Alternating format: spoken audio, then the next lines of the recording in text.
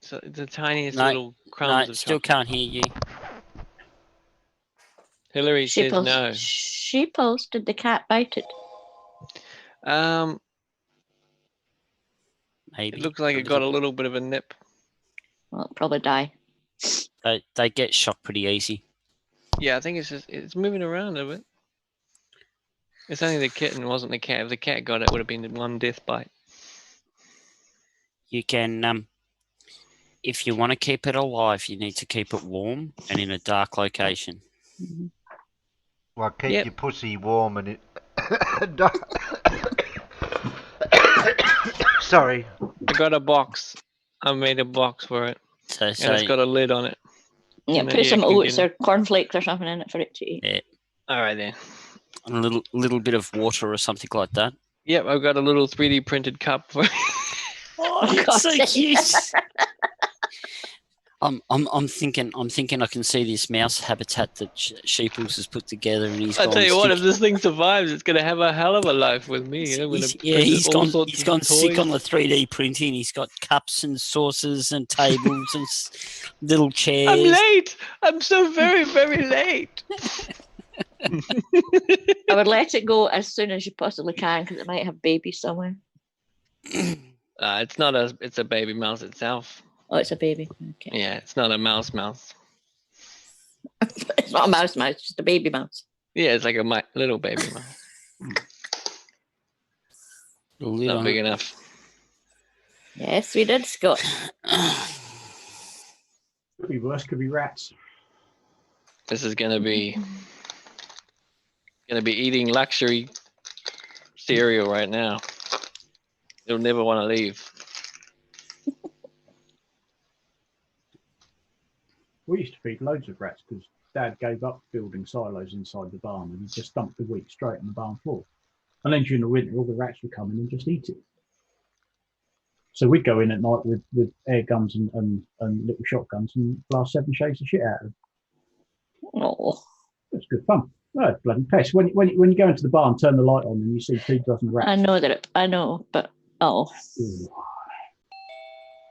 Tell you what. And they nested in the combine. Learning that mice don't like cheese—that's a real revelation. Didn't you know that? Well, what the hell do people put cheese you in watch mouth too chaps much for? Tom and Jerry. Yes, it's Tom and Jerry cartoons that are responsible for I that. put mousetrap cheese. I mean, it was even the game Mousetrap had cheese. That was the part of the game you had to get to the cheese. You know what works the best? Peanut butter. Ooh, right. I like that. So if you put peanut butter on it, the thing is they can't. It sticks hard to the trap section of the or the bait section of the trap, and they go and lick it off. They actually try and pull it off the snare, so it sets the trap off. Right. This guy's looking at me like, I don't like cheese, man. What are you doing? Crying in the corner like, Deb, when push comes to shove, they will eat cheese. But they will eat it, yeah, but it's not high on their list. It's not what they're looking for. Oh, how about this beautiful muesli? Yeah, they'd like music. Yeah, they'd like music. There you go. That's exactly the sort of because this can be all yours if you survive. And stuff like that, you know. Like Pip said before, anything that's got seeds and stuff like that in it, they'll go for that. And if it's got if it's got a small amount of or if it's got like sugar in it, like a muesli bar, the sugar itself will give it a little bit of pep up and go again. Yeah, some energy. That's the plan right here. Brady. It will survive. It will survive. You've got your 3D printed water, and there some muesli. It's almost like virtual. So audible now then? Yeah. Yes, yeah, you are. Don't know what happened there. I mean, it's not brilliant, but we can hear you.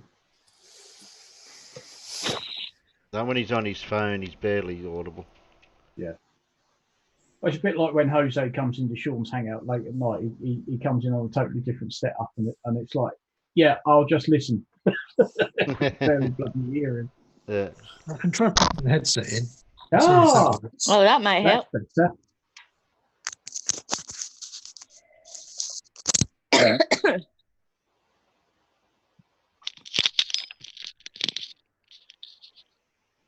It was plugging the headset in last time that seemed to kill the audio, though. Well, it sounds better than when it was on your phone. Oh, good. Yeah. I'll stick with this then. You don't sound like Truss every time he goes for a smoke. Because I know exactly what he does, because he admitted it after we asked him that he'll be talking fine, and then his voice just goes away like he's walked over to the other side of the room, because he has indeed walked over to the other side of the room, opened the window, and he smokes out. There's obviously one of these who uses a fixed mic rather than a headset or something. Yeah, I was using the fixed mic on the desk there for a first off. Every time I turned my head away or whatever, yeah. Well, this highlights how microphones work, and the old joke of when they used to say "here live on top of the pops," and you know they're miming because the mic Yeah. is nowhere near their mouth, and if it's nowhere near their mouth, you won't hear them. And quite a few bands actually hated miming for Top of the Pops, and they used to make it obvious that they were miming. I think 10cc did a very famous one because it was the drummer who sang, and he very pointedly made sure that everybody could see that he was miming. Quite a few of them did it because they hated it. Yeah. Top of the Pot was really weird because they had to go and record it live. Yes. They had to go and record it for the BBC. Yep. But they weren't allowed to play it live on the program. No, yeah, I just don't think they liked that they had more control over the sound if it was pre-recorded in some way. So yes, they had to go down to the BBC studios and record it live, but then they had to like a day or two later mime to the recording, and it's not well. And in the end, I think they did actually get bands on who would perform live, but the problem was back in the day, a lot of the bands couldn't perform live because they were crap. They relied on the sound engineers and all the gizmos in the studio to give them a good sound, because when you actually heard them live, it's like, what is this garbage? You can't sing.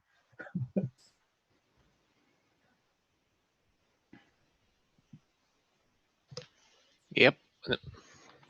When someone like Alan has a singer on, she doesn't let them have any backup song or anything or any track playing. They have to sing a cappella, and that's when you know who can sing and who can't. It's bloody funny. And she looks at them like, "Well, that was great. Thanks a lot." Is it me She's or like, is look it on her face. everyone else notice when you're listening to those America's Got Talents or those type of shows, when they're singing, all you hear is the music in the background. You don't really hear their voices that much. Yeah. Music seems Sometimes to drown they out their play voice. louder. Sometimes they because there's a sound guy, so he adjusts up the sound to kind of drown up just so they can say, "I'm sorry, you're not this year," But when they're good, they turn it right down. You can hardly hear the music. So. Yeah, I don't watch any of those shows. Are crap. I used to, I don't anymore. Yeah, I used to watch them up, and we used to laugh, and we used to I kind of. took my daughter to audition for the X Factor. Oh yeah. Oh yeah. Yeah? Mm-hmm. Yep. Yeah. Hours we waited outside Hampden Stadium. Took all day. Took 5 minutes to say no. Yeah. Oh. Oh yes, Irish Stewart said out there. Yeah. The Stranglers made a joke out of Top of the Pops. Iron Maiden played Top of the Pops live. Yeah, there were a few bands who sort of said, "No, if you want the song, we're doing it live. We're doing it properly. None of this miming bollocks."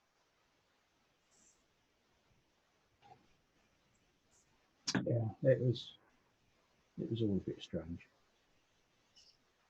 But then Top of the Pops was what the hell was it? Dexy's Midnight Runners. They had a song. I'll try and Come on, remember the Eileen. name. No, the other one. It was a song about a guy, and I can't remember his name. And they put up in the background a photo of a darts player who sounded very similar to him. What the hell was the song? I'm sure it was Dexter. Let's have a look. It's funny then, Pip, you said that just before I said it. What? Come on, Eileen. Yep. That's the only one I can remember. Da, da, da, da, da. Sorry, I know. Alan's not allowed to sing. What? My finger went to the mute button then. Ah, that It's was not- it. The song was Jackie Wilson Said. Oh, And aye. in the Yeah. background, they put up a dirty great big picture of the darts player, Jockey Wilson. Jockey Wilson. Yeah. I've just looked it up on Wikipedia because I just couldn't bloody remember it. It says Of course it you was did. famously performed on top of the pops in front of a picture of Scottish darts player Jockey Wilson. There remains some debate as to whether it was a misunderstanding or a deliberate act. Because I remember I saw that on top of the pops and I thought, what's Jockey Wilson doing up on the why they got a dance player up? What's going on? G'day, non-sec. It was meant to be Jackie Wilson. Yeah. Oh, dear. Yes, sir. Eileen needs a towel. Yeah. Oh, Double Eileen, now surf. wipe it off. Did They, you? Sure, Ellen, they sorry wiped about it that. off and said they were sorry. Yeah. It's all good. So that's what socks are for. What an amateur. That's what the curtains are for, surely. Yeah, but then they hit the roof. That's a good shot. Icy blows. Terry, start please. What? Where? Uh-huh.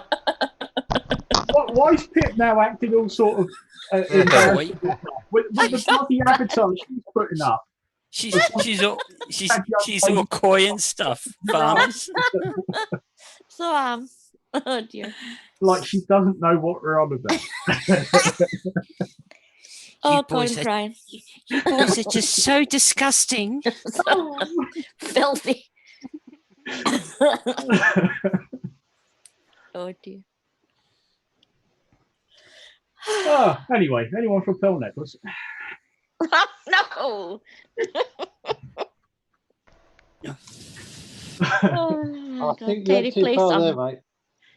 No, not at all. Oh, Just night with jewelry. I don't know what you're on about. Barbara, it doesn't.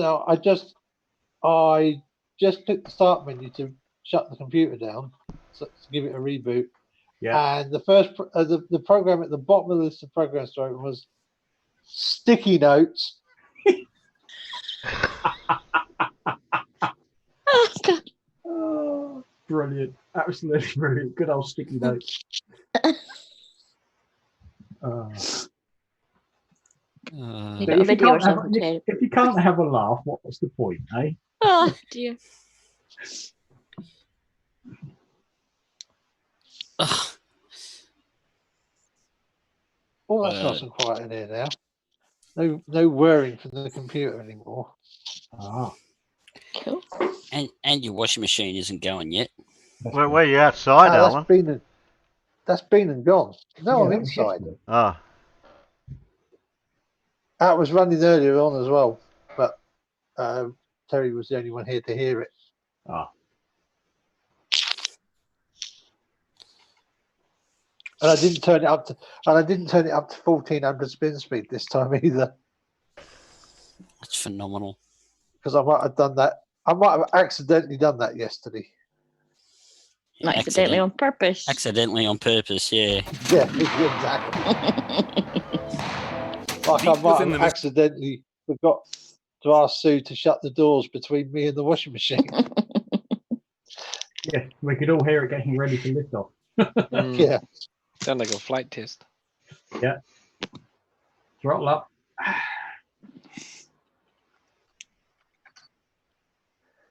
well, I haven't got a lot of Actually, videos for Gunpowder because I didn't have any P900s back then, so...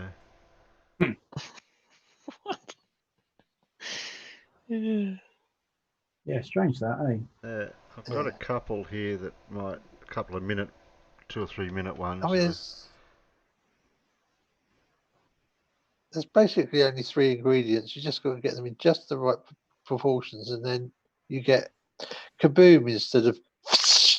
well, I wasn't going to advocate the production of Gunpowder by playing some of these videos I did find where people were actually making it with the ingredients, which I won't mention. So that way I can't be blamed for somebody blowing themselves up. But if you do know what it is, keep it to yourself. I know there's 3 ingredients. Exactly. That's as far as I suppose I could go.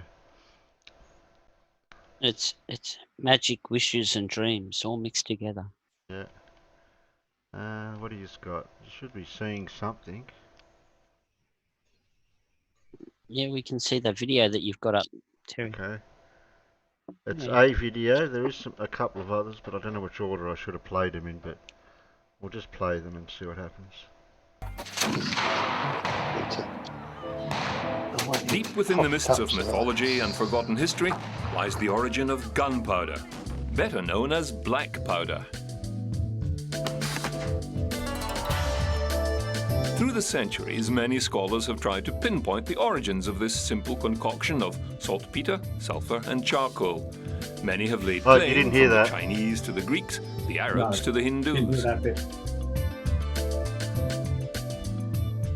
I'm not sure about the Pyrotechnical music, so I'll devices were just talk certainly over in it use a by little the bit here and Chinese there. many centuries earlier. Ceremonial and religious fireworks were common. These concoctions of chemicals may well have included the black powder. The first official record that of black Monty powder Python? appeared around Where? 1260 AD in the writings of a Franciscan friar, Roger Bacon. Bacon? Was he Bacon, Canadian? yeah. Was he Use of black Canadian? powder at the time seems No, to have been Roger. restricted to pyrotechnic Brit. novelties and fireworks. The first Yeah, the weaponized first use bakery. of the powder seems to have been the millimeter cannon, as described in the writings of Walter de Millimeter of England, dated 1326. Other records reveal that by this time gun and shot were, if not commonplace, well Don't you known. dare non-sec. That's my flag. Illustrations of a soldier firing a hand gun with a hot iron appear around 1400. Other depictions showed cannon and handgun side by side. Kind of cool. The earliest existing believe samples that- of these handguns and cannon date back to around this time. You spoke, Alan? I believe the first recorded deaths by people using people using the handgun was in that famous battle that happened at 2:15. It's 2:15. The Agincourt, when that was one of the earliest uses of handheld firearms in Oh. battle to kill somebody.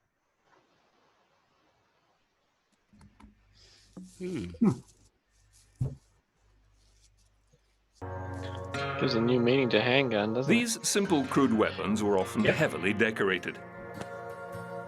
They generally consisted of a wooden stave or rod up to 3 feet long and an iron or bronze cast barrel attached with iron bands. The barrel varied from 1 to 3 feet with a smooth bore. The so-called caliber of these early weapons varied from 1/2 inch to 1.5 inches. Some of these devices seem to have been cast as a hollow tube, then one end was plugged to form the chamber. A vent or flash hole was then drilled through the metal at one end. Powder was introduced into the barrel, followed by shot or stones or other projectiles. Powder was then added to the outer vent or flash hole, and whilst the gun was held and aimed with the wooden stave, hot iron was applied to the priming powder in the vent. It was ignited and flashed down through the hole into the chamber, igniting the main charge, thus firing the shot. With slight variations including hooks and handles, these handguns were used whilst on horseback, from wagon or parapet. Bracing the handgun against a solid object with the hook lessened the Sheepy non-sequitur wants to use your flag. recoil the shooter suffered. The Hakenbuchse, For what? from the old German word for hook, Haken, gradually changed over time to harquibus or arquibus.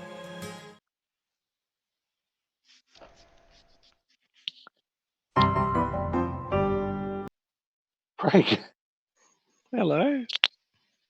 Of course, one. Yeah, I don't know if that was the next one or not. Have a Why look. can't I use your flag, Terry? He's not allowed to use mine. What's he using the flag for? He used my icon. He might have borrowed Terry's icon for his avatar, and In Discord. now he's moving on. Yeah. Interesting. Interesting, yeah. Now you can deal with him now, Sheepy. Fair enough. Yeah, so those hand cannon didn't look incredibly accurate. In fact, I think you could probably say they're more akin to a small mortar than anything else.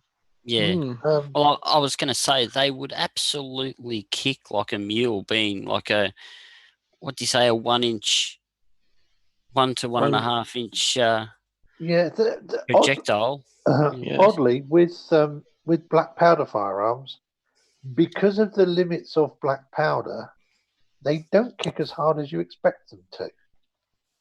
No, it's only modern propellants that you know they'll give you more oomph, and that's of course that oomph gives you the recoil. Because that's another thing, you can't actually overload a black powder fire. You can put 3 times as much powder in as recommended, and as long as you pack down the bullet or the projectile on top, so that there's no airspace, you are not going to blow the gun up, and you're not even going to increase the velocity of the bullet very much. No, because you just end up with a whole heap of unburnt powder being unburnt, flung everywhere. Yeah, or burning black powder being flung everywhere. Yeah. Because it will only burn. You can't actually make it burn any quicker. You can't. You know, it doesn't because as it when it's packed in the chamber, it doesn't get a supersonic wavefront going properly. So even with a decently long rifle, you're only going to get maybe up to about 1,800 feet per second out of one, regardless of the bore size you use. Obviously, the heavier the projectile, the more recoil you get. But it's interesting shooting black powder. The recoil is it's also much softer because it is slower burning. Yeah.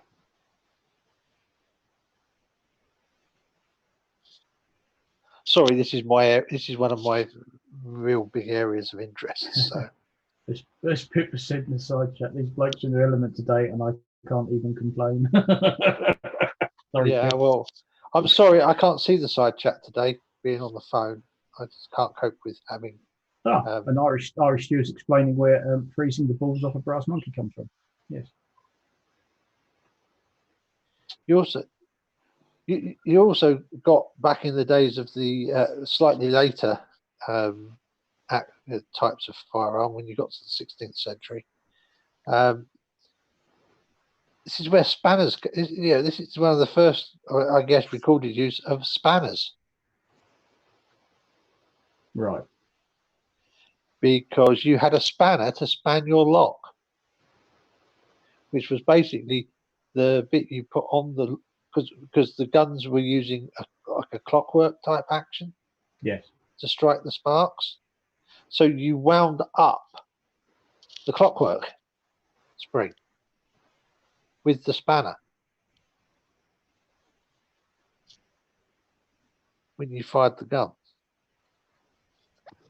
Exactly, because wrench is what you do when you don't have the right tool.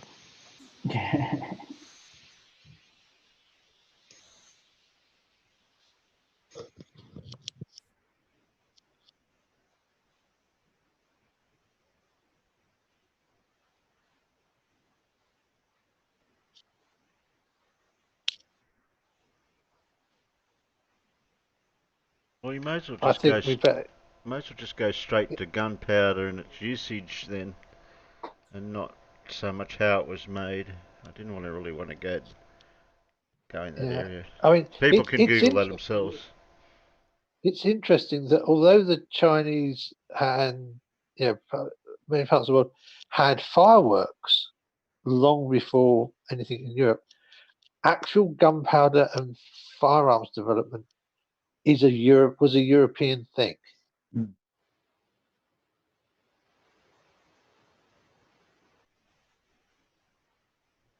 Yeah, strange how that worked out. Yeah. Yes, Don Giovanni. Everything that we see in regards to firearms and explosives, it's all to do with the burn rate. Explosives don't explode; they just burn very quickly and produce a pressure front. And that's exactly what's going on inside a firearm. The powder is burning, albeit rather quickly, and that produces expansion and pressure. Yeah. Hence In pushing fact, your bullet down your barrel and off you go. In fact, one of the easiest ways to blow up a firearm is not to put too much powder in it, although that will do the job for you with modern propellants, but it's to put not enough powder in. So if you have a chamber that is only partially filled with powder, which is quite common with modern cartridge firearms, if the powder, quite often you'll get a powder load that doesn't fill the case. Some people will put an inert filler in there because if you can get a situation where the powder will lay along the bottom of the available area, not filling it, and then when you fire the primer will flash across the top of it and ignite all of that small quantity of powder in one go, which will then actually produce a much stronger pressure wave in the chamber, and boom. Yeah. Preferably you don't try that. Preferably you don't try that while you're holding your own firearm. In fact, preferably you do. Preferably you see that happen when somebody else is holding the firearm. Yeah. I have done it the other way around. I have been holding somebody else's firearm when I fired a round that had been double charged with modern powder. It was unpleasant. Fortunately, the firearm didn't fail, but the case did spectacularly. Yeah, I'll bet. I thought I might have gone blind because I couldn't. After it went bang, I couldn't see because of all the shit that ended up in my eyes. Yeah. So yeah, I've had some fun with firearms. I've had some interesting experiences with firearms.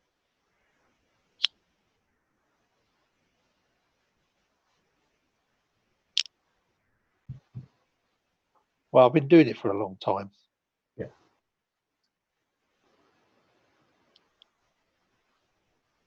Nearly 50 years.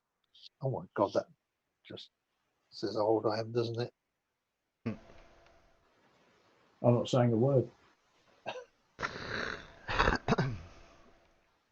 What's this guy doing? What you got for us? I don't know. Let's see what this guy's doing. Exploding gun. It's a replica of one of probably late 15th century date, found on a wreck in Plymouth Harbour, Catwater, and we're going to demonstrate firing it without a projectile, but in other respects, possibly in the way it would have originally been fired.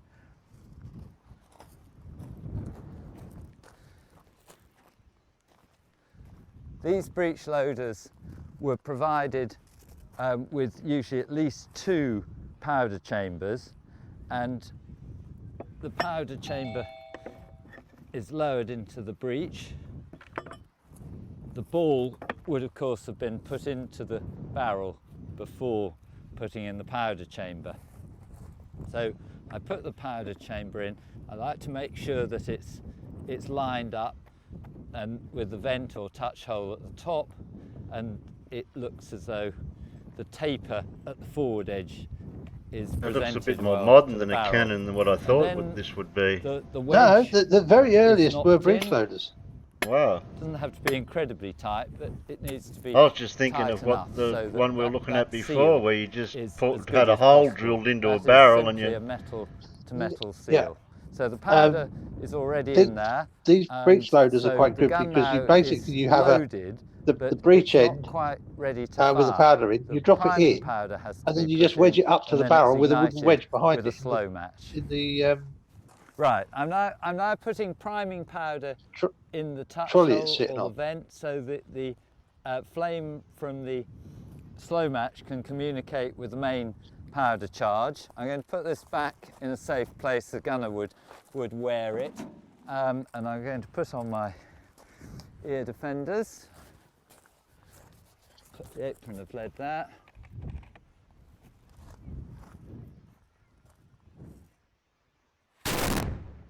Oh, I'm lucky that was turned down, the volume. Excellent. Yeah, I mean this I had been know you're invented by glad. by the 15th century, so late 1400s, and they were doing these breech loaded cannon.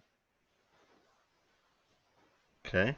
But the drawback is as you make them bigger, they tend to be a lot more prone to failure,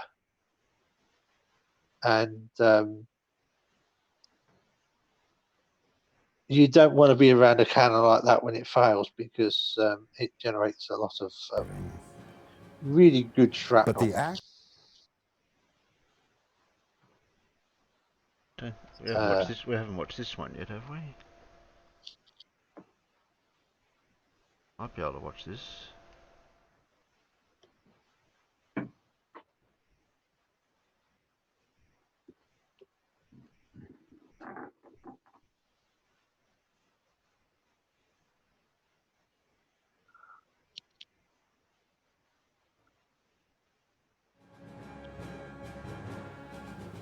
The great gift of man over beasts has been his ability to craft and use tools.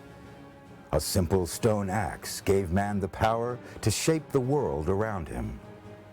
A spear could mean the difference between a family eating or starving. But the axe and the spear could also become weapons, as individuals and tribes and eventually nations struggled against each other in their fierce determination to survive. The gun, too, has been both a tool for capturing game and a weapon for killing men.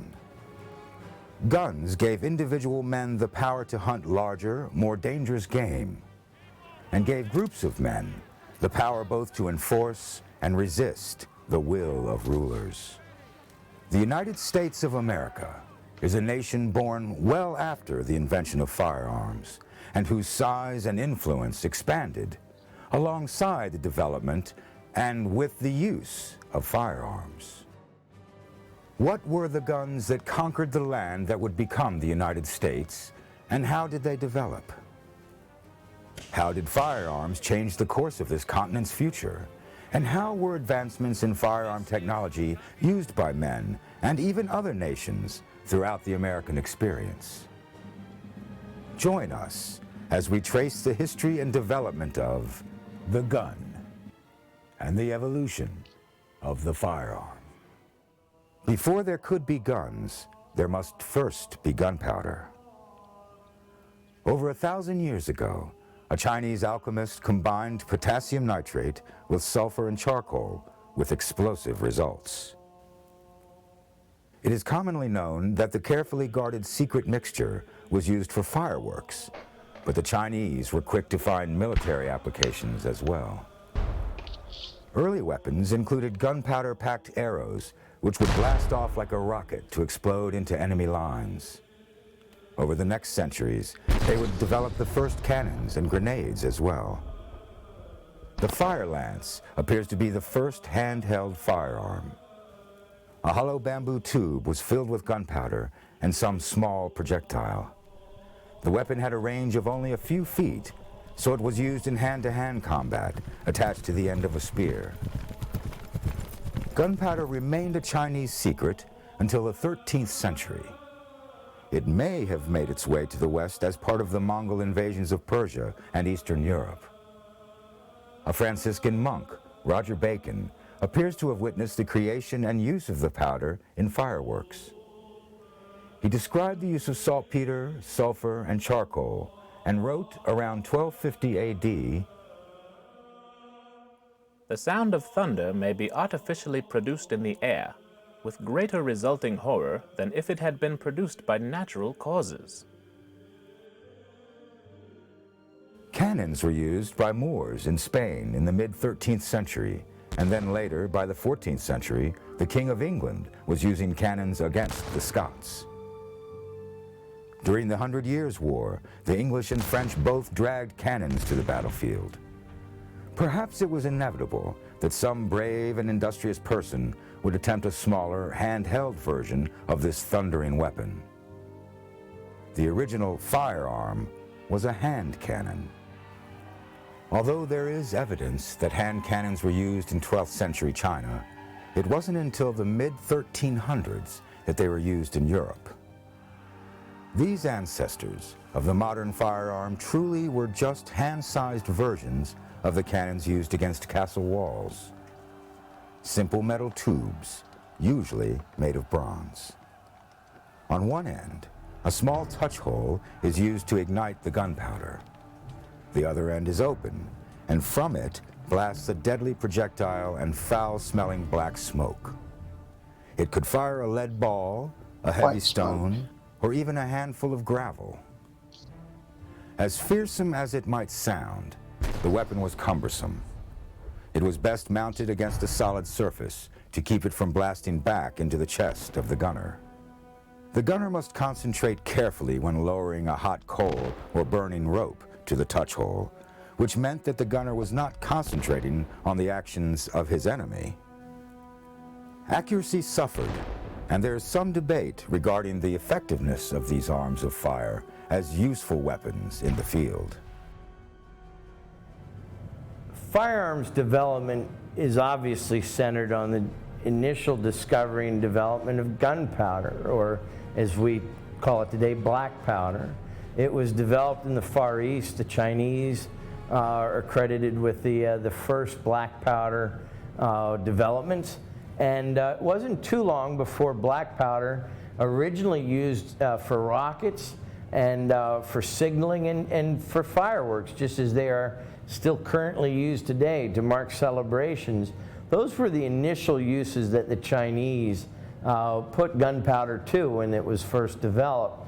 It took a while for it to travel to the West and find a home in Europe, and it was through the introduction of gunpowder to the Europeans that firearms first began to show themselves on the scene.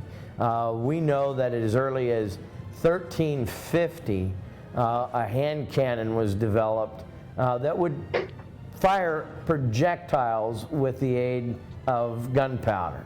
The gunpowder basically is a substance that, when ignited through a spark or other means, explodes, or basically, more technically, burns, creating a tremendous amount of gases and pressure that's ideal for pushing a projectile down a long tube or barrel as they evolved.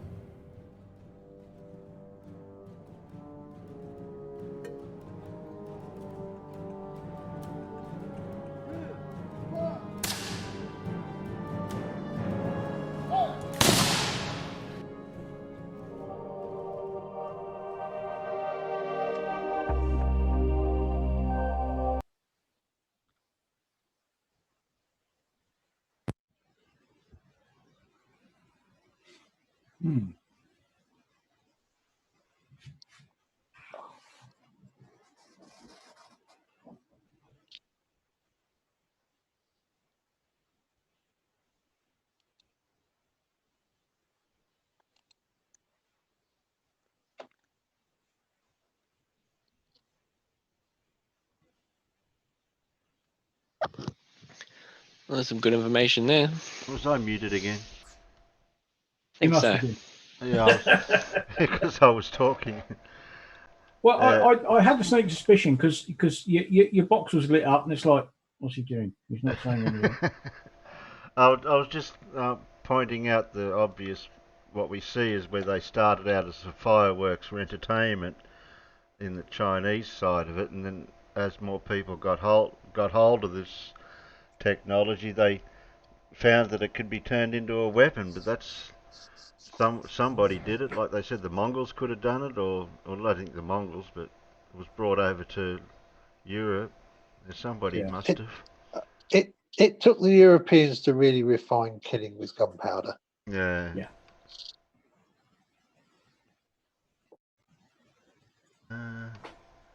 Got any more left? Trying to find ones with the bit of the cannon type part of it. I might have to change the search.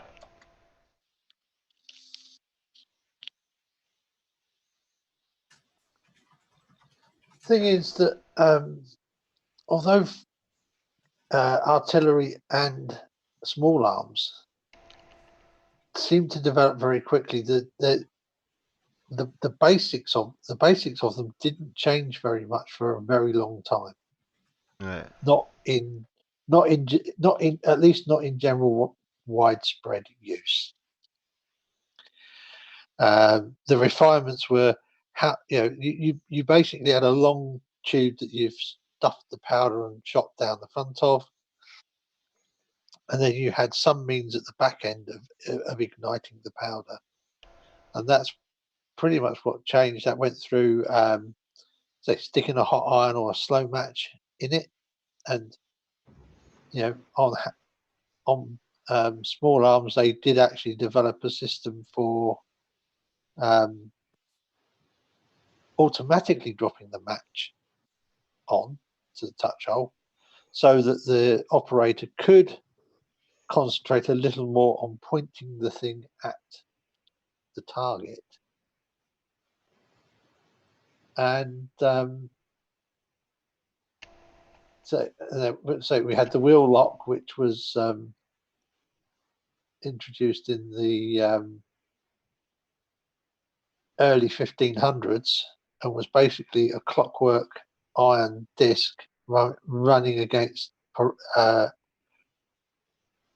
parites, which of course causes sparks, just like you get in your cigarette lighter when you spin your cigarette lighter, Lynn.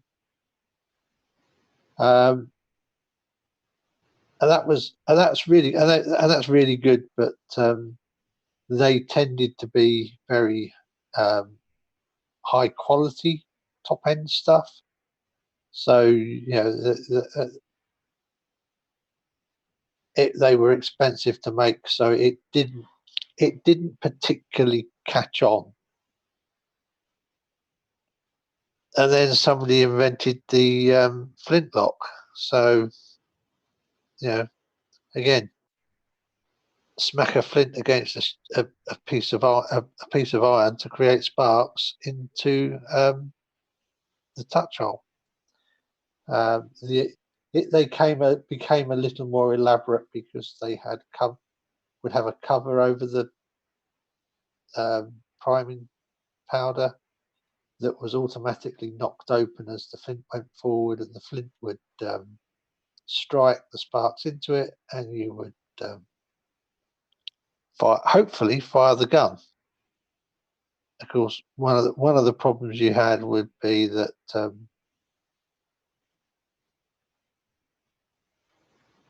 priming powder at the top of the tube would ignite, but it wouldn't ignite the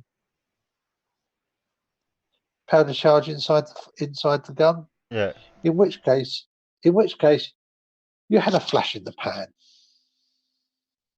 Well, see, that's where that saying comes from. Yeah, that's where I've been looking into the history, and from what I've been finding, the dates is around 1200, were the earliest specimens of a cannon. But the cannon was more of the handheld one, because it wasn't till. Well, they started off with guns mounted on wagons or whatever to start with, mostly because to make an effective weapon you wanted something that was going to be firing a ball around the size of an orange. Yeah, that would be or maybe a little, orange or grapefruit sized projectiles to start with, so a bit too big for hand holding, but not too big, because making something that's bigger again early on was difficult. The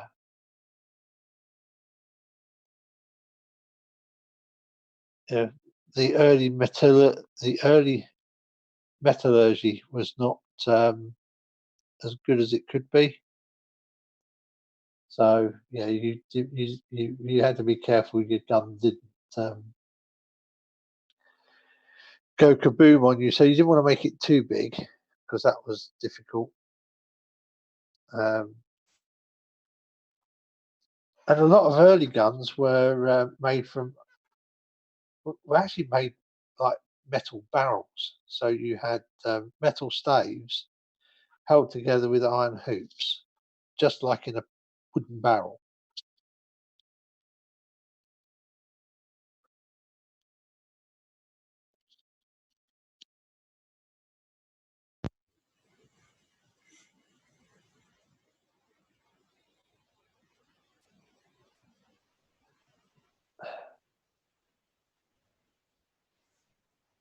Well, I'm only just going through the Wikipedia's part about cannon. And yeah. I think I've got it. I think what I've just said mostly agrees with what Wikipedia is going to say. Yeah. It seems likely that the gun itself was more born around the 13th century. There's something about the 14th century the appearance of a true cannon was around 1280. So, like you were saying, that smaller version of a cannon, which they used as a handheld device, which you could class as a gun, it but wasn't not a cannon. initially handheld, but it was like what you have to remember is that the development, they weren't big. It wasn't like you were firing a 4-inch diameter ball to start with. You were firing relatively tiny projectiles, simply because you didn't want to put too much powder in the not very strong guns of the period. In fact, it was Gunfoundry, I think, that probably making guns and making bells for churches is what drove the development of metallurgy in Europe in that period, in the 1200 to 1500 period. A lot of metallurgical advances were made. I think primarily because they were trying to make better cannons and better church bells. Because oddly, they both require very similar techniques to produce.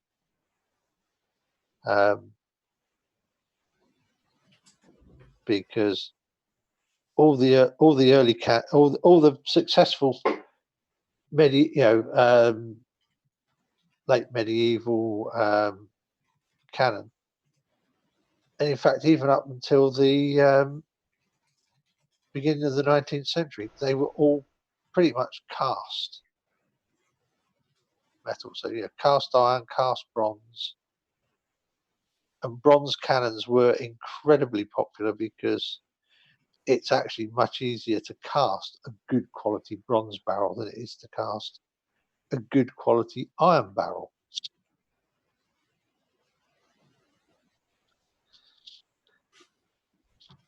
They're less likely to end up with bubbles and things in them.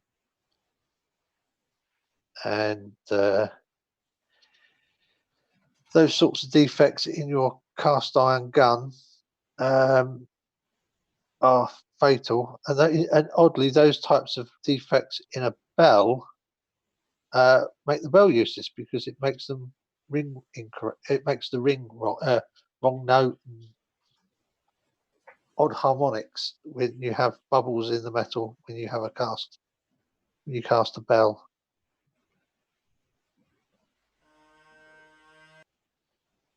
And in fact, when people want to make reproduction cannon these days, that's where they go. They go to bell foundries. Oh, it's another one of those breech loaders. By the look.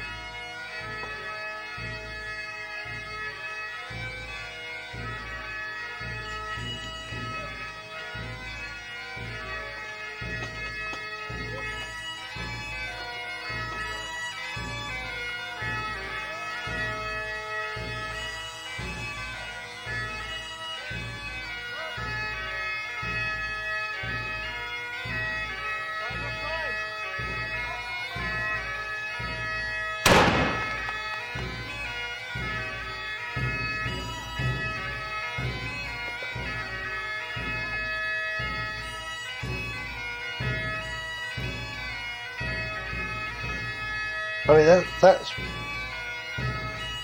typical cannon of the period, and you can see it's a really but quite a small bore, really.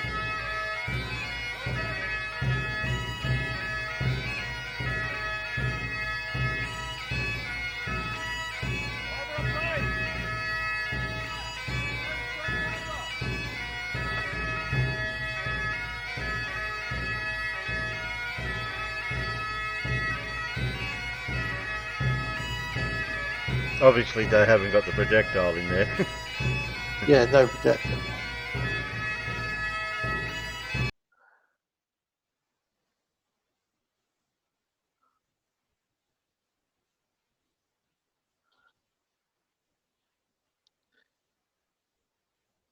So that bit that they put in with the handle on it, what's inside that? That's what the gunpowder's in. That's why it's a breech loader, because you have an open tube, you shove the ball in the tube at the back end, or you drop the breech in with the powder charge in it, which you then wedge up against the back of the barrel by whacking a big wedge down behind it. So all the gunpowder explosion is inside that thing with the handle on it, the breech. Yeah, that's where it starts burning and pushes the projectile So it'd be forward sort of like a bullet casing in that context, where the bullet casing It's holds more like the chamber of a muzzle loading revolver, where you have a chamber with the it's not like a cartridge, because when you have a cartridge or a shell with the casing holds the charge, but it relies on being inside the breech, which actually contains all the energy. If you don't have a sealed breech and you fire a round, that's when you can get things go real bad. Yeah, if that's what happened to me when I had a double charged 9mm round that I fired. there's so much energy in it, it actually opened. It caused the breech to open while the pressure was still in the barrel, and then the case at the back end just failed where there was no support. So it basically tried to blow the bottom end off the case because there was nothing to hold it shut because it opened too fast. So the reason why the reason why those cannons just don't explode is because they put, you don't have to put it internal, you put the wedge in behind, and when it fires, the wedge just holds it. There you go. Yeah. Yeah, but so what I was saying is the gunpowder's inside that chamber at the end. Yeah. And then when the gunpowder fires out, comes out the hole and into the long bit. Through well, yeah, the gases, the expanding gases just come out through the barrel. Yeah. But of course, the breech wants to go in the opposite direction. Yeah, it wants to go backwards. If you lit the breech, it would go off like a rocket backwards. Yeah. Which is why you have a wooden block holding. Yeah, they're showing that. Why here, you have the wooden wedge in there. Yeah. To stop it coming out.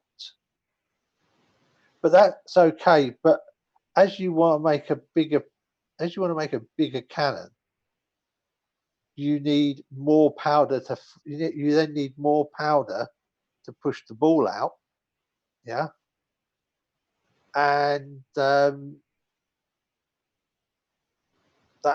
kind of the pressures that it produces makes those types of breaches much less safe, which is why they then went over to breech loading cannon for so long.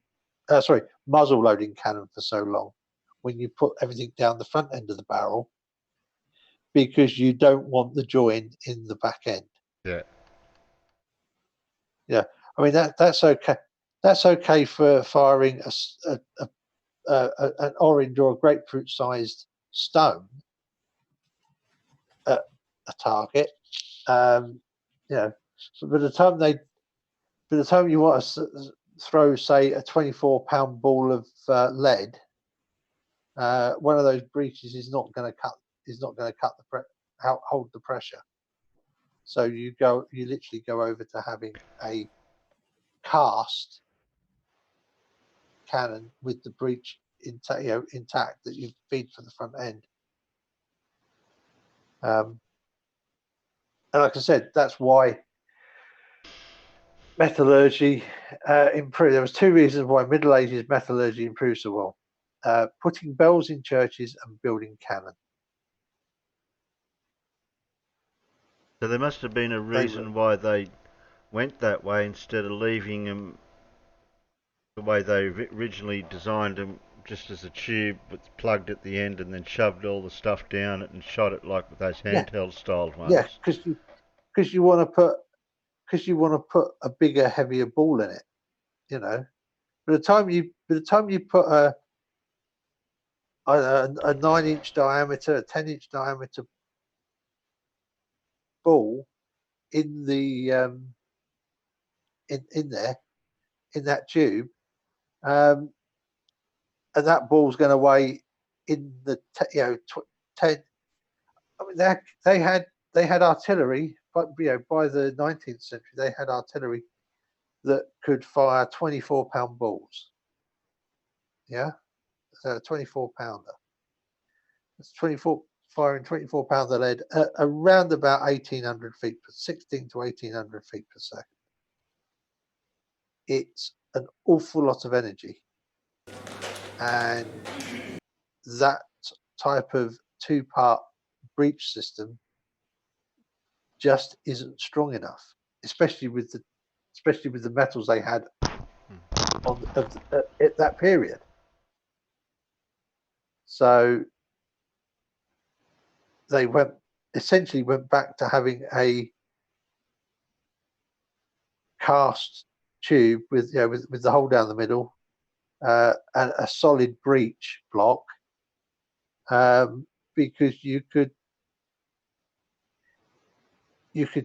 get more energy out of it without it failing. But that's 'Cause what I'm that's always saying. that's what gunners worry about. Gunners worry about breach That's what I'm failure. trying to say. That's what their invention was in the first place. The invention was but just a it's tube blocked off at the end and throw a bit of yeah, stuff in or it. yeah, but there's only yeah, and then but that's actually a really inconvenient way of loading it because you've got to push everything down the barrel. It's much more convenient if you can just drop the powder charge in the back end. Far less dangerous, especially on the battlefield, because on the battlefield you've got the other side's cannons potentially doing counter battery fire. You've got the other side firing their arquebuses at you, plus their crossbowmen and archers. Because you have to remember, at this period, at the very early period, you still there was still a lot. They were still far more relying on the archer and the crossbowman.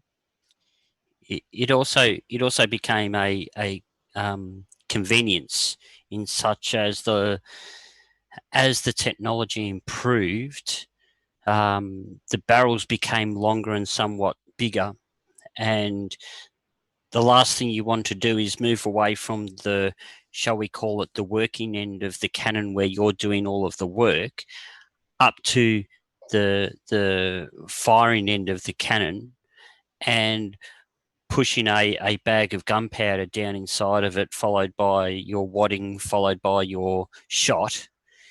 If you could do it all from the other end, such as they were, like with a breech loader, it became so much more convenient because you didn't have to go back and forth. Everything was done from the one area. And you could do it quicker because you could have multiple breaches that you dropped in and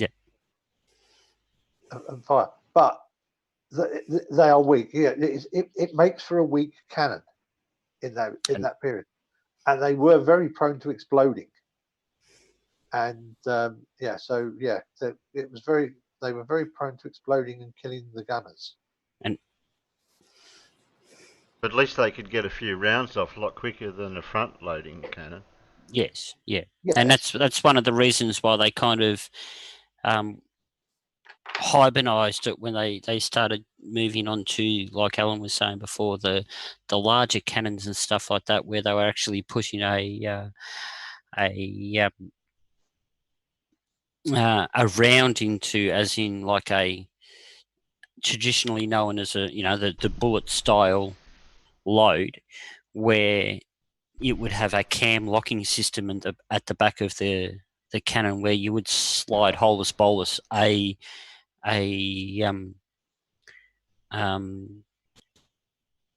pre-made ordnance with the round, the gunpowder and everything inside a shell, and that shell would go into the cannon. The whole back of the apparatus would have like a cam locking system that would lock the breech in place, which meant, once again, they upped the efficiency. They were able to fire larger projectiles, and once again, the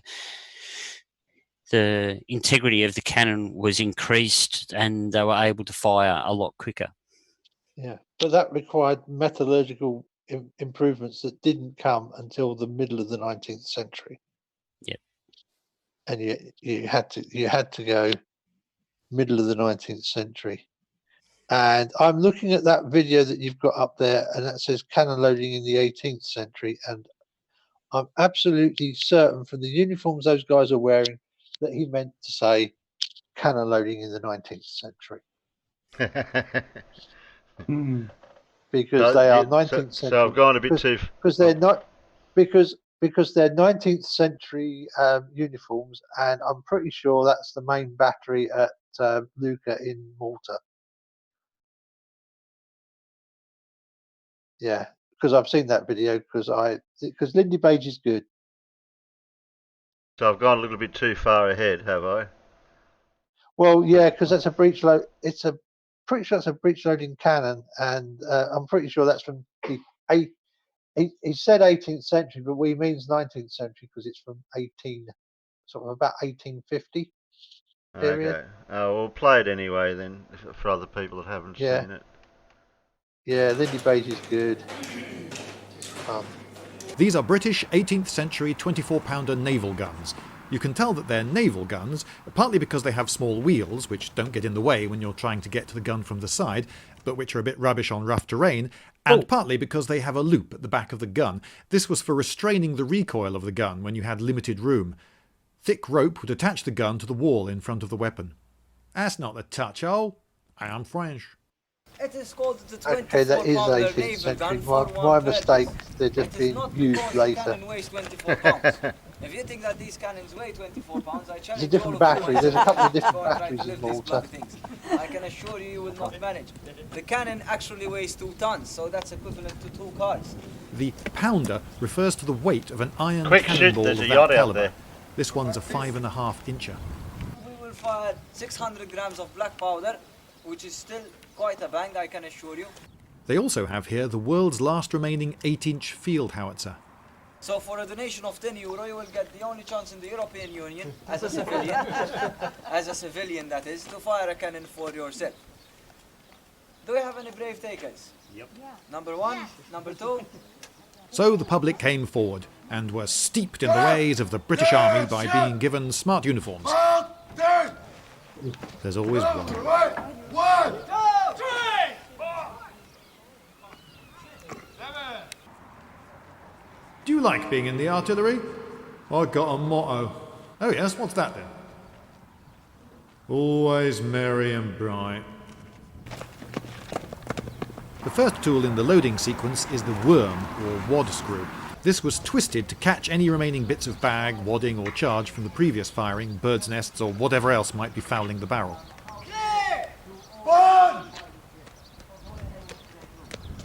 Next, the sponge. Some fleece on a pole dipped in water to make absolutely sure that there's nothing in there that will ignite the charge prematurely.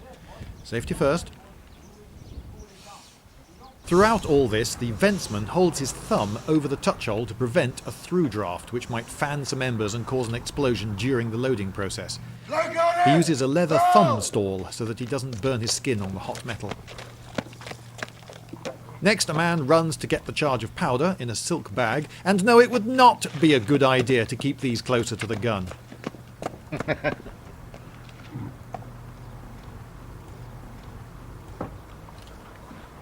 A copper, to prevent sparks, pricker puts a hole in the bag.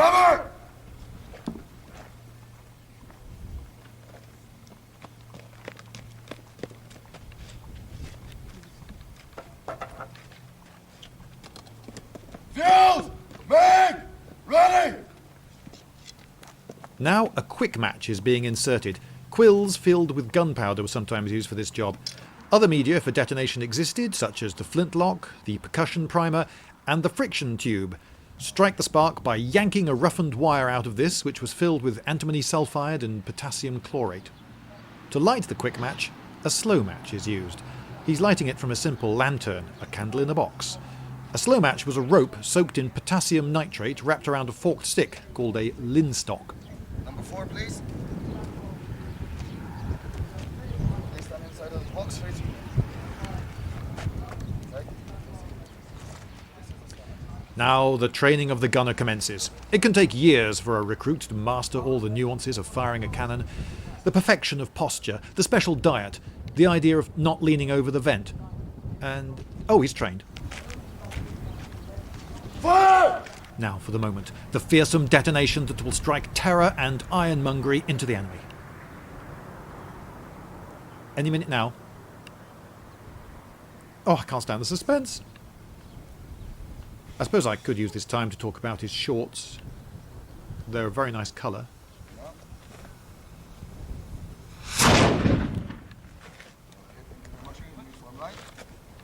Very polite. They're not beige. Earplugs out. This video cannot give you any impression of how loud these things are. You can see the path of the quick match here. And that's where it landed. That was rubbish. You didn't even show them put the ball in. No, that's right. We skipped the stage of putting the actual projectile in, which would be rammed in with wadding of old rope either side of it to stop it rolling out and to make a better gas seal. Another tool we skipped was this giant loo brush, which would be used every now and again to clean out the build-up of soot and charred wadding in the barrel after a lot of shooting. It's still rubbish. You think it's all done by 3 men? Yes, all right. I've been showing you 3 men doing all the crewing, but 5 was more common, and in the field, once you add in commanders, all the men to move the cannon, fetch and carry things for it, and stand around protecting it, it might be as many as 12. A drilled crew could get off 1 shot every 90 seconds, or a minute and a half on a bad day. It's still rubbish. I suppose it did all look a bit tame and parade ground, so let's see that again, only this time re-edited in Excito-Rama! Load the cannon! We're going for 1 more shot! You were good! Pop! Get to the cannon! Is it done? Safe enough, go! Get on with it! Make it quick! Don't be almost any minute! Just go! Where's the hot? Nothing for it! Over here! Fire it off!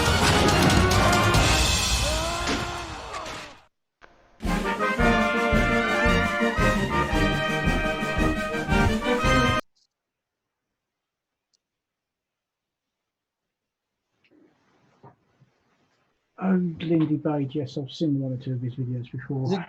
He's brilliant. He loves the Churchill, and he's done a couple of videos with the Tank Museum. Yeah, I've got a funny feeling they're the ones I've seen. Some of them are a bit silly. Yeah, he's a bit. He goes for. Yeah, he's pretty good, but yeah, he can be. He did a really good walkover of the Churchill with the Chieftain. Yeah. But as they're both 6'3", it was kind of funny. Yeah. It don't pay to be very tall in a tank. Okay. So what do we call those? The guns that use the powder, flintlocks or something? Well, there's multiple ways of firing the gun. I mean, a lot of naval vessels, especially, use a flintlock on the back of the cannon to ignite the powder charge, because because you really don't want to be carrying burning slow matches around on a boat that's also full of gunpowder. So yes, that's asking for trouble, really. So what would those you would load the gun. You'd have a little flintlock thing on the top that you pull up, and then you pull it with a string, and it would trip the flintlock. Because obviously, again, you're not going to stand there and pull a trigger on the side of the gun. You have a string to pull it. And in fact, traditionally, they still have strings to fire cannon. Yes.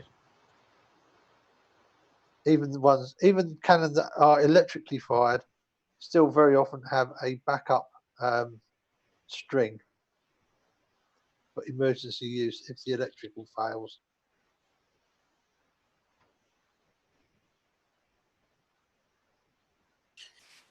What were you going to ask, Alan? I mean, sorry, Terry. Just trying to clarify the differences. Well, I was going to go to the flintlock guns, I said, not cannon. Because we already talked about the gun, the cannon where you light it from the top, like they were showing there. But the only other version was the breech loading. But then you're saying that I was saying flintlock as in the earliest gun, but then you said that there's flintlocks also a way of firing a cannon. So I'll see if I can find a different way they fired cannons then. Well, I tell you what might be worth looking for, Terry. Look for matchlock and wheel lock, because they were the 2 methods for firing handheld guns. Yes, they yeah, that's in the gun, but you're talking about the cannon as well. Yeah, yeah, well, when it comes to handheld firearms, it was the matchlock first. Okay. Yeah, and So I don't need to look for the cannon then. I don't need to go. You won't find anything about flintlock cannons on there because they're, that was kind of 18th century naval guns had, would have a flintlock instead of being lit by a match on an instant. Oh, okay. Because whereas you can walk around the battlefield with whereas on the battlefield it's not so much of a problem, on a wooden ship where there's lots of although the powder is again packed, but you tend to get loose powder around, and loose powder and lit matches on in a confined wooden space is a really good way of blowing a big hole in the side of your own boat. But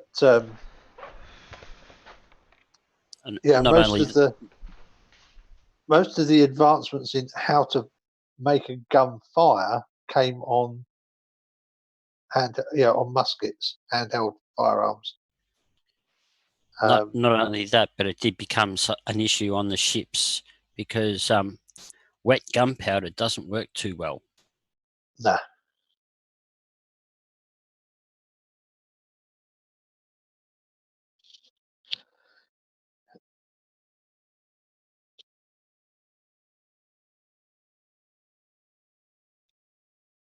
But that's if you try and find matchlock is basically you have a bit of that burning slow match it's called, which is to say it's like a piece of string that's been soaked in saltpeter, and it when you light it, it sort of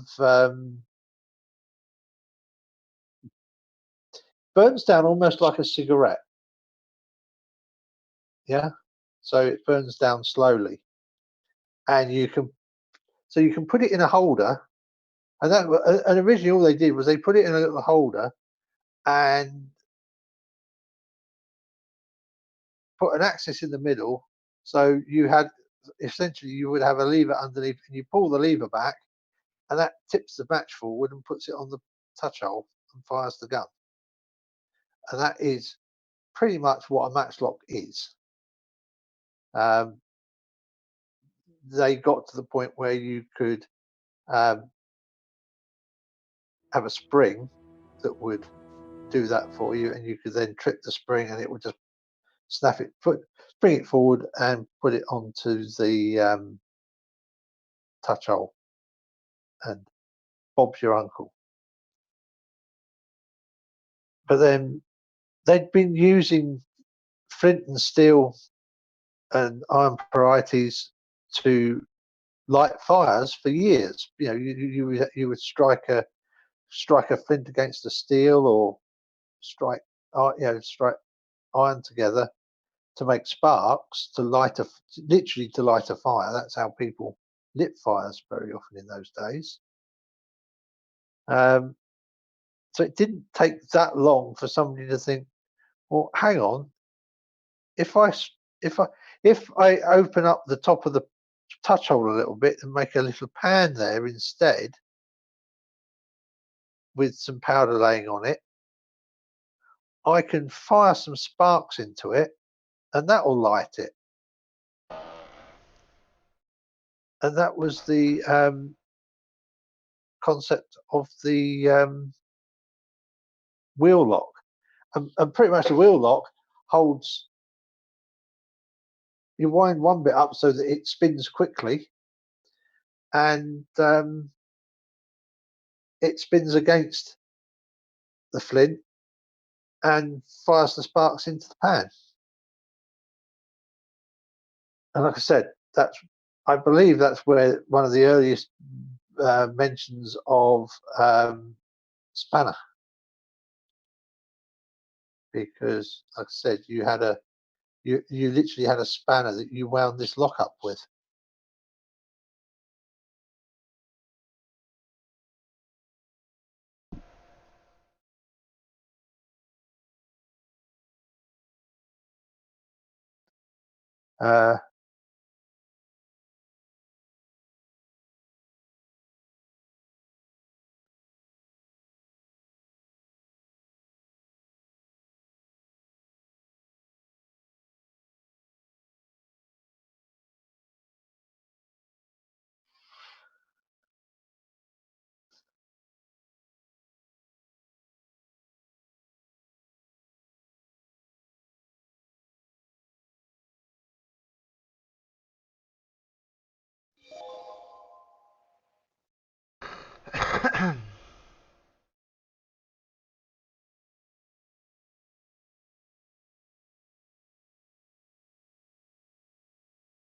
It's supposed to be medieval cannons. Yeah. Well, they're easier to film and more interesting to look at. Like I said, if you want to see the advance, I would look for a video for wheel lock, WHEELLOCK, wheel lock musket, and they even had wheel lock rifles because rifling was known about very early on because everybody knows if you even when it comes to throwing a ball, if you throw a ball with some spin, it's a hell of a lot easier to make it go where you want. But the main reason why rifling wasn't used in muskets very much is because of the amount of fouling they produce. It becomes really difficult to load them unless you can thoroughly clean them every few shots.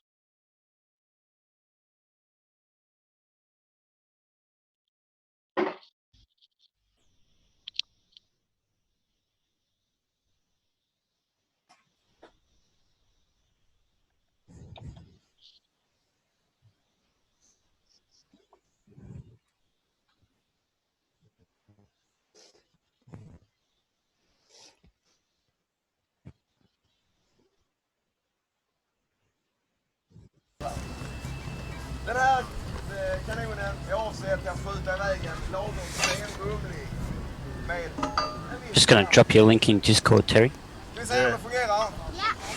Vi håller för öronen. Kom, Comet!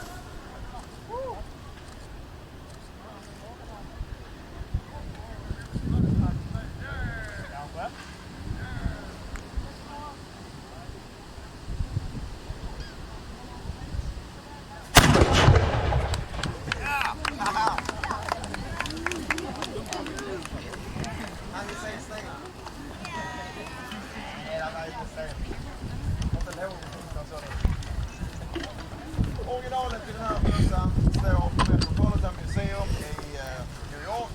Och är daterat Ska ni göra de största nu? Ja, vi kommer till de större. Vi håller för öronen. Kamera! Ja, så.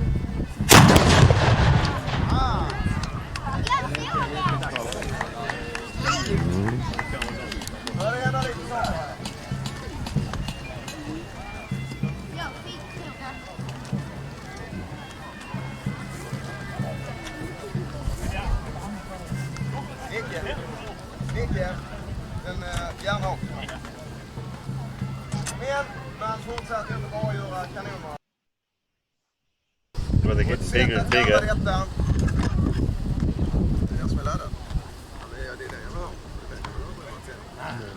We started off the little hand ones and then went to the... Vad är det vi ska göra nu då? Nu ska vi prata om det här. Ser du det? Ser du det?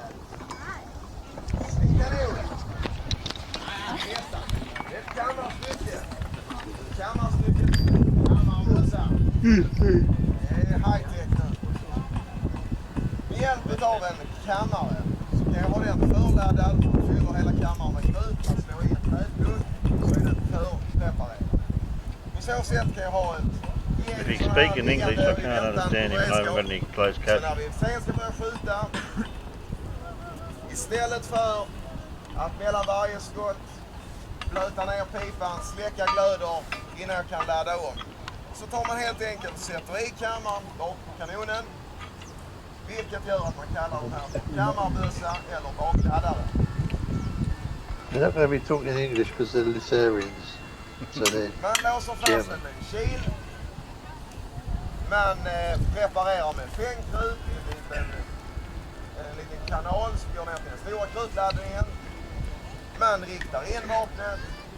Och nu skulle de egentligen fört i en kula framifrån. Men det hoppar vi över.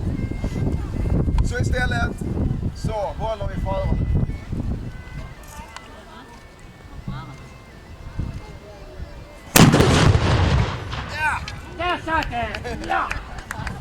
Fungerar. Hade detta varit en gammaldags bössa så hade jag som sagt behövt blöta ner pipan invändigt, torka ut den, fylla på med mer krut, fylla på med förladdning, i med kula, i med mer krut, i med tändkrut, gjuta, avsluta. Med hjälp av kammarbössan så räcker det med att ta ut kammaren, i med en ny, i med lite förladdning och kula, tändkrut, rikta, skjut. Vi har alltså ökat eldhastigheten. Ja, men det låter så märkvärdigt. Den är laddad. Men jag kan få iväg 2 skott under samma tid som... Någon laddar, du laddar den. Ja. Och den är också laddad. Det är någon sak.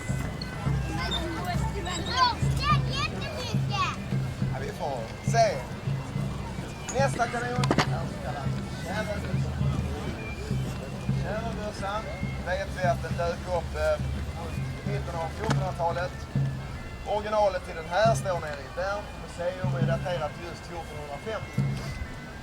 På våra breddgrader kan vi läsa 1452 så var Carl Knutsson bonde och stockholmare har retat sig på det gode fiskarna här nere i Skåneland, Danmark.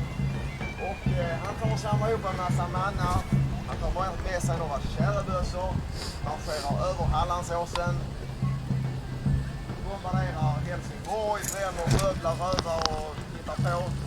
Ner till Landskrona, skövlar, bränner, rövar, river och drar vidare. Ner till Lund ska straffa den mäktiga Lundabiskopen, men han försvarar sig på tapp. Istället för jobbar som känns som brukar göra i Skåne. Jag såg inte att han sköt om det. Nej, vi håller för öronen. Gott kommet! Ja!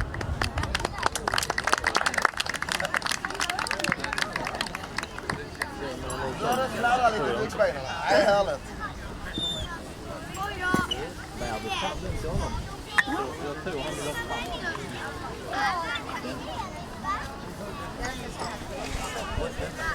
han vill ha fram. Vill du ha fram den? Vill du ha fram magasinet? Nästa kanon är också lite större. Det som har hänt nu det är egentligen bara att man har tagit en sån här bakladdad kanon i kammarbössan. Man har gjort en lite större. Den har blivit lagd för hjul. Det vill säga att den kan snabbt föra runt på slagfältet. Eftersom det är en kammarbössa kan jag snabbt ladda om den. Nere i Europa hade vi väldiga slagsmål fram och tillbaka. Man steg bönder och kors och så. Och här tog burgunderna mot kanonen på ett väldigt bra sätt.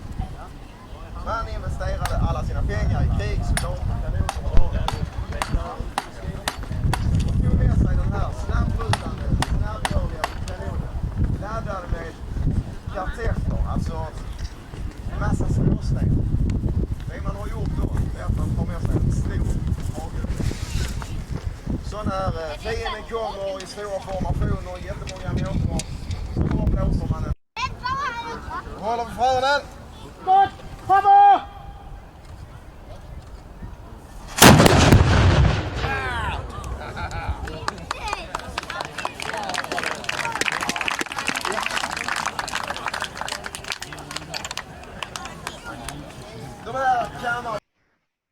I wonder how many people were deaf back in those days.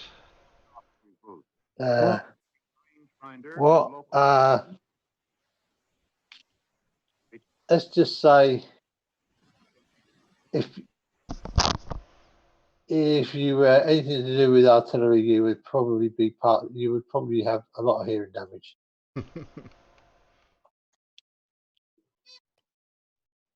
Or the Navy. Yeah. The trick was, Terry, was to always turn the same ear towards the gun. So you only lost one ear. Okay. Minimising damage, as it were. Yeah, it doesn't really help, but... Good morning, all. Hello, Good everybody. morning, Casual. Hello. Well, I think Morning, Casual. I think I've covered nearly all the cannons that I can find. I can't see any other Yeah, you're not going to find Types. anything else interesting canon-wise, Terry. I wouldn't have thought. It'll be. There were later Did you- equivalents of that deafness. Yeah, I don't want to go Did you modern. I don't want to go the more modern 1900. Like the one we watched, what we've been watching is Did you the ones I've been trying to find. Did you see the link that I Yes, dropped? yes, Like I Peter, said, yes, Terry, Peter, yes, Peter. look for the wheel lock, because the wheel lock was a little bit later. It was like 1500s. It's all right, Alan. Alan, on top of Yeah. it. Okay. I'm just saying, like, you know, that would be where you want to go. Yeah. Well, Peter dropped one. Goes. We may have to be No, I careful. think That's I'll do all. that. Yeah, I know. I've been careful too. Okay, so we get it. There's nothing on it. There's nothing on it there's as no far as music? copyright. There's no music or anything. Well, there's nothing in the description about music or anything like that. So Okay, is that one of the ones? Yeah, that's probably one of the ones I didn't look at because it wasn't copyrighted. I mean, it wasn't. Yeah, it's not Creative Commons, but- yeah, that's what I. Yeah, I remember seeing this one. hence why I've said to be careful. Yeah. I'm handballing the responsibility to you. Well, I've already I've got got that. a. Sorry, I've got a Catz. question. I've got a question. It's a really, really important question, and I think it could be the question of the year. And you know, it's quite serious. I hope you don't mind me asking this. But 42. Why is Pip knackered? Wouldn't you like to know? Yeah, I would actually. So you just have to ask her. She's been looking for some more books. Oh, who's eating their dinner? You're getting a cup at Farmer. Are you making everyone one? No, I've already done that. That was ages ago. Did off for us then. No. Well, you weren't here. That doesn't matter. Shouldn't make any Oh, difference. I can't make you a cup of tea if you're not here. Yeah, that's right. You could. No. You could leave it on the side. Did you bring donuts, casual? Yeah. Well, actually, casual. I have made you a cup of tea. Hang on a minute. Oh, that's lovely. Okay. You're drinking my tea. Yeah, but where's the donuts, casual? I've got biscuits. Will that help? I've got cookies. No, we want I've got the biscuits as well. donuts. I haven't got any donuts, mate. Sorry. Out of stock. He didn't have any cream eggs, and I was most annoyed. No cream eggs. Oh, I've got cream eggs for Oh. Easter for the kids. Guess what I found today, farmers? What? Cream eggs. My daughters have got a bag each now. Yeah, well, I went shopping. Where did I go shopping? Thursday. I thought, I don't usually get anything that sugary, but I thought I'll treat myself this Easter. I'll get myself a little, the little sort of 3-pack or whatever you always used to get, a cream egg. No, not a cream egg in sight. Everything else you could possibly want for Easter, but no cream eggs. They got silly cream egg bars, but they're not the same. Yeah, we got a Cadbury's cream egg Easter egg. You know, when you got the couple of Cadbury's cream eggs inside it with the Easter egg for the kids, plus a Rolo one as well. Each Rolo one and a Cadbury's cream egg. I've got a Mars bar cream egg, Easter egg. Yeah, I don't usually all that chocolate's far too sugary. Yeah. I'm not used to it anymore. But I thought I'll trick myself. I'll splash out on some cream eggs. No. Can't find any. So well shortage of cream eggs now. Oh, bloody hell. Fire! Christ, that was close. I was just about to drop that one for you, Terry. You don't need me to, obviously. This one Fred dropped in. Yeah, that's right. Any that I see in the side chat, I'm dropping over in Discord for you. This is just some noise. We're getting shot. Fire! They're getting closer. Fire! Oh, that wasn't very close. That one. You ready? Oh, that was fire! Roman candle. And then we can all fire. Oh, similar era. Now, how's he lighting it? With a fire? He's just pulling it. I got it. No, with a flintlock, wouldn't it? That'd be a flintlock type thing. Like Alan was talking about before, Terry. Yeah, that's what I was looking for. Earlier ones of these. By the 1850s, Oh, that's they right, would that's be a fuse, using that one. flintlocks. No, that was because, that was the wick one. If you could say it must be like a wick. I thought he pulled the string on that and fired it. No, one he lights it, and the other one he pulls the string. There's two of them. That one you pull the string. Oh, yeah, look at the right. I'll show you again. Yeah, that one there, you light the wick. Okay. I'm only seeing about every 20. That one, he pulled the string. You skipped it in, boys! Right through! So they're the two different types they had there. How can you have a flat Easter egg, Arthur? What did you do? Sit on it? Be a bit, yeah, flat and melted. Oh, Real Non-Sec wanted a cuppa and some donuts too, so somebody better go and sort that out. Well, you know the catalyst then, mate. Anyway, back on the subject. I don't know if you've already covered this, and I apologise if you have. But if it wasn't for the Chinese and gunpowder, then rockets may never have existed. That's a fact. No, we haven't seen anything about that at all, Casual. You may as well explain it all to us all over again. Yeah. Really? I mean, explain it to us. Explain it to us what we don't know. Did gunpowder come from China? Yeah, I didn't know that. I did say if you had already covered it, I apologise. Terry, I can you mute me, please? Casual, you'd know if Terry, you'd been will you watching. mute me? No, well, I wasn't. I was otherwise engaged. Oh, I know you're engaged. You keep telling us all the time that you're engaged, Casual. Right? You don't need to keep telling us. All right, if you're going to put words in my mouth, I was busy. I didn't. You said it. Now you're acting Okay. like a floofer. Can you prove it? Yes. Prove what? Have you measured it? Rewind. Have you measured it? Have you touched it? Have you seen it? I've been there and been married, so yes, I have been there and touched it. Yeah, you've done it. You've done that one. Yeah. Got the Yeah. T-shirt, read the book. Yeah. Yeah, got the check for afterwards. Rich, I can't see your avatar. Ooh. And Zoom's working better now, so when I click admit, your name stays there and it says joining next to it, and you don't disappear and come back in again. It just stays there until you actually join, and then you're joined, which is a lot better. So they fixed that. I don't mind that. Right, what was it now? What was I doing now?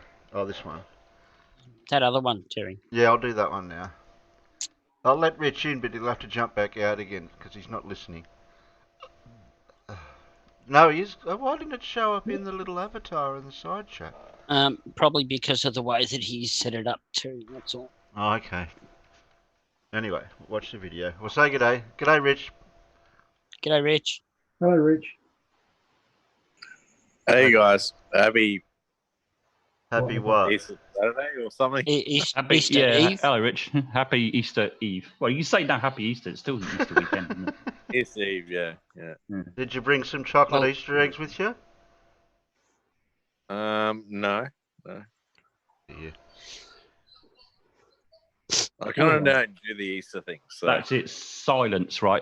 They asked me if I brought any donuts, and I get a slagging for not bringing them. And they ask you if you brought any Easter eggs, and you say no, and then there's silence. Yeah. Did you not bring the donuts, Casual? Rich had the appropriate answer. Rich had the appropriate answer. I don't do Easter. All right. Yeah, I just do the days off. You know. I don't do donuts. Stuff done around the house. Casually forgot the donuts. I casually forgot them. Yeah. Play, please, Terry. Listen to this. Okay. Oh, that's pineapple lump marshmallow Easter eggs. Ew. Terry, can you press play, please? Yeah, I think I better before these nutters. There, you better push play. Yeah. Muppet's coming. Oh.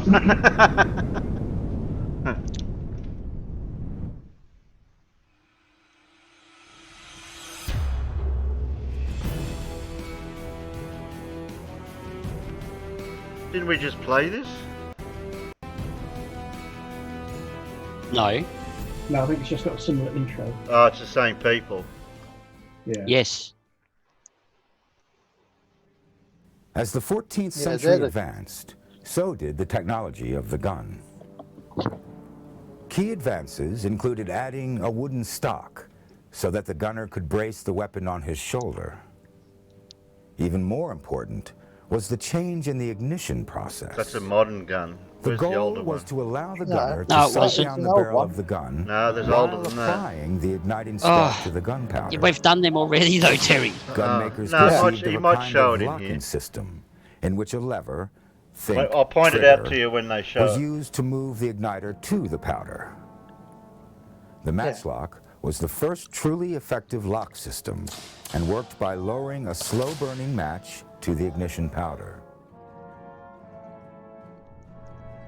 The first firearm produced in large numbers was the arquebus, and it was put to furious use in the Italian wars of the 16th century.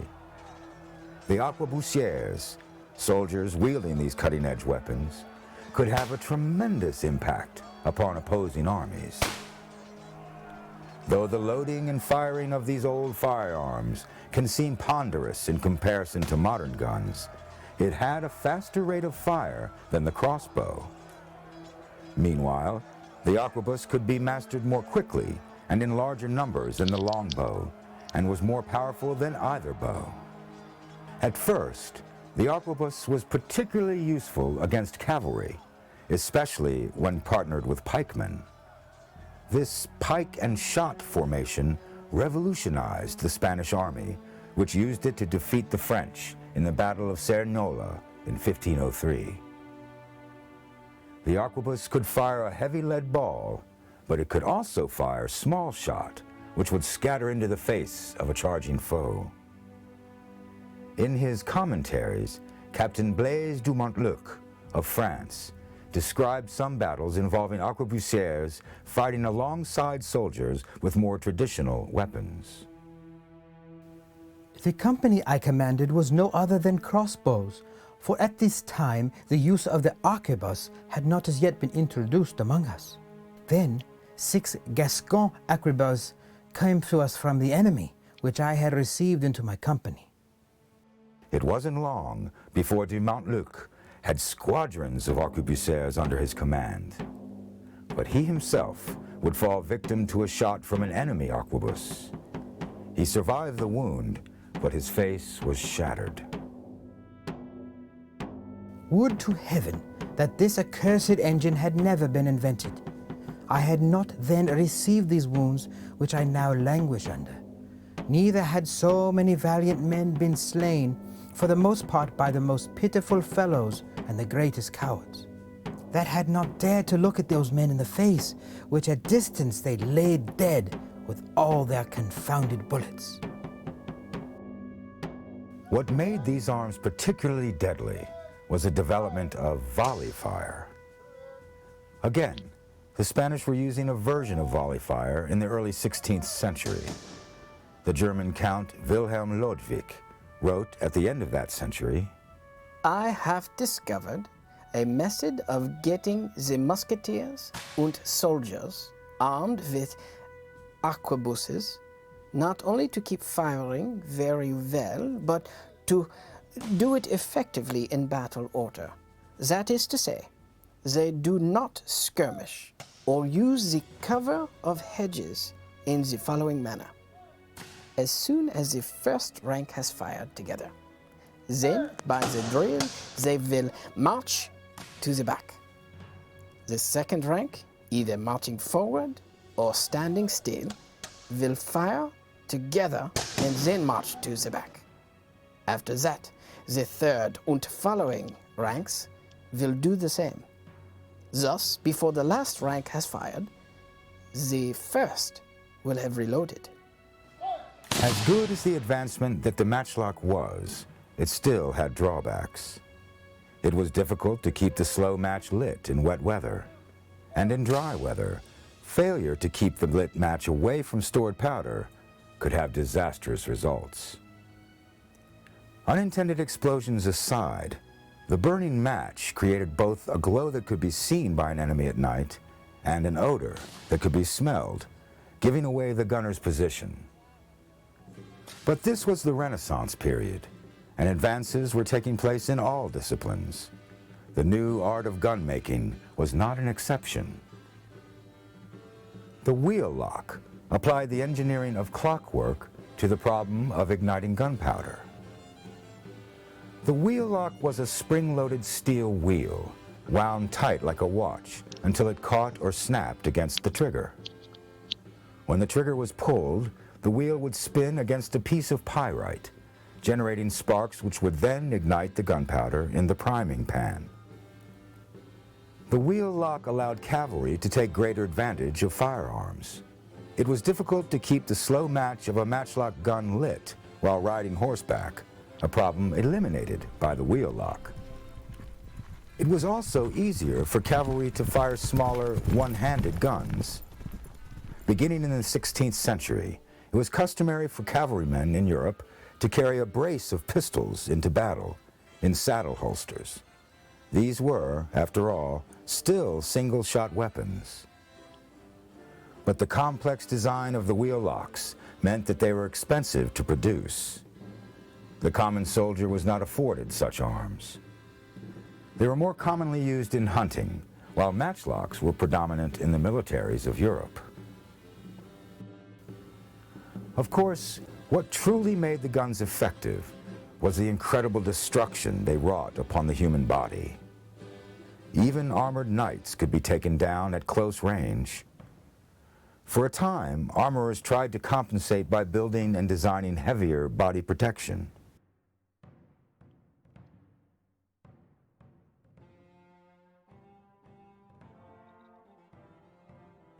When the Spanish conquistadors arrived in the New World, it was that body armor, in fact, rather than the firearms they carried, that was of greater military use in their assaults on the native populations. The arquebus was effective, of course, both in terms of physical destruction and as a source of terror for the natives. But they, like the crossbows, were slow to load. But the crossbow and arquebus alike had developed in large part as a response to the heavy armor of the Spanish knights. The Aztecs, Incas, and other native populations had nothing that could pierce Spanish armor. Of course, the absolute deadliest weapon that Europeans brought to the New World was smaller than the eye could see: the germ. Smallpox and other maladies wreaked havoc among the natives of South and North America, while Europeans on the other side of the world continued to perfect the art and science of guns. The complexity and cost of the wheel lock was sufficient incentive for brave and industrious smithies to experiment with other means of igniting the black powder. It had long been known that you could start a fire by striking flint against steel, producing sparks. In the mid-16th century, someone applied this principle to firearms. The first example was known as a snap lock. A piece of flint was held by a set of jaws in the gun's cock. When the cock was pulled back, it would catch against a small lever. When the trigger was pulled, the lever pulled back, and the cock snapped forward, striking the flint against a steel plate. The force of the strike would push the plate back, exposing the gunpowder in the pan, at the same time that the flint drew sparks from the steel. Some gunsmiths in England, and later in America, included a safety catch called a dog lock. Although the snap lock system used flint against steel, it is not considered a true flintlock. These weapons were valued by militaries, but also by other, less reputable groups. The late 16th and early 17th centuries were the glory days for the infamous pirates of the Caribbean. These outlaw sailors terrorized ships and towns among Caribbean isles during colder months, and then struck out for New England during the heat of summer. Wielding cutlasses and flintlocks, the pirates were a fearsome threat to the unwary. many New England pirates actually began as privateers, hired and commissioned by the colonies to strike at ships owned by England's enemies. But when England was no longer at war with those nations, the privateers could turn to piracy.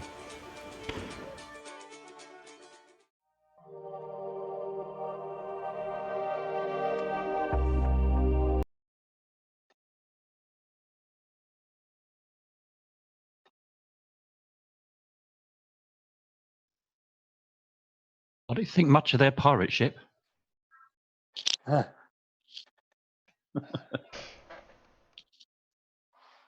No.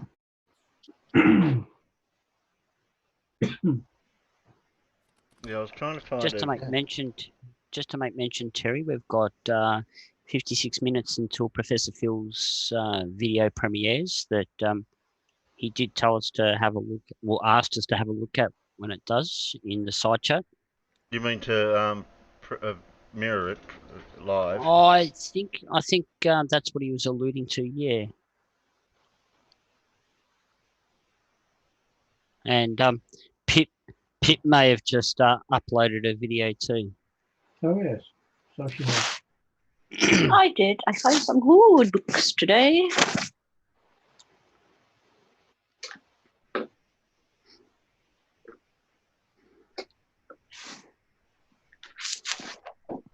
How's that? Pip can upload a video when she's live streaming. What's that about?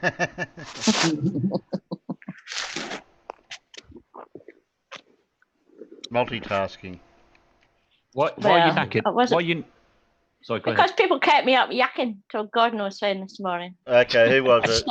That was Mad B. Mad My B fault. and Mad. Mad B and Obi. ML2. Not my fault. Laura. I'd say Peter was there when I left as well. About 2:30 or something. I eventually went to sleep. Something like that.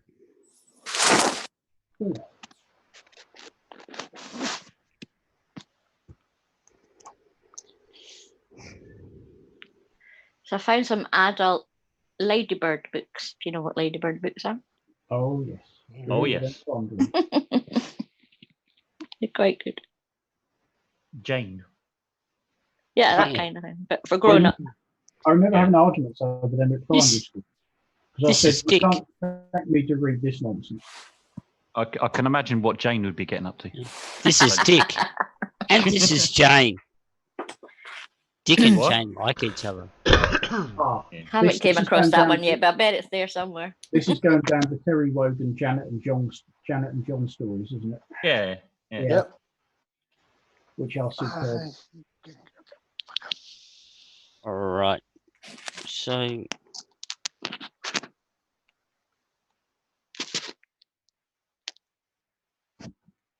Yes, we used to have to read those sort of books at primary school, and I used to complain bitterly about reading them because they were too childish. Yeah.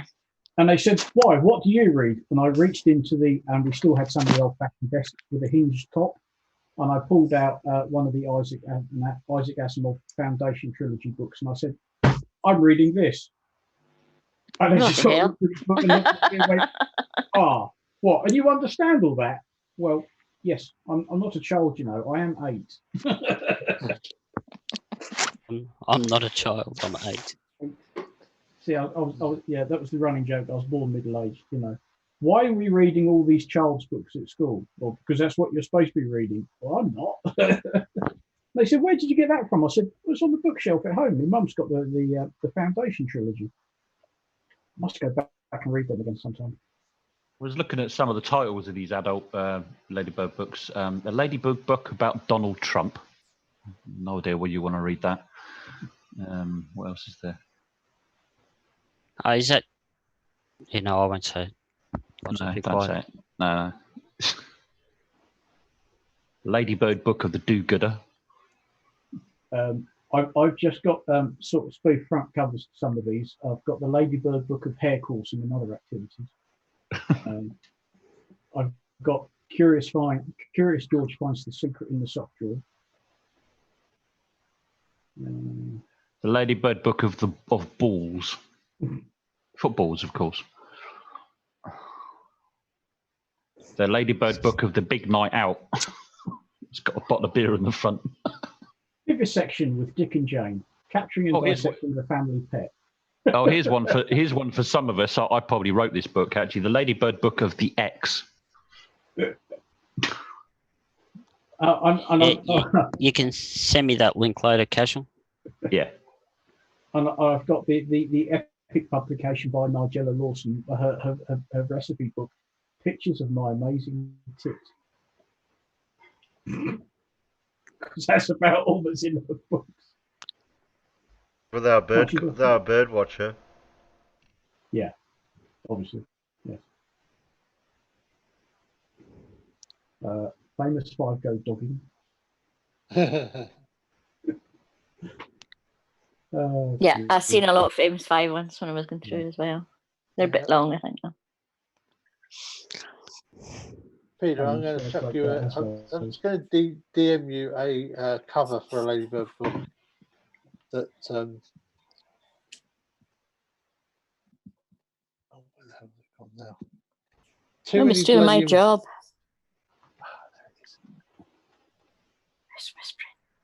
You do it, Alan, and I'll just put it up. There you go. The Ladybird Easy Reading book, People at Work. Oh. I'll play one more. I'll just Yes. I'm sure you can guess what trade I was. I'll just steal your screen just for a moment, Terry, if it's okay, so I can show Alan's Non-sec, give me one good reason why I should install Streamlabs compared to what I do now.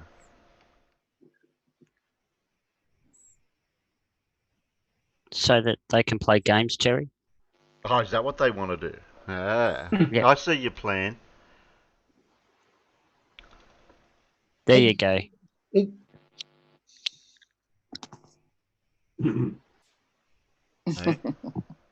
Electronics technicians, air defense. Yeah. Is there a joke there? that I'm missing I'm out sure on? you can work. I'm sure you can now work out what trade I was in the Royal Air Force. Yeah, you was a cook, weren't you? Yeah. Peter and Turner. Well, you weren't God. That's Blue's job. I've got the Ladybird book, How It Works, the wife. I'm just about to do that one, Casual. Oh, are you? Yeah, I'd imagine that'd be. I would imagine that would be quite a big book. That'd be a lot to cover in it. I've got the wife and the husband to do.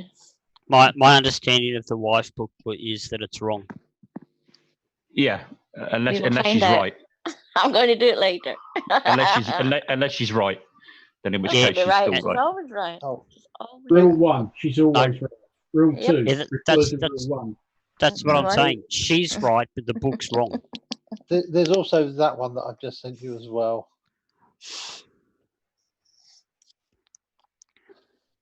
Or the Ladybird book of the Hangover. That's the one I've just put up. Yeah. Oh, have you? Oh, did you? Oh, good. I do try and keep up. Yeah, to glad your you get your Oh. notifications on. Yeah, thanks. Yeah, well, I'm busy here. No, you weren't. Can you not So what? multitask? No, I can't. I'm a man. What do you expect? Excuse me, some of us can multitask, you know. Oh, well, I can't.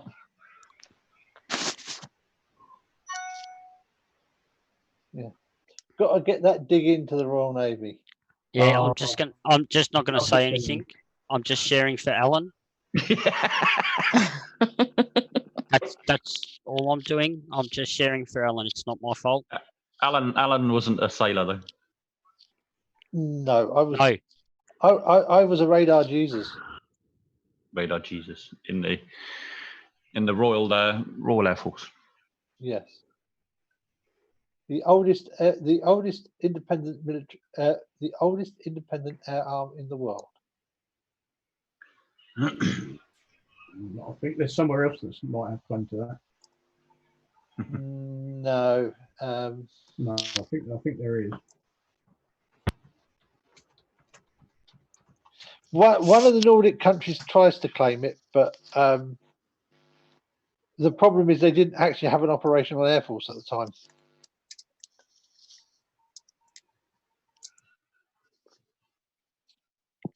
So 1st of April 1918.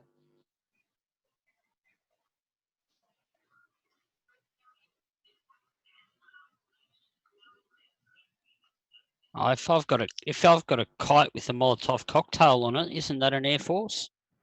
No. Why not?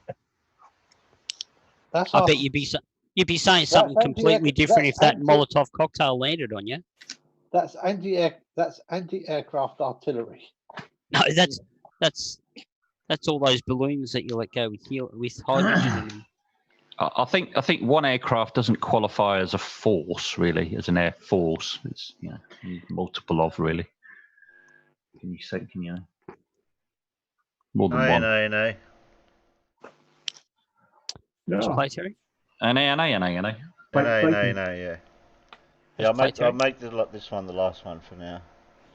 They changed the face of battle. The human spirit, being ever restless, recognized that this was not the end-all and be-all of firearms for actual warfare. They realized that guns had to be made easier to use, and you had to be able to actually aim them and stand a chance of hitting something with them.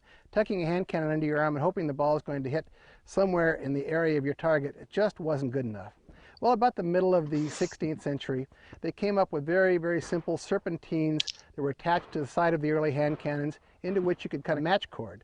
Now, match cord was like a piece of hemp or cotton that would be soaked in a mixture of potassium nitrate or vinegar to keep it burning and smoldering. And you could manipulate it, load the gun, carry the match cord in your hand, cock it in the gun, actually raise the gun and fire it and get a semblance of accuracy out of it. By the 17th century, they got even more sophisticated. They had actual spring-loaded mechanisms such as this one, and they had really refined the loading techniques. They used, by the 1620s, 1630s, these bandoliers, and each one of these little charges, there were 12 of them, they nicknamed them the 12 Apostles, actually. Each one of these would have a little charge of powder in it. You'd load it, you would clip your match cord into the cock. Now the match cord would be burning, and you'd have both ends of the match cord burning because, A, in case one went out, you didn't want to be stuck with a loaded gun and no way to set it off, or B, if perhaps you grabbed the wrong one, you wanted to make sure at least whatever you grabbed was going to be burning and firing. Loading a matchlock musket's really not all that difficult. Take and pour your powder down the barrel from one of the little cartridges on your 12 Apostles. Drop the ball down the barrel. Ram it with a scouring stick. They didn't call it a ramrod, they called it a scouring stick. Returned.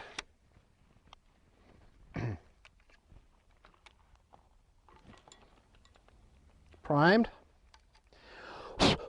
Blew off the powder.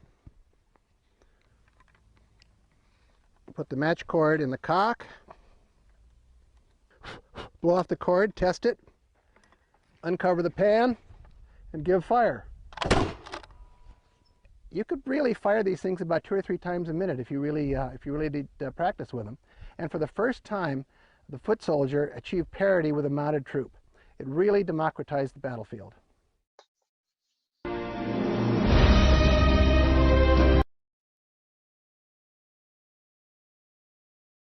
Yeah. My son Yeah, that got in was trouble my son got in trouble at school when they were doing history and talking about the English Civil War, and the teacher was saying, it takes 2 minutes to load a musket, and my son turned around and said, no, it doesn't. You can do it in about 30 seconds. And the teacher went, no, you don't. And my son turned around and said, yes, you can. I did it on Sunday, because we had gone and shot some muskets and stuff on the Sunday.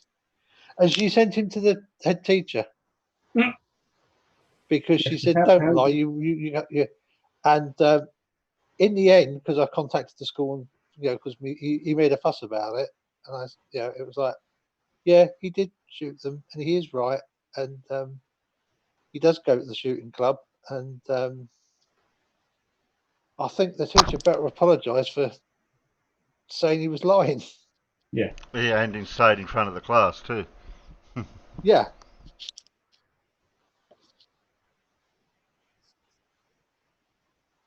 Yeah, teachers don't like being told they're wrong, even though they don't. They're quite good at being wrong. Yeah. Well, we know quite a few people like that as well, don't we? Yeah. Oh yeah. But I used to have that a lot with my teachers at upper school. You know, if they were wrong, I had absolutely no qualms in telling them they were wrong. I'm sorry, Casual. What? Why are you saying sorry, Peter? Yeah. What? Oh, for being wrong all the time. No, well, you are wrong. You are wrong most of the time, but you don't have to apologise. It's okay. But I had maximum respect for my history teacher because one day he called me out and he actually got me to stand on my chair in front of the whole class because I apparently hadn't handed in my homework.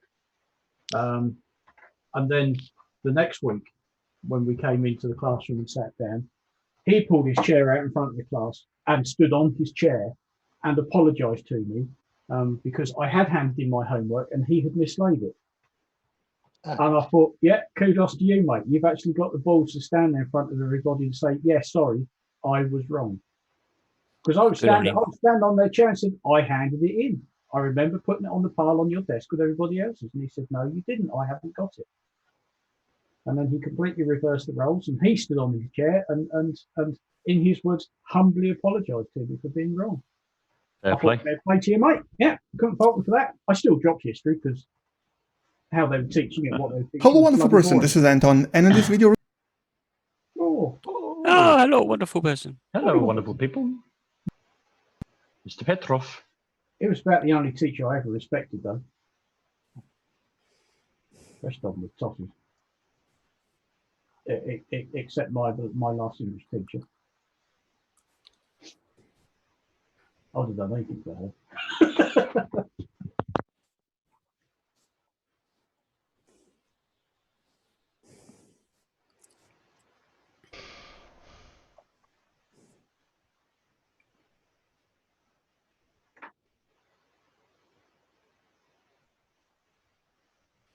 I would be just grabbing I'd be suggesting videos. Terry's. Yeah, I was going to say Terry's lining up videos. Yeah. We run out of things to say. No, I never run out of things to say. No. Just got to pace yourself. We could ask Pip about her new story.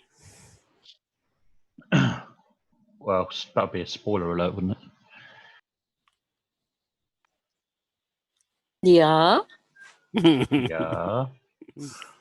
We could answer questions from the peanut gallery. That'd be something we've never done before. Oh yeah. Random questions from the peanut gallery, and we tried to do that last night in Sean G's hangout, but it didn't work. That didn't work.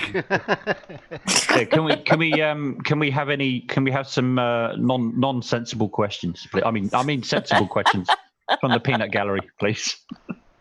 Our peanuts are You mean you want some sensible questions from the peanut gallery, and you're going to give them nonsensible answers, Casual? If you like. That works. Yeah, it'd be a laugh. I'll give you answers, but I won't guarantee they're right. Answer them the way a flat earther would. It doesn't matter. We don't need to know that. Or it can just claim a straw man fallacy or some kind of fallacy that it's not an appropriate question because it's a fallacy or something. So pull a chemo and say it's not about me. Yeah, it's not about me. It's a fallacy. And we don't need to know that, and I don't really care what your satellites say. I know it's not a sphere. And non-math questions. Because Casual wouldn't know what 3 + 1 is. Oh, hang on. 3 + 1. See, you have to complicate things, don't you? You have to complicate things. One. Do we have to get the calculator out? Or? I'm counting on my fingers, Terry. Peter's going to do the calculations now. I've just taken my socks off. I don't have any on. Well, if you take your pants off, you can count to 21. Only if I've got a magnifying glass, Terry. Hello, we're there again. You just spilled my drinks. That didn't take long, did it? That didn't take long, did it? Straight to the gutter. I'm sorry, everyone. I can't help A fortnight per furlong. Furlough is how many parsecs? Parsecs. Good God, no. Hang on. 24. A furlough isn't. What happened? What happened to no math questions? Please? Well, that's not math. 42. That's just that's one of those brain teaser questions type thing. But they still need maths to solve that one. Do you? Bo says not a lot, Dora. Yeah. Anyway, as Carl says, 42. 42 is the answer to everything anyway. Yeah, I'll That's go 42. 5/5 of a mosquito's foreskin, I think, is the answer. Well, the problem with 42 Have you- being the answer to the ultimate question of the life of the universe and everything is you can't actually know what the question is. Because Yeah, the question exactly. and the answer are what they call mutually exclusive. Yeah. You can't know both at the same time. Well, maybe 42 is the question as well, perhaps. No, it's Okay, Alan, that's your question. Oh, there you go. Here you go, Alan. Question for you. How many B-29s did the RAAF have? I think Scott and Boer have a convoy out there. We had quite a few, but we called it the Washington. No, the RAAF. Oh, That's sorry, the RAAF. The Australian, the Royal Australian Air Force. You had quite a few as well, I think, didn't you? Oh, I think we did at one stage. I don't know. Because I think they were probably called the. I think you probably did what we did and called it the Washington. Hang on. This is. No, we didn't. We called it the. I'm pretty sure we called it the. Oh no, I won't say. No, I won't make that statement. Right. So how many is quite a few? Because that's not a number. Yeah. So it's half as many times by 2. Yeah. I would put it in the. I would put it probably into the triple figures. Wow. Upper or lower?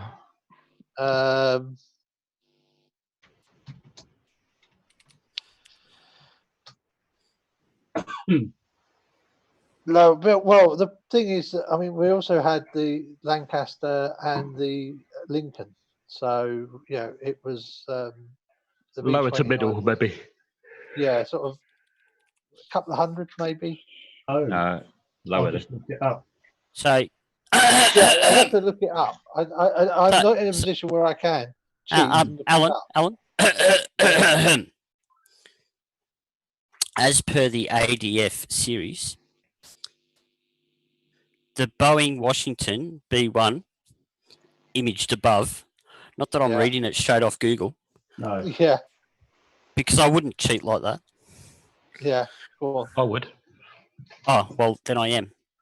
In 1952, 2 of the Boeing B-29 Super Fortresses from the 87 crap were transferred to the RAAF on behalf of the UK Ministry of Supply. And a third was added in 1955. The 3 Washingtons were allocated to transfer from RAF stocks to the RAAF were WW349, WW353 and WW354. Following trials later September. I'm doing this as quickly as I can. By the end of the trial period in 1956, I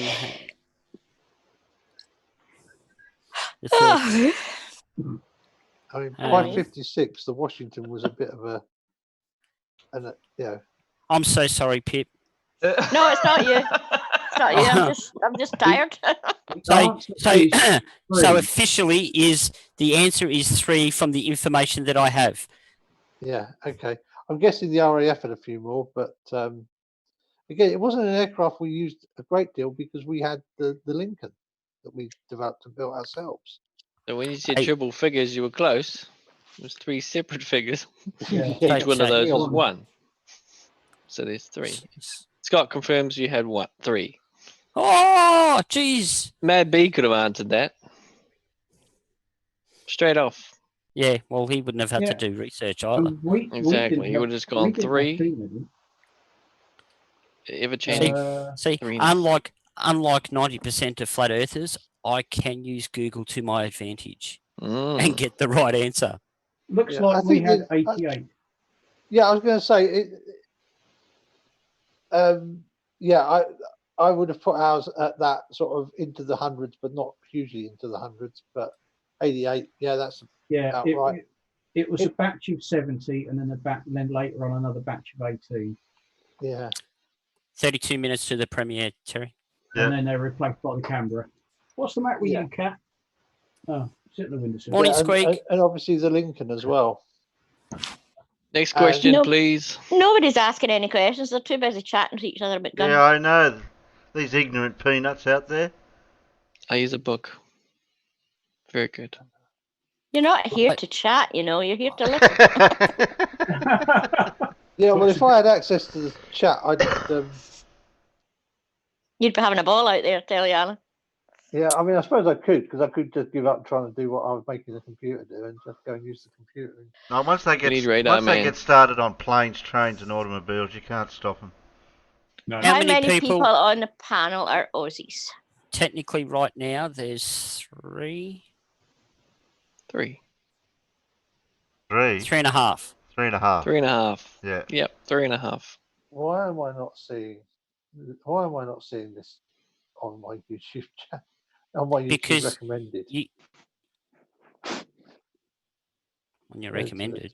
He's put the little thinking face. The Brits are outnumbering the Aussies today. Cool. Puppies are ruling. We're listening. We can multitask. Oh, okay, Fred. Okay, Fred. Yeah, some of us can multitask. Yeah, I can make a video while Okay, you Carl rabbit on. wants me to answer a question. Why did the Industrial Revolution start? Laugh out loud. What do you mean, why did it start? You had to, Carl. We needed coffee makers. Dora says too many is the correct answer. Well, non-sec. I'll get onto Terry's back and we'll see if we can sort out Streamlabs. I think it started because they wanted to make flour quicker, and they invented when the steam engines were getting made that propulsion system was created to mill the flour quicker. No, it was not milling flour, Terry. And hey, can't I guess a question and answer? It was directed to me. And most of the early mills weren't steam powered. They were water. They were water, weren't they? Cotton mills. Seth wants to know who's the half. And they were making cotton. Yeah, cotton mills. What it basically boils down to is textiles. Yeah, so sheeples are half Aussie. Yeah, so my dad's from Australia. So there's probably Rich's, you know, Australian. And it really started in Britain as well. Really, oh, you could argue. Yeah, Rich. I don't know if Rich is here or not though. No, he's sort of here. Rich his avatar's here. Does that count? Yeah, his avatar's here, but I don't know where he is. No, but they're full of sleep at the plane, flying the plane.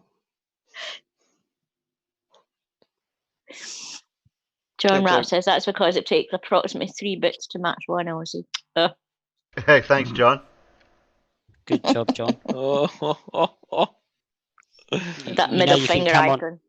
You can come in anytime you want, John. You know that. Yeah, you're welcome here, John. Do you have a special license? I was trying to scroll back up through the shield your shit. He's in the chat. What we might have missed the other night. I think I've grabbed them all. The ones we missed. So counting Rich, so there's myself, there's Terry, there's Rich, and half a sheeple. Okay, the other question would be, how many Australians here are actually full-blooded Australian? That currently live there, 3. Just 3. Well, I can trace Before my Davros I can was here, trace which I would can be trace 4. my ancestors back to. I don't know. Here's Rob. I'd have to go and look in the book. Well, if you want to go that way, Terry, I can actually trace my family heritage back to Australia to the Second Fleet. Okay, that means you're more Australian than other people, yeah. Than some, yeah. I'm sure there's others out there that are more Australian than me. But we we were above deck. We went below deck, if you know what I'm saying. Oh, you were a bit more posh, were you? You had the upper decks. Yes. Oh, look out! Rather. Oh, look out! We've got Bluey here now. My, Move over, everybody. Dim room. Good job. Make room. my Make room for Blue. great something or other was Shove a mayor over. of somewhere. Move over the way, Alan. So what was he, Sheeple? He's a mayor of something. Of something. Yeah. He looked like a real proper dude, you know, like mustache and everything, real old school. He was depicted in his portrait, white hair, white beard.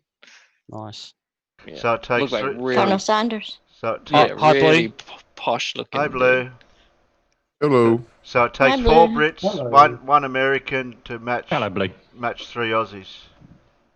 3 and Did a half you Aussies. did you like my homework assignment? The one I sent you on Discord Einstein. last night. Newton. Einstein and Newton. Oh, I don't know. I haven't looked at it. Yeah, you did, because you said that it looks fine to me. The He's text been document. asleep since then. The text document It's that a I sent different you. day. It's a different Oh, day. yeah. Okay, text document. Yeah, got it now. Yeah. Right. My Okay. homework. Yeah, I did exactly jack shit on that. So There you go. Well, I kind of thought, considering what your mate Sleeping Dropkick did to Conspiracy Catz, someone might want to actually explain to him what the difference is and what how one is actually related to the other.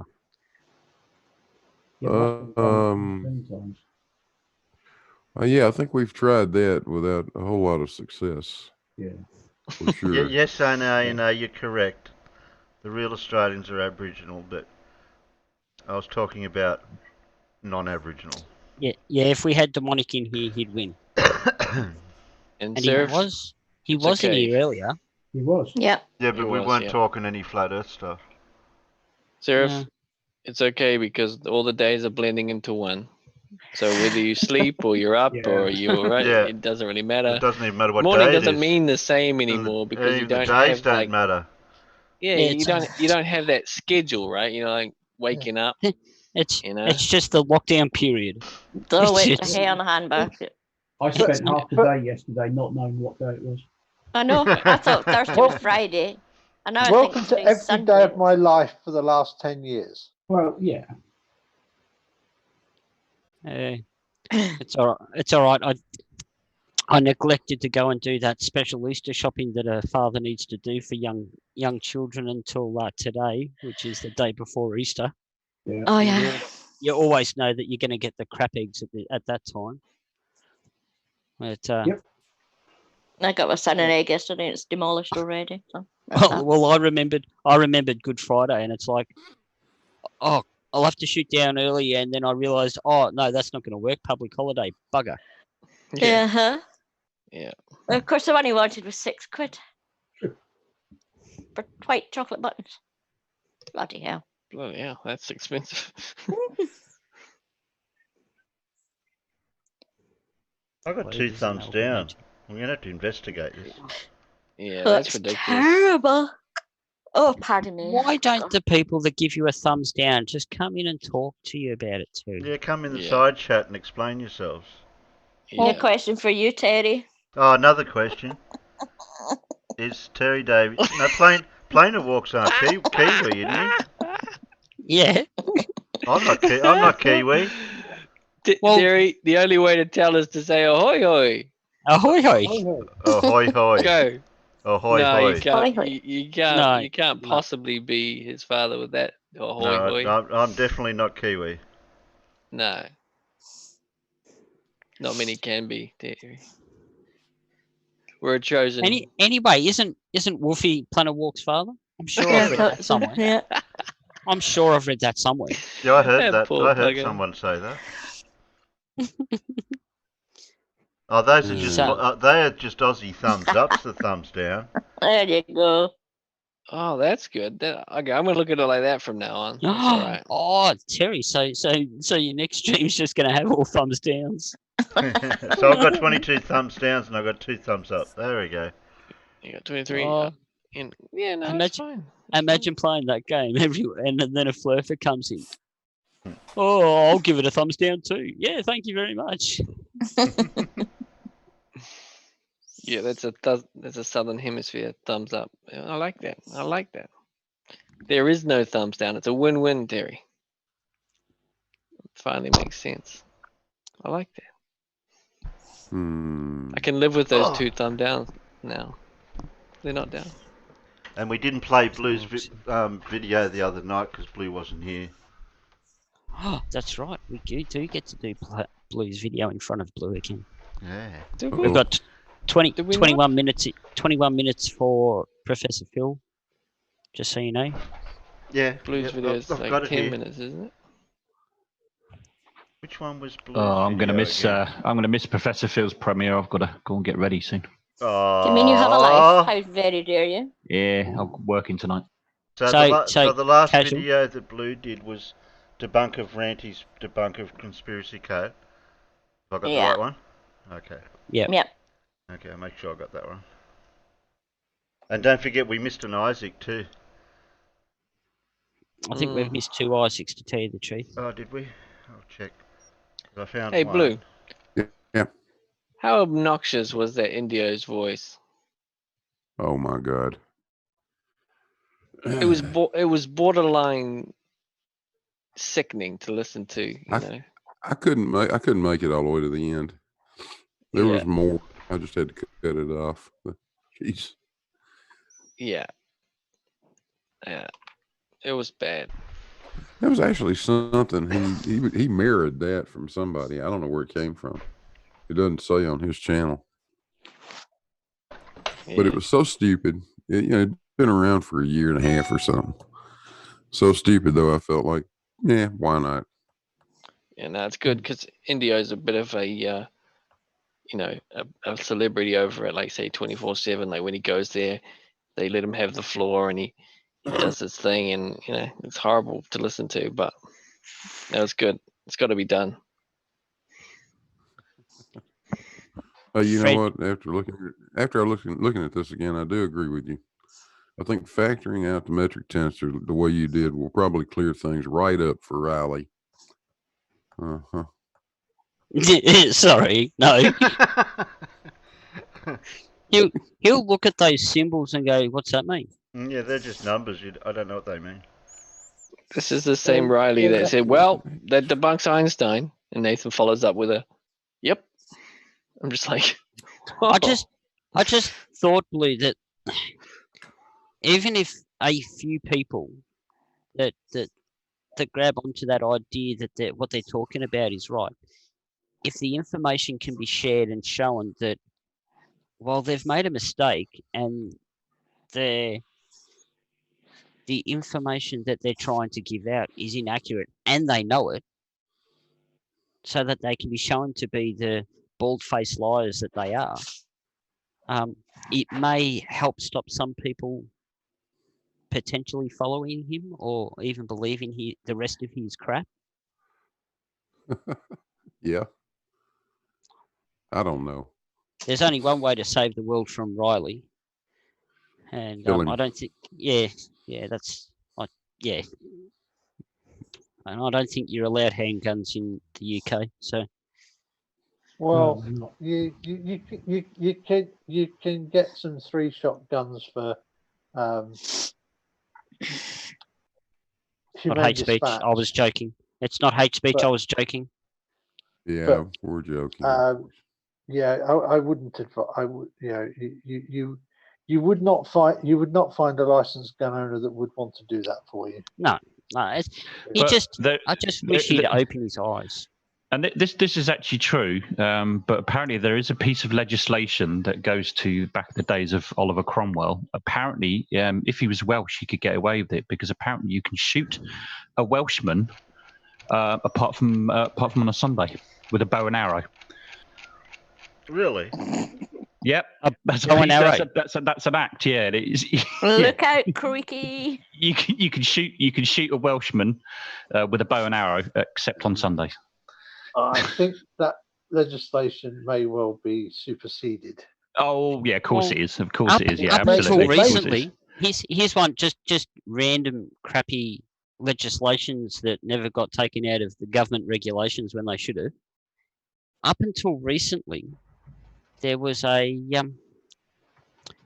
still written in our charter for motor vehicle operation that you're meant to have a man walking in front of your vehicle as you operate it.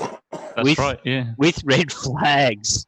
It not long got taken out of it. Yeah, they probably didn't realise it was still in there. Yeah.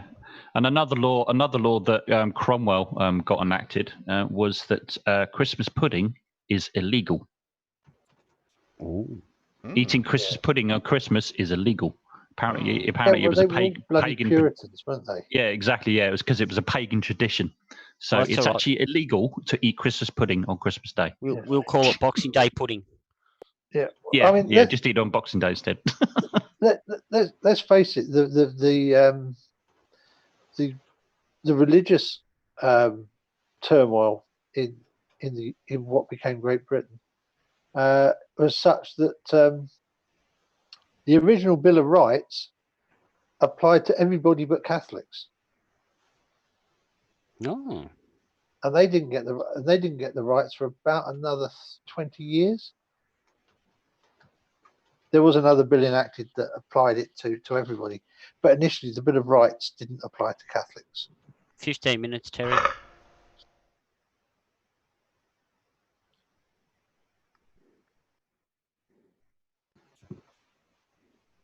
I don't want to play any videos because that'll spoil the vote.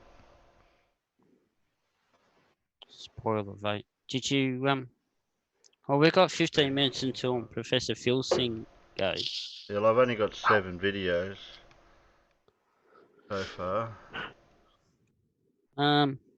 Well, it wasn't any stupid videos that we could watch too? Did Riley brought one out or anything like that? Do you really want? Do you want to play Riley? I'll bring it up. And we could play part of it. Well, it doesn't take very long, but I thought we watched it the other night, didn't we? Riley, did we? The Moonlight one. No, I haven't watched any Rileys lately. We've done a Moonlight one. Sean Hoffer's supposed to be doing one against it today. Yeah, what did Blue debunk? Who did Blue debunk? Ranty. Oh, Ranty. Okay. Ranty. Hang on, I'll just scroll down. I'll grab that Riley one. Runs about 16 minutes, I think. See how long that. Riley's last one only runs about 5 minutes. Yeah, it's not long. Well, we've got 14 minutes. Oh, I'm just scrolling down, trying to find it.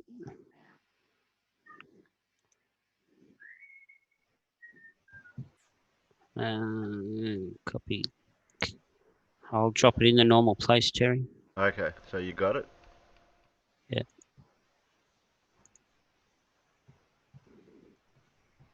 I'm sure we watched it though. Don't remember. I might have just watched it myself and I'm just remembering wrong. That's possible. No, I don't remember seeing this. Because I do have seen that image. I try not to watch Flat Earth crap. I've seen that image somewhere. So it's the same image on the Ranty one? Simon Dan did something about this. Yeah. This is also the same video that Blue attacked Riley about. Right. And then Blue attacked Ranty about, and then Riley's done this since then. So Ranty went, Blue went, and then this went. Yeah, I think that's how it went. Because Simon Dan done this as well. Done this video, what I'm looking at now. I've seen this image in Simon Dan's one. Quite possible. Yeah, because I got that.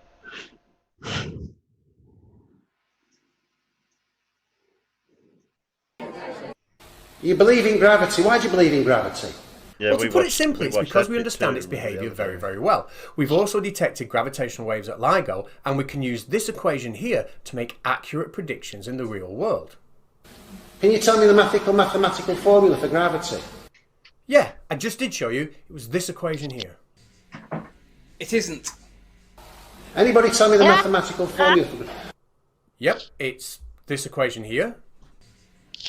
It isn't. It's not difficult to find. It isn't. It's not hiding. It isn't. I'll tell you what, I've looked for it on the internet trying to find out Einstein's maths for it. If it isn't, Anthony, tell us which one Right, it it is. appears that that's gravity well and truly dealt with then. It isn't. Before anybody That's posts not this in the helping. comment section, I do realise that that is Newton's equation and not Einstein's. But let's remember, Newton's equation tried to describe to us what we see, whereas Einstein's work was more about why we see it. It isn't. They're not mutually exclusive, as many flat earthers would have you believe. Anyway, next topic. No. Conspiracy Catz is both wrong on both points. Newtonian gravitation, as we all know if you've been in this topic for more than 2 minutes, you know that Newtonian gravitation was a force. Einsteinian gravity is an effect. They are not the same thing. Newton was not describing what we see, Newton was describing a physicality. Something that was pushing or pulling. Even though Newton said, "Do not ascribe gravitation to me" in his letters to Bentley, it is clear that Newtonian gravitation is a force misrepresented by ballers to believe the fiction that is known as gravity. Einsteinian gravity is an observed phenomenon. I did a test recently where I made an egg move.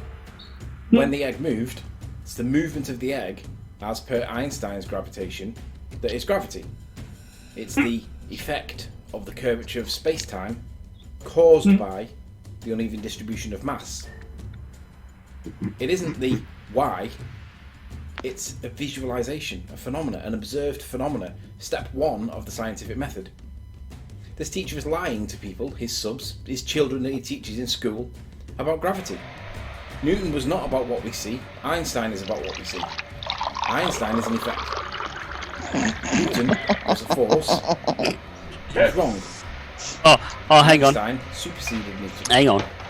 Einstein made it about an effect. The egg moving was movement. That's what Einstein calls gravity. He ascribes it to the curvature of space-time caused by the uneven distribution of mass. Again, this teacher is lying to you, and his subs, and his pupils in school. He knows that gravity is an effect. But he still tells you that Newtonian is acceptable. In 1915, Einstein surpassed, replaced, superseded, debunked, replaced, whatever a word you want. It became mutually exclusive in 1915 when he submitted his paper on the theory of general relativity. You don't have to like that, but you will accept it. So you can see why now, after I saw this, why I wrote what I wrote. I'm going to be there to correct people that this guy's lying. We don't see gravity. We see things move. Helium balloons must be attracted by a force to the sky, according to this mumbo idiot fool. We know there's no force of attraction in clouds. We know there's no force of attraction in stars. But helium balloons do go up. Relative density explains that. We can calculate it. We can predict it. It has both a vector, it has a direction and a magnitude. It's a vector. But they ignore this because it doesn't go with their narrative, their religion, their belief. This guy's lying to people about gravity. We know what gravity is because current physics defines it. Einstein defines it. It is defined. We also know what causes it. He's sitting on Cat's lap. Einstein defined it with its cause. It all goes back to your definition. He looks happy about it. Current physics. Gravity. He likes that position. Is the curvature of space-time caused by the uneven distribution of mass. I missed off the first two words of the definition. My husband's got that shirt. I I'm think going we to go put it in the emphasise bin. now. It's the effect of the curvature of space-time caused by the uneven distribution of mass. So we do know what gravity is, and we do know what causes it. Einstein described it as God, I'm down the stairs today. I don't know. Hey, one of the downloads disappeared. His microphone. Yay. The movement of the microphone in the direction that we actually know as down is what Einstein says gravity is. The movement. It's not any force that's pulling it towards the ground or a force pushing it towards the ground as per Newton. Shake it already. Is mutually I think Riley needs to get his prostate checked. Oh, hang on, Catz is already doing it. I'm trying to get any ball to explain how the curvature of space-time caused by uneven distribution of mass is what caused Neil deGrasse Tyson's microphone to drop. It just becomes comical. They know it becomes comical and they have to swerve it at all costs. Conspiracy cats are lying to people on the internet. But he's lying to their children. He did a degree. He knows Einstein is an effect, but he still teaches. Oh, sorry, I didn't know if anyone was listening. He lets all the children come out of school believing gravity was a force. That's the best thing I've made for a long time, I think, Terry. Yeah, he knows that it's an effect. You've got to ask yourself, why would a teacher lie to children and justify it on the basis that it's in the curriculum? But deep down inside, he knows that gravity's not a force. I haven't heard his argument yet. The guy's lying. He needs a doctor. There's no two ways about it. And he's teaching it to your kids. If you think that's acceptable, you're a fucking spastic. Ooh. It isn't a Which brings that word in again. I was lied to when I was in Yeah, school. just doesn't annoy us. Somebody told me in school that, well, it's in the curriculum and that's why we teach it to you. But it's not actually a force. It's an effect. Everything would have been different in my life. I wish somebody would have told me. Bollocks. So, Terry, If you don't mind, can I just throw this up on the screen? I shall be quick, I promise. You're right. Wrong. You got 4 minutes. Okay, I'll be less than 4 minutes. I'm not going to read it or anything else, but if anyone wants a copy of this is something that I put together about 5 minutes after I watched that video, because I'm sick and tired of Riley believing that Newton's and Einstein's two formulas have nothing to do with each other when it comes to gravity. Now, look, move. But So, are you covering the bit that he was saying about? yes, because he essentially said that Einsteinian's theory of gravity is supersedes and removes Newton's law of gravity. That's what his whole premise and argument is. However, with what I've tried to explain here and shown is that Einstein's cosmological constant formula actually uses Newton's law of gravity, G, to do all of its calculations. So, in essence, it as has been said many times before, only by standing on the shoulders of giants do you get to see so far, and all of that type of good poop. You know, Einstein literally grabbed Newton's laws and took it that next step. That's all he did. Newton's law was a explanation of what happens, and Einstein's laws is an explanation of how it happens. They work hand in hand, and they are one in the same, and they're not subjectively separate or anything along those lines. They are both together. They create the laws of gravity and how it works both here on Earth and out in space. So they work together. He's just got it so wrong, and he's being so dishonest, and he knows it. There you go. How's that? Was that less than 4 minutes? Yeah. Top notch.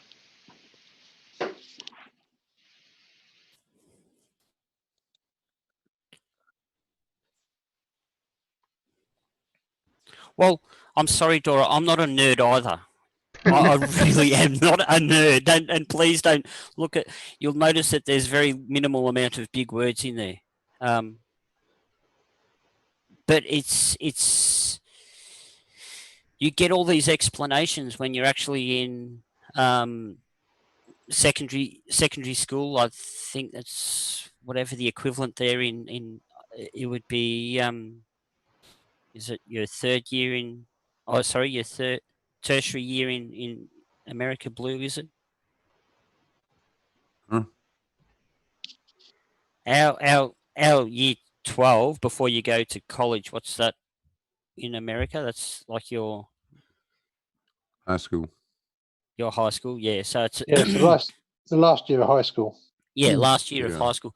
So this premise and the explanations that are there literally came out of a high school science book. It's the same definitions that have been used and are still used to this day. You know, it is high school physics. It really is, like Fred once just said. It's yeah.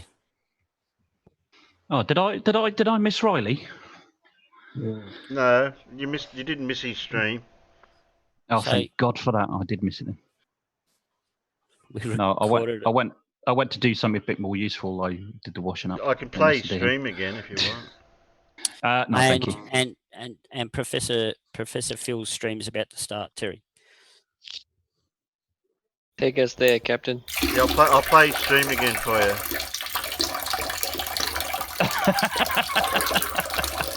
The stream was much That faster. stream. Yeah. You need to see a doctor, Terry. That stream sounds a bit slow. It's far from slow. I might disagree with you just a bit Yes, please. in that I think any of this is well beyond the capabilities of high school students. Yeah, even I couldn't When you even get into understand this it. sort of, when you get into that sort of tensor math, maybe they're doing it these days, but I can't imagine. You got to break it down to a bit more lower high school. Thank goodness for that. If I can understand it, flat earthers won't. The math is difficult. There's no question about Oh it. yeah, no, it is. It's very difficult, and showing the equivalence between Einstein and Newton generally will go right over the heads of 99.9% of the people. I don't think they actually do the math per se, Blue. I think it's more of an introduction. So Yeah, they do yeah. they do the introduction side of it, just so that when they see it later on, that they'll have an understanding.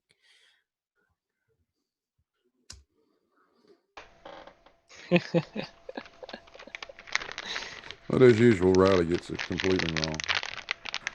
As usual. Yep.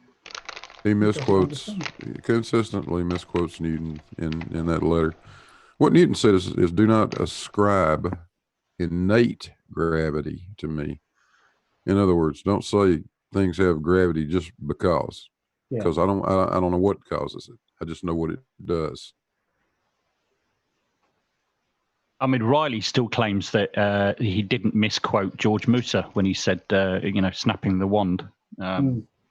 But, whereas George Musa has already said, he has actually said that he misquoted him. Yeah, well, George Musa himself. Anyway. They'll never admit they're wrong. Everybody, well, this lecture is about the intersection between electric charge and magnetism. So let's see how this works. Now, first of all, in past lectures, you've learnt that the force is equal to the number of turns of a particular coil multiplied by the current that's through that coil, multiplied by the length of that coil, and then multiplied by the magnetic field strength in Tesla. So let's have a look at this closely. Well, first of all, we're looking at this. Moving charges create magnetic fields, and these charges are also affected by magnetic fields. So there's point number one. Moving charges creates magnetic fields, and these charges are affected by magnetic fields.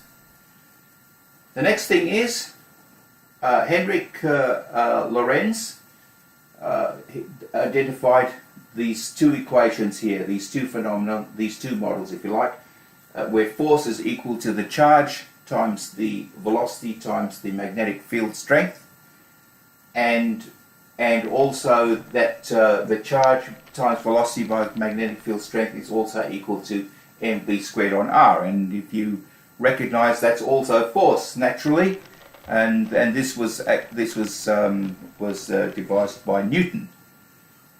Okay, so let's have a look closely.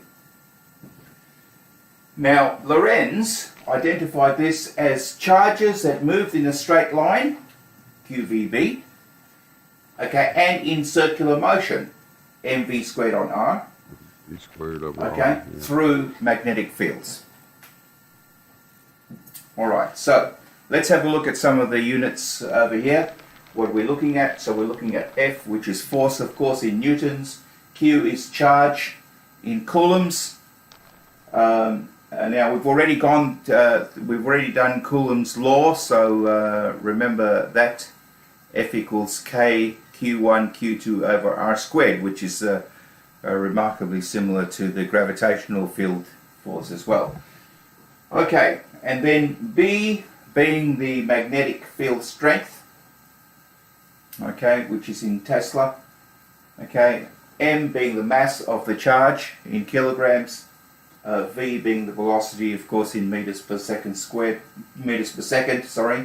and R being the radius of motion. So acceleration is meters per second squared. So velocity is just meters per second. Okay, now let's have a look at how Lorentz developed this equation and where it's going to take us, and why is it useful to us. Okay, what is it that we can use this for? Why do we care about this? All right. So first of all, as Lorentz identified, F equals QVB, as I explained it up there, the charge times velocity times the magnetic field strength. Okay. Now this is Lorentz in 1895, and of course Lorentz was based a lot of his work on motion, of course, on what Newton did, which worked pretty well. Okay, so Newton identified F equals ma, so F equals mass times acceleration, which you all know. Even the people who think the Earth is flat know this. Okay, whether they accept it or not is another thing. Okay, now F is also equal to mv squared on r. Again, one of Newton's equations, so that means that that's the mass times v squared on r. How does that work together? Well, that's pretty simple. You can see that acceleration is v squared on r, so just simply replacing this acceleration here in ma, and you can see that m equals to v squared on r. Anybody can see that.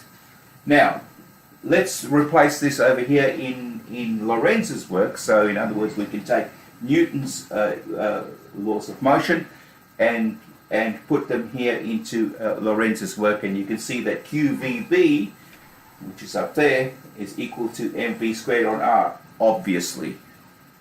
Okay, if you rearrange it so that we can get r, we can now tell what the radius of the charge moving through the magnetic field. So as the charge moves through a magnetic field, and it goes in a circular motion, so it'll go around in a circular motion. we can now know what the radius of that circular motion is. But there's a whole lot of other things that we can do, because we can rearrange that formula so that we can find velocity, we can find the strength of the charge, we can find the strength of the magnetic field, and so on, if we're given the other parameters. Okay, and quite often that's the case.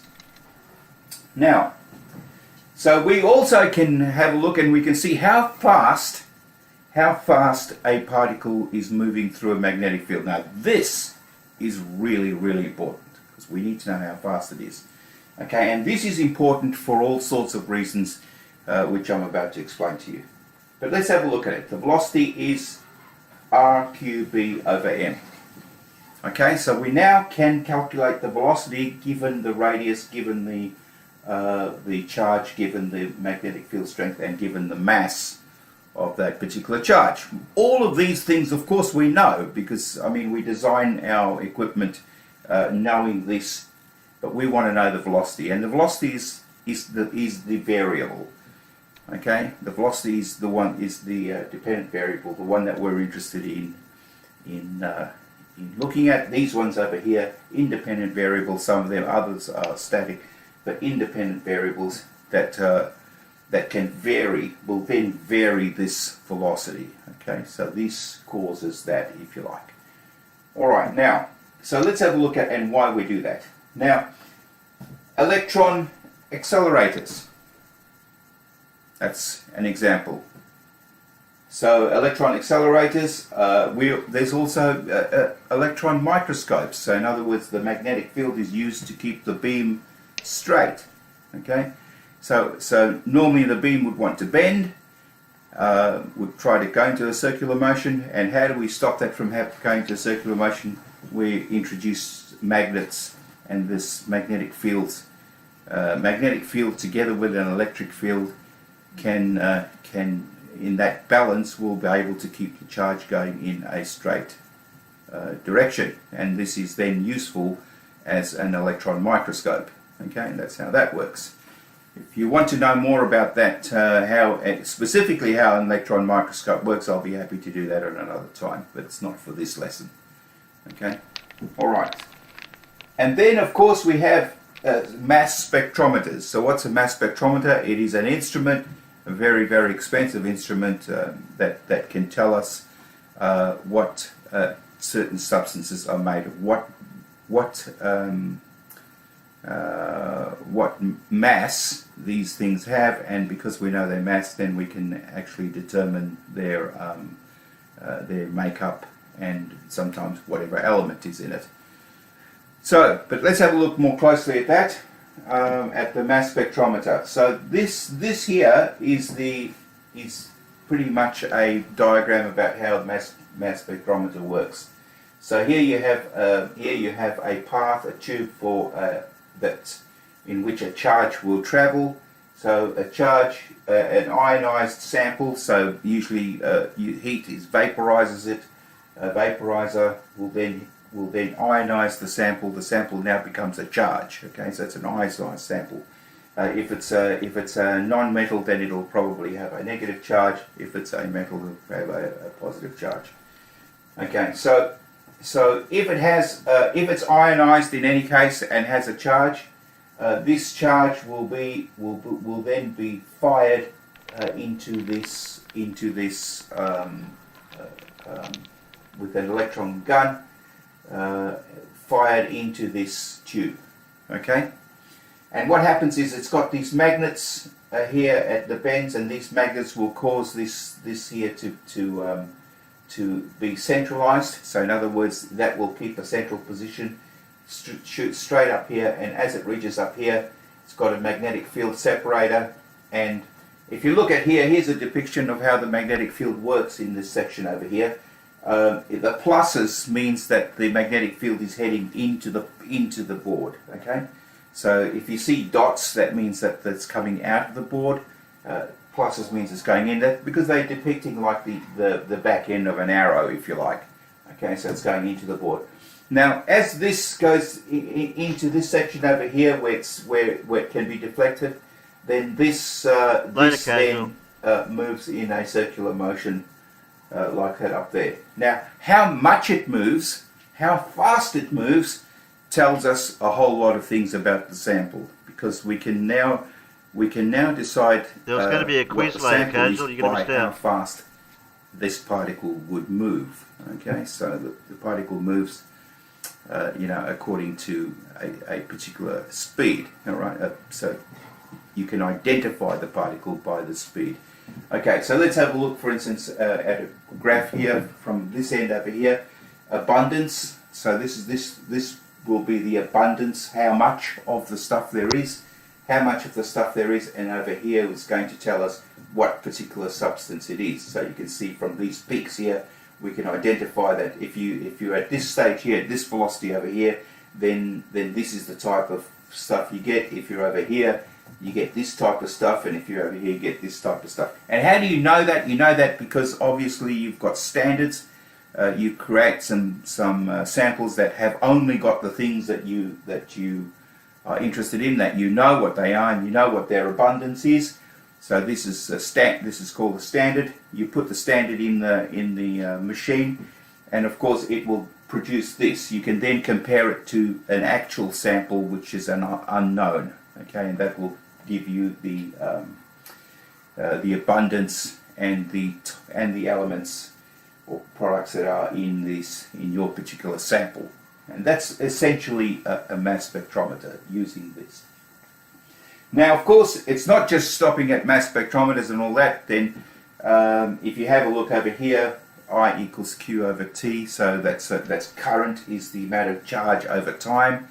So we can use this where Q equals IT, so we can look at the charge is the current times multiplied by the time, and of course if we put all of that back into this equation, we're going to get V equals R ITB over M, and therefore we can again use this equation to drive things like magnetic rail guns, trains, and other things that affect that. So in a nutshell, that is how the intersection between electric charge and magnetic fields. Okay, so obviously this is just an introduction. So what we'll do is we'll have a look at this a bit further. Now if you're interested in any particular part of this, or you want something explained any further, then by all means leave a comment, ask any question you like in your comments, and I'll be happy to answer it if I can. And certainly I'll look it up if I don't happen to know it on the top of my head, but if I do, I will let you know what it is. Okay, I'll try and answer your question. Okay, so if you like my video, please just press the subscribe button, and I'll do more of these. There's so much more work to do in physics, and some really interesting stuff coming along, especially to do with magnetism, to do with electricity, how it's produced, how it's controlled, all those sort of things. Some really, really interesting stuff coming along. So if you are interested in learning some physics, certainly the physics of magnetism and electricity, then please press the subscribe button, press that bell, then you'll know that that I'm posted one. I'll try to do these a bit more frequently now. I've got quite a few things lined up, both in physics and in chemistry as well. So if you're interested in learning some new stuff, well, by all means. Now for my students, that's not a choice for you. You do have to get a handle on this, and I will be asking you these questions in the exam. I will be making sure that you do know these things if you're going to get your accolades at the end. Thank you. Alright, so once again, press those buttons if you're interested. Like, dislike, I don't care, whichever one you like, and I will see you next time. Okay, cheers. Most excellent, dude. Hello, everyone. Hey, Mad. Yeah, those equations you're using, Peter, that's all university stuff. Einstein and that. Yeah, I think it needs to be broken down a bit more dumber. Oh hell yeah! You might sort of touch it, but mainly all of that sort of stuff is what is like he was describing. There's all university stuff. Actually, I would suggest advanced university stuff. Yeah, second or third year. You good mean stuff. you mean even a rocket scientist would only struggle to understand it?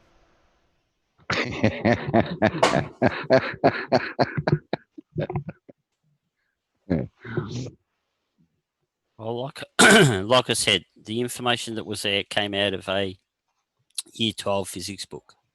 Yeah. So. Yeah, they might talk about it, but they don't actually. Yeah, and they don't get into it. They don't. Yeah, well, Year 12 is your lead up to university, so yeah, you're knowing about it by what it is, and then you go, okay, I'll go to university and I'll learn about it now. Most people here leave school and go to college, then university. I suppose you can go straight to uni if you got the qualifications. But yeah, Year 12, if you got the grade, well, you can go to uni. Yeah, because they've extended now. It's 18 now in Britain. So Professor Phil says second or third year. Yeah, uni. Yeah. Professor Phil, can you make your whiteboard that you're using at the back go portrait? Because it'll be more visually effective for the stream, for your stream, because you've got writing that doesn't show up along the bottom in one shot.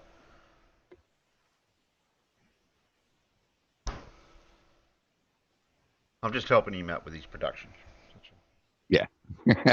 No, it's because you want to know more. I know all of it. That math is very difficult. Yeah. Hell, Einstein had to get help on it.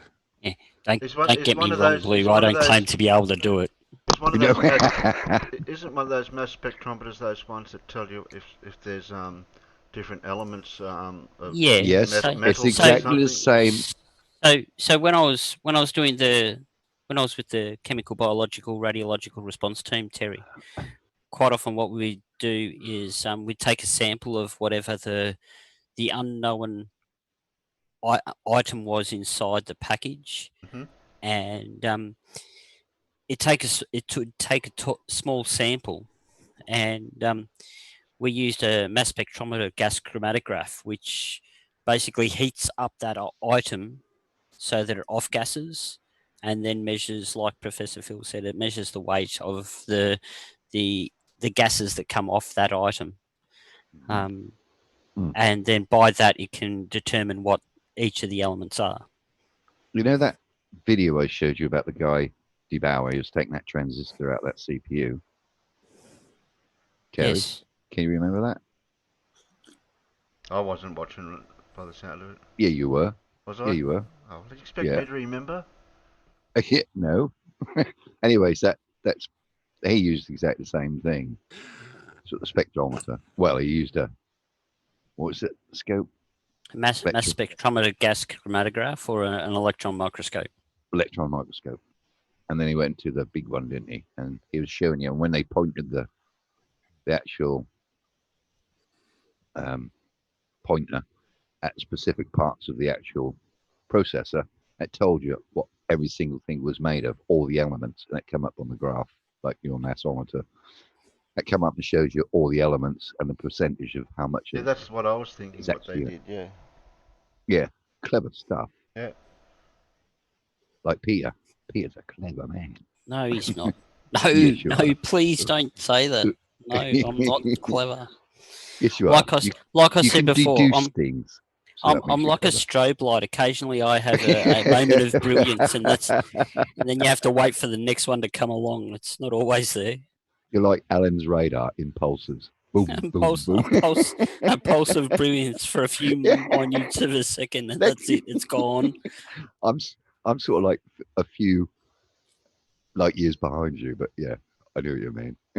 Well, if he's got any questions for Professor Phil, he's still in the chat, Carl. Carl said, "Is that all?" He's us an exam. Yeah, Professor Phil said there's going to be an exam after. I like it though. He comes in and does these whiteboard stuff. That's cool. if you got a visual representation of something, someone like him explain that, makes a lot more sense, doesn't it? Rather than just figures and Yeah, I'm more and practical when it comes to learning for certain things.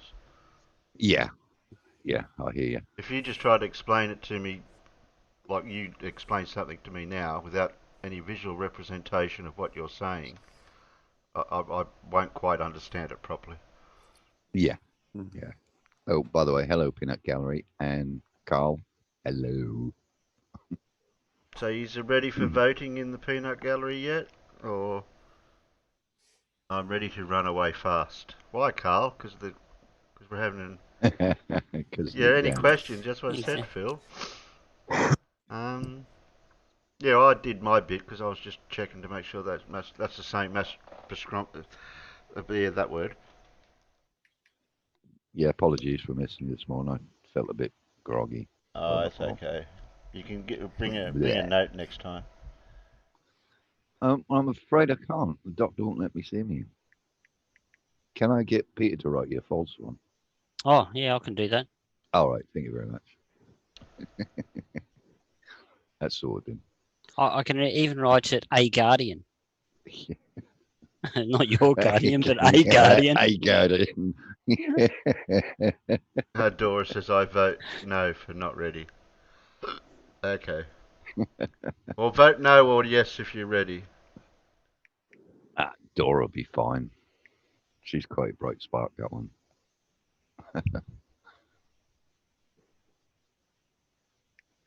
Who's that a vote? Oh, it appears I'm ready. I better put Phil's.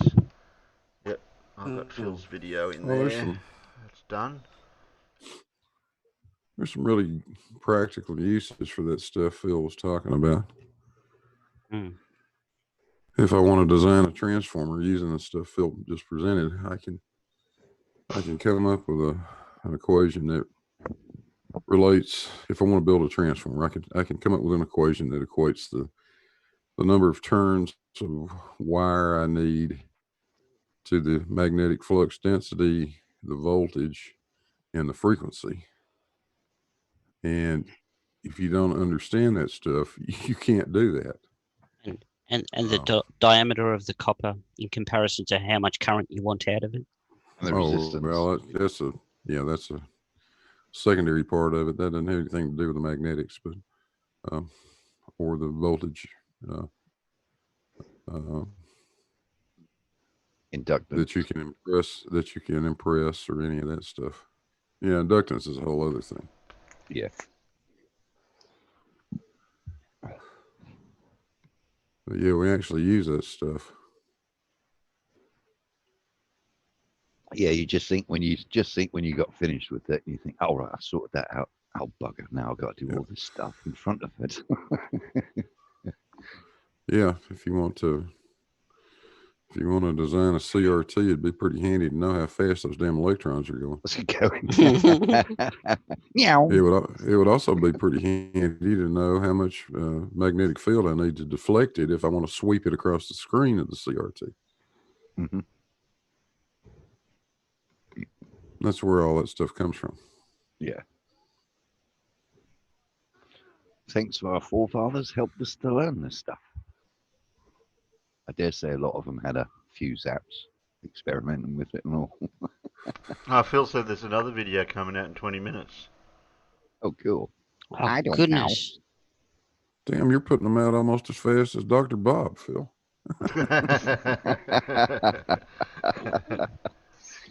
You see, I know what it is.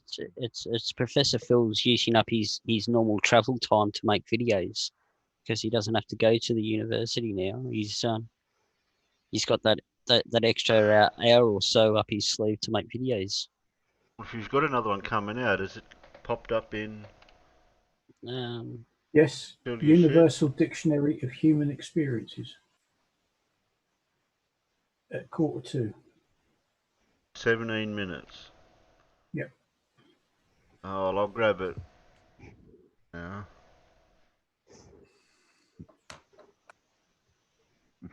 Hey, I won't put it in. I won't put it in the vote because we won't have time.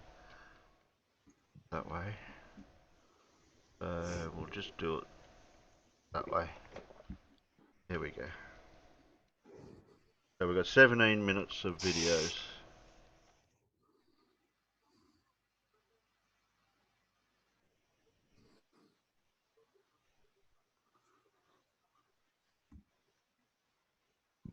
Do you not do Dr. Becky's Steal the Moon?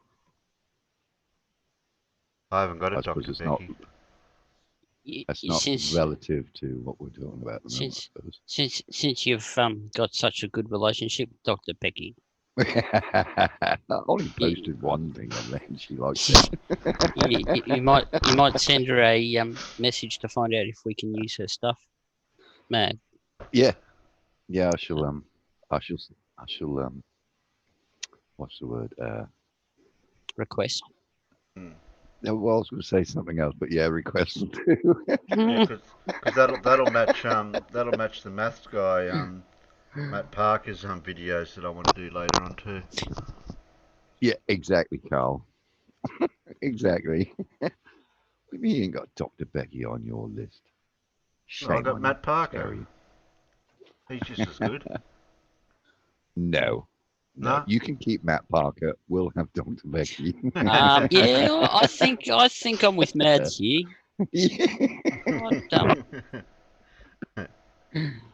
What's it about, Phil? Fladdies are not going to like this one he's going to play. Yeah, I want to. Good. I hope they don't. Well, but Peter, yeah, I think I will have to. I do think I'll have to do something for my friend old Yellowstain. Try to straighten him out on gravity. So what happened to the voting, if you need guys? to change, come on, don't stall. You're going to if waste you need this to 15 change what I wrote or something like that, Blue, feel free to. And I'll give you an audio clip as well that I may have made for Terry not too long ago that you may want to use as well. You mean the one I played a minute ago? Yeah. The one that kind of may or may not sound a bit like where is it? I've got it here ready. Well, you know what? So do I. You mean this one? That one? Yeah, Arthur. That one? Yeah, I do need that that. one. Yeah, I think absolutely. Yeah. I'll set you up with that right now, Blue. Just give me a moment. Yes, Arthur. She's rather infectious, isn't she? Not falling for it, Dora says. What do you mean not falling for it? I can't. I got to come up with a new nickname for old Sloppy. Okay. He can be the urinating wombat or the. Hey, or I'll call him old Yellowstain, maybe. Yellowstain. Don't dish the wombat. Don't insult wombats. Yeah. Okay. Well, we'll let him be. We'll let him be Yellowfeet. I think Chief Yellowfeet. I don't know why. You know what? What? Somebody forgot to put something. What? That's a measurement of. Where did I done something He infuriates me when he goes to that horse shit of his. I made a mistake. Misquoting Newton. Oh, Newton yeah. never said don't attribute gravity to me. Newton said don't ascribe innate gravity. Don't tell people that I say it's just something built into mass. I don't know. Don't do that because that's not what I'm saying. That's what Newton said. Newton basically shrugged his shoulders and said, "Shit, I don't know why this is what it does." Einstein came along and said, "Well, hell, I know why it does that. It's because it bends space-time." But nobody, to this day, we're still scratching our heads saying, "Yeah, but why does it bend space-time?" Yeah. Yeah. You got a pretty good idea, but you know it's. What is the measurement of power? J/S. Is that joules? Joules, yes. Yep. Joules per second. Watts. What? What? What? That's a watt. What? What? What? What? What? What? Watt? What? Which watt is what? Isn't that an intelligent duck? Was that what an intelligent duck says, isn't it? What? What? What? What? What? Yeah. What? What? What? This is supposed to be voting out there now, because I did put now. There you go, Blue. It's in Discord for you. In DM. Oh, Discord. Looking. Oh. It might take a little bit. It's only a minute long, so. My new avatar looks better next to yours now, Pete. The Duke of Roll. Oh dear. I can see why Rich hasn't took off in his plane. It's even got the flush at the end, Blue. Yeah, right at the end, yeah. He noticed Rich hasn't took off because of the view above him. Is the nose folded up? Is it? Yeah. Navigation's gone haywire. Duke roll. The Duke of roll. That's good. That. Incredible. Those the accuracy of those nose cones on the planes. If they ever damage, they can actually stop the signal coming in correctly. So they have to be super careful when they install them. I didn't know this. I was watching some binge watching on the airport series.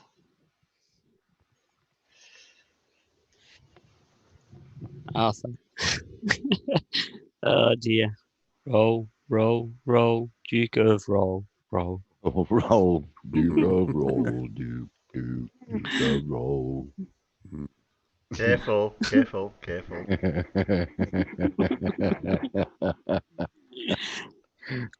one more bar and I would have got done. It's all right. I'm not that good a singer. I'm sure you wouldn't have got picked up by the bot, Terry. What the hell was that?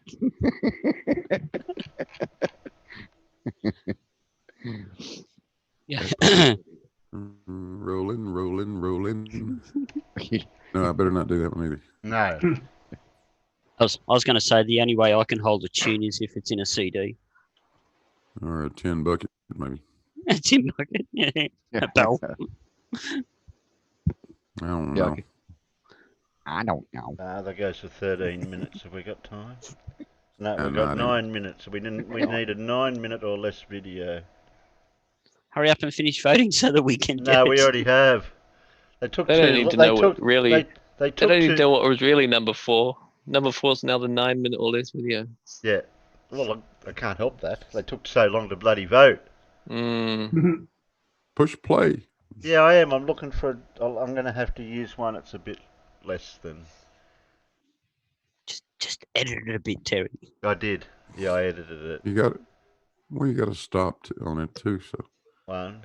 That's 1. 2. Okay, we'll move 2 up to 4. So that's 1, 2, 3. Oh, that's 4. Look at that one. We'll pick that one. I was going to have Lord roll, but that one's less than we already a few have God minutes. here, so we can't do that. So we've got time for this one. We mate Wally. Play 125 speed. I found out today that Wally has been on someone else's panel. Oh no. Before me. Oh, you're not special anymore then. No, I'm not special anymore now. No. We love you. Yeah, we love you. We got Blue and Professor Phil. Yeah, back in the days when we started, we were overrun in what seemed like a losing position. Often 10 ballers versus me, being very, very quiet. And if any conversation got going that even hinted at being a win for a flat earther, then obviously more globers would pile in and just kick the flat earther out. Now that can't happen. It's very quiet around here now. Obviously, the flat earthers massively outweigh the globe heads. G'day everybody, WheresWally here. Well, poor Nathan's having a bit of a cry because no one comes to his channel to tell him he's wrong anymore. Yeah, I'm sure Nathan's asking us to all go to his video, that's this one, Flat Earth Debate 1140 Live. Link is in the description below as always. And go and press like and dislike for him. One or the other. Oh, look, I'm positive that is what he wants from us. So I'm hoping that we can give Nathan a good idea of just how right or wrong he actually is. Seems like he wants to know. I mean, just look at the comments, Nathan. They're all over the place. They're all saying that, Nathan, you're a... Whistle dick. Well, I wasn't going to say that, but hey, why not? So, and even in the live chat down the side, heaps of people are pointing out just how wrong you are, Nathan. Brenda, certainly been kicking Effie butt all over the place, yours included. I just don't know what to say. But you'd think if it was a done deal, obviously observably a globe, they'd just be here smashing us all day long every day. Nathan, please tell all the Flat Earth channels that are winning, as you put it, to stop blocking globies and to stop hiding behind false claims of trolling and basically take down the walls of their coward's castle. Then we'll see exactly what everybody really thinks. Because, you know, after all, you do the same thing with your mute button. I just don't know what to say. And the way that you drop everybody else's volumes and ramp up your own and only allow yourself to speak. Really not cricket at all, mate. I just don't know what to say. They're saying, well, it's a straw man to assert that the Earth is a sphere with a radius of 3959. Wrong. Look, you guys are straw manning this thing. Well, whatever it is you're doing, you're certainly swapping geometric and apparent horizons, and then you use the apparent horizon to debunk the geometric horizon. Look, we all see what's up your magician's sleeve, and you guys really don't like it a lot that we can see straight through you. But the point, well, back to Mr. Sensible, I've heard a different version of that, where they say that Q is the straw man. Now we have someone who's actually smarter than Nathan talking. Yeah, I know, that is a very large cohort though, isn't it? I just don't know what to say. Well, just so many curve examples really. How about these? Lake Pontchartrain, Earth shadow in a lunar eclipse, and Himawari 8 with bonus moon caught in the overscan. Excellent. Starman, that went for 5 hours. And from the moon looking back at the Earth we see an eclipse. And then we have an undistorted black swan. And these two epic ships, look at that. So anyway, I think we might throw a little modus tollens at this. P, the Earth is flat. Q, then the horizon must also be flat and straight. Oh, this image from Rory though, not Q. Certainly not Q for that one. Therefore, not P. Oh, that's gotta hurt.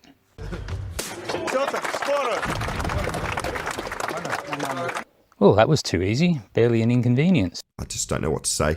Oh, and I saw this comment by Nathan. He does seem to have too much on his plate, dear fellow. I asked him a question about Rory's incredible side-to-side curvature, and he gives me an answer about rockets. So I don't know what's up with Nathan, but he's not on the ball. Obviously. I just don't know what to say. Oh, and just one final thought. These flat earthers, Nathan Oakley included, they are just a little bit like, how would you say, running around and round in circles. And as for that ball, they really just don't get it, do they? I just don't know what to say. So it seems Nathan Oakley is getting a little bit desperate. Perhaps his t-shirt sales are starting to slump just a little bit. I mean, he's got 11,000 subs and he can only manage 400, 500, 600 views. Not that great, Nathan. Perhaps you better try doing some globe science after all. I just don't know what to say. The day the flat earth died. Bye bye, now there's no more that guy. Took on WheresWally, then he ran off to cry. He tried to prove flat earth, but got a poke in the eye. Sobbing, I watched the flat earth die. I watched the flat earth just die.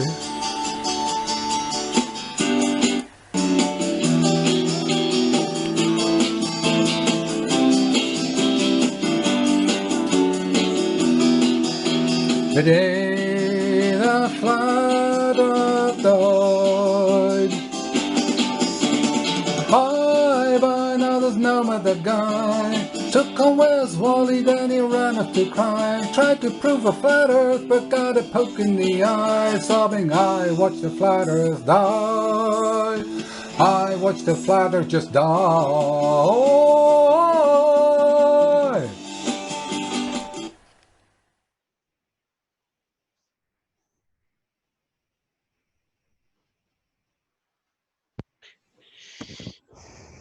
So just really quickly, at the moment, we're looking at that video, and it's got 1,096 views. It's got 61 thumbs ups and 169 thumbs downs, with 213 comments that most of them are making the absolute living buggery out of Nathan. Which video is this you're talking about?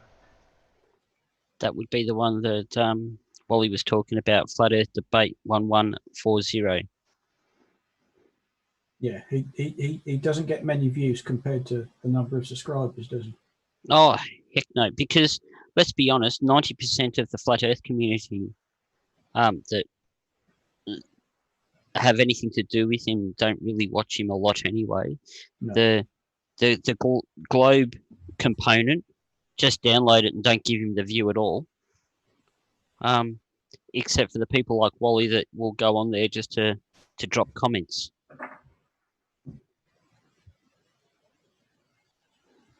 Yeah, I don't go anywhere near that channel. It's toxic. Quite agree with you, Farmer. It's pointless anyway. It's just the same. It's just the same old nonsense going round and round and round and round. Has he changed his story in the last 4 years or something? Still got the same script, hadn't he? Well, he's used the same script for so long. He's memorised it. And he's got it down pat. That's why he can just reel these whole chunks of script out, because he repeats it so many times. Yep. Chunks of crap. About to start, Terry. Yeah. Yep. Captain, take us. I ain't found. Hanging my washing out. Well, that was quick. Warp drive. Whoosh.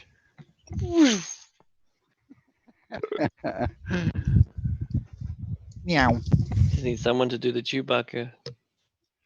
Oh, fix the warp drive. Casual's not here. What? No, Casual does the best. He does the best impression. He really does. Oh, sweet.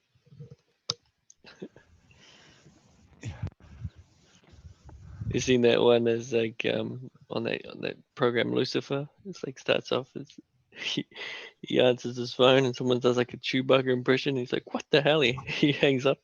Then he finds this thing on the wall that says Chewbacca impressions. Call this number, rip off the tag. You know? Oh, it's so funny. I always laugh at it. You gotta watch the clip of it. It's so funny. Oh, bloody hell. That was a bit generous on the noise side of things. Yeah, I was trying to adjust the volume. Are you trying to get our attention, Terry? Now, why would I do that?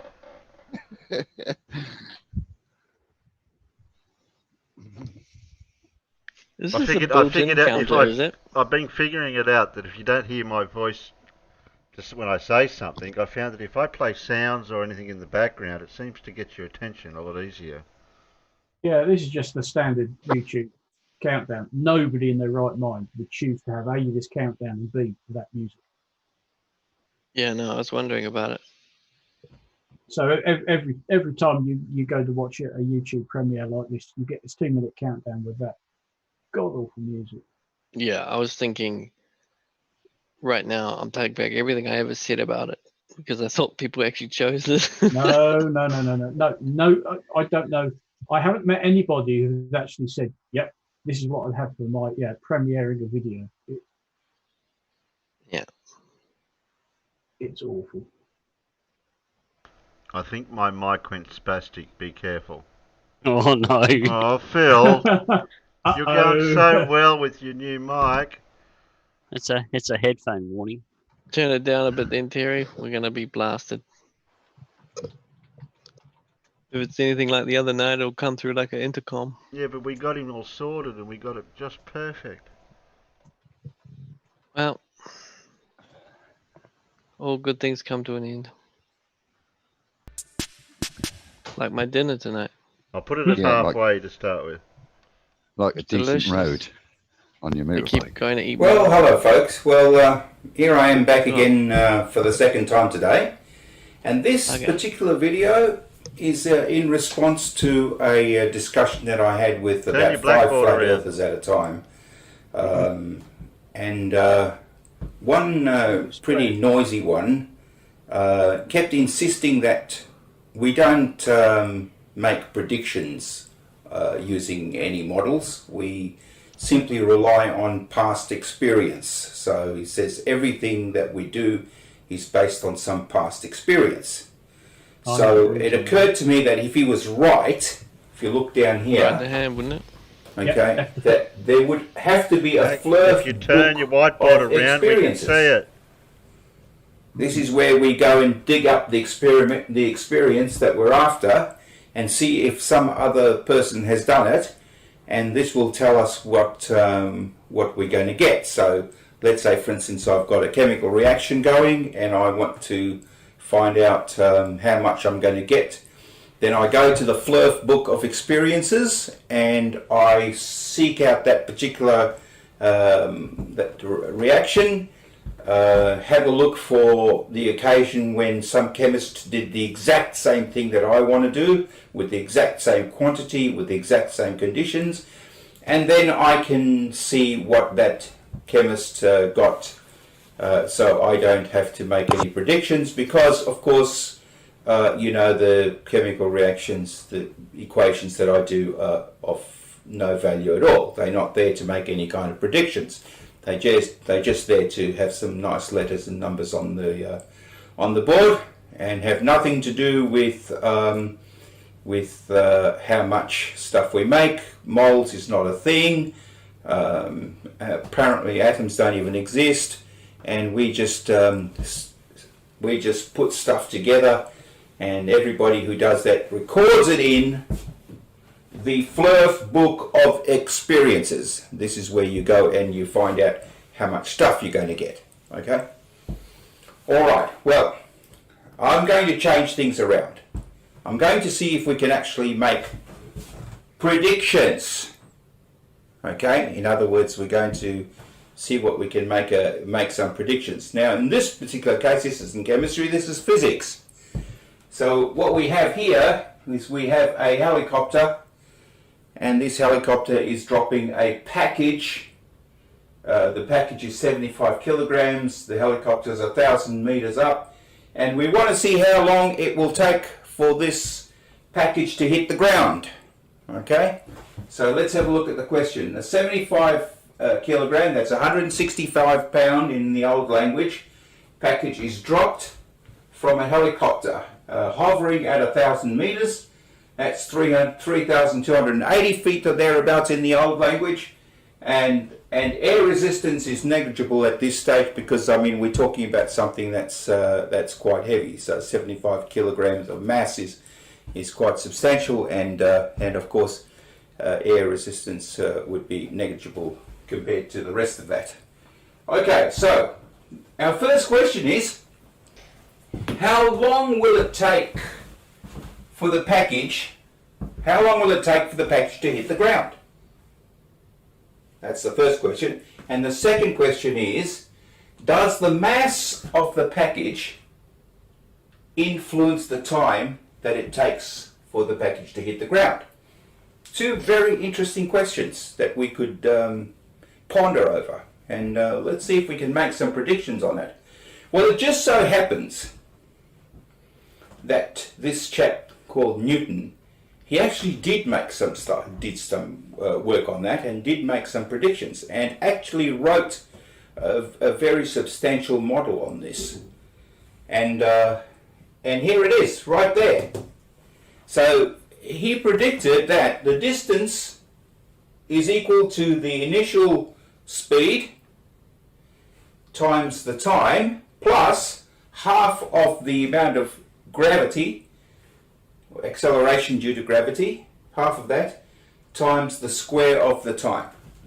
Okay, so this is the formula that's made, that he derived to work this out, to be able to work out this time. And what have we got here? So we got S is the displacement. Okay, that's this displacement from there to there, from where the helicopter dropped it to the floor. That's that's S, and that's the 1,000 meters. And then U is the initial velocity. In other words, what was it doing at the time that it was dropped? And obviously, if it was in the helicopter hovering, helicopter wasn't going this way or that way, then you just dropped it, so it went straight to the ground. Okay, so you would say that it was at rest. Okay, I mean, relative to the helicopter, it was at rest, and relative to the ground, it's at rest. Okay, so then is drop the package, which is a 75 kilogram package. This is no small feat. You know, an actual flurfer would weigh that much. Okay, 75 kilograms. All right, so dropped it down and negligible air resistance. Okay, we've got T is time. That's in seconds. G, acceleration due to gravity. Acceleration due to gravity. Oh my God! Look at that word. Actually, I've highlighted it a bit just so you would look at it again. Yes, acceleration due to gravity, 9.8 meters per second squared. And how do we know that? Because thousands and thousands of things have been dropped. And guess what? They all accelerate to the ground at the same rate, 9.8 meters per second squared. I don't even think flurfers disagree with that. So, we put gravity in there. That's acceleration due to gravity. Gravity! Okay, 1,000 equals 0t times half, 9.8 times t squared. So we plug in the figures, and we find that t is the square root of 1,000, which is this, 1,000 over 4.9. And what is it? 14.3 seconds. So if that thing's up there, it's got a 75 kilogram package, and you drop it, 14.3 seconds before it hits the ground. So if you are somebody up there and you fell out of the helicopter, you've basically got a little bit of time to think about what's going to happen. Okay, 14.3 seconds of it. Okay, all right, so really that's it. What about this next thing? Does the mass of the package influence the time that it takes for the package to hit the ground? Well, I would say that even the least thinking flurfer around would realize that this formula over here does not have any mass attached to it. You notice that 75 kilogram? I didn't use it. There's no mass attached to that, to this formula. So why would it make a difference? If that was 750, I still wouldn't be using it in this formula, would I? So therefore, it doesn't matter, does it? You know why it doesn't matter? It doesn't matter because everything falls to the ground at this rate. And if you like, this shows you that everything falls to the ground at this rate, because if this does make that prediction, using this, and at no time over here are we using the 75 kilograms, it shows that it doesn't matter about the mass. Everything will fall at the same rate.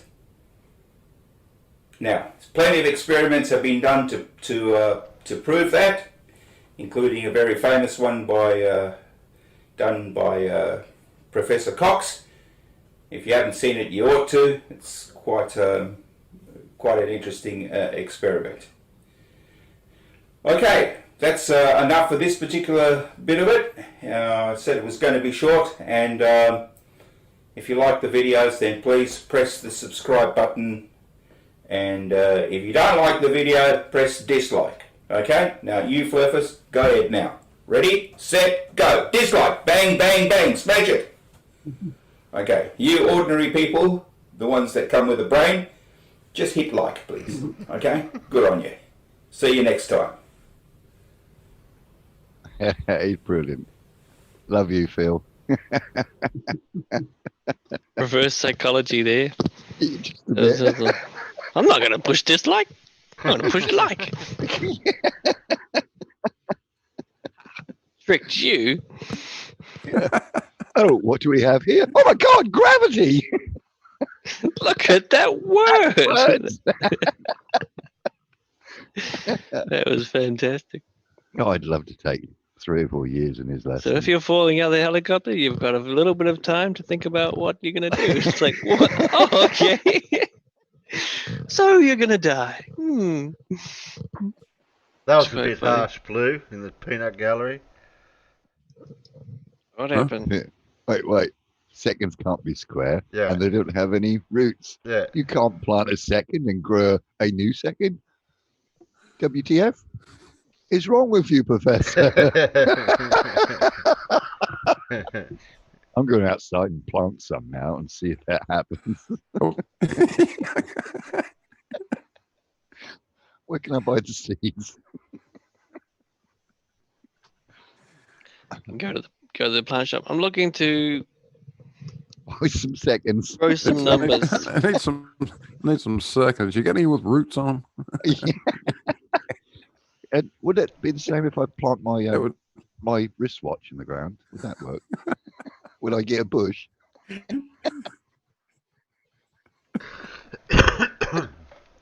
you grow them long enough, you get hours, I think.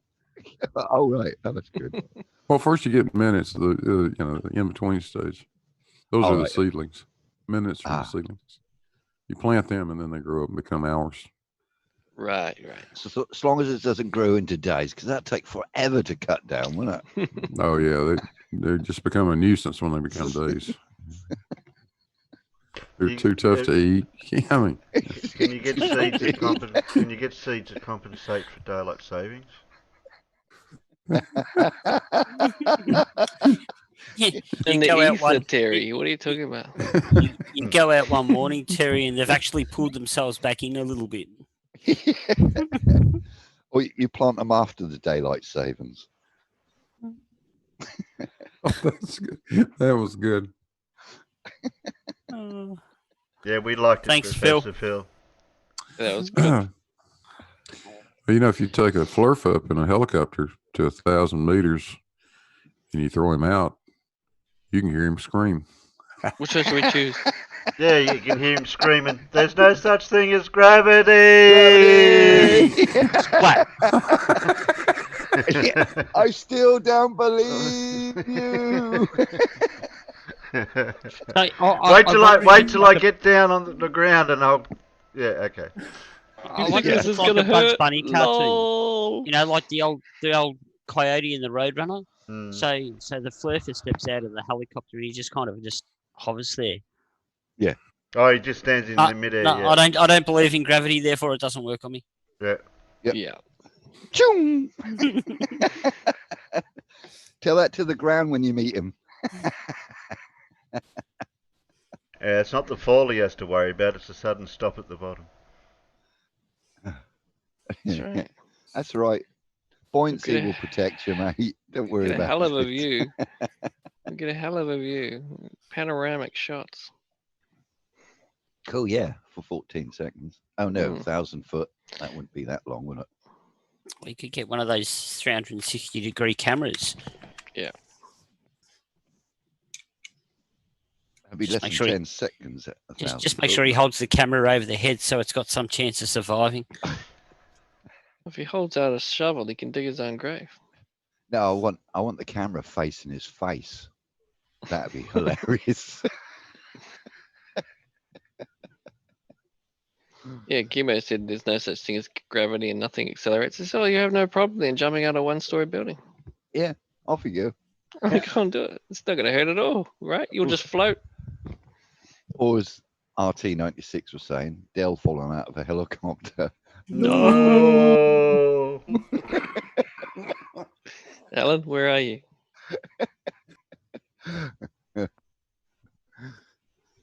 He'd probably fall in the shed anyways. Oh, you got to say his name 3 times like Candyman. Candyman. It's the Candyman. Ow. Oh, dear. All right, turn up on Oakley's doorstep, says, hello, it's the Candyman. Someone else who said a feather doesn't fall at 9.8 meters squared I said about repeating the experiment in a vacuum chamber, and they said, we don't live in a vacuum.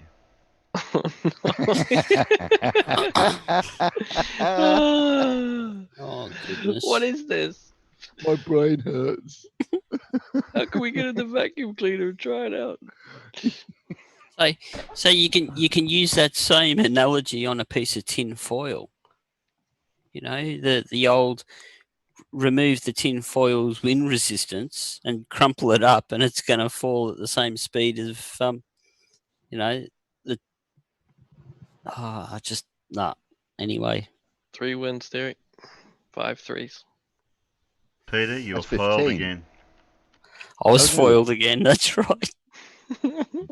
That's 15. Yes, Professor, we knew it was right the hand.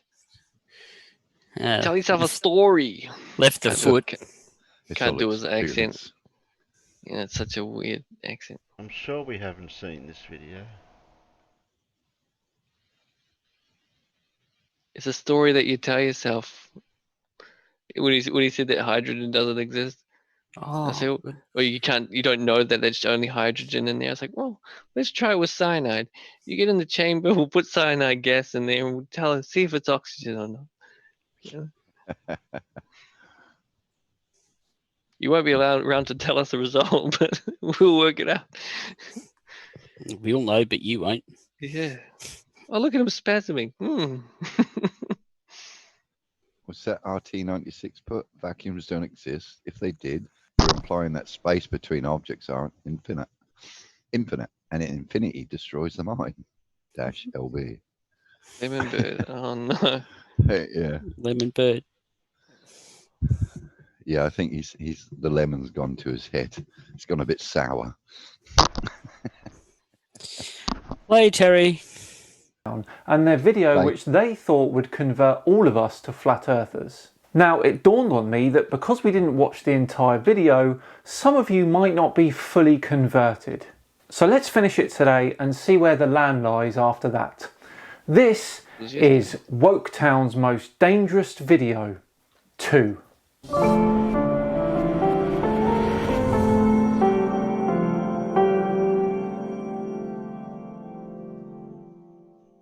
Haven't we watched this? Hello all and welcome along to another episode of Flat Earth Friday. You think we've watched this? Yesterday, Yeah, this is the third time you've asked, Terry. Is this video got a special meaning to you, perhaps? No, I just went up to shield the videos and I thought I hadn't seen this one. I think the number 3 already was watched Blue's this. video, Terry. You're confusing me. See, you chose Simon number 2 when you went to choose Blue.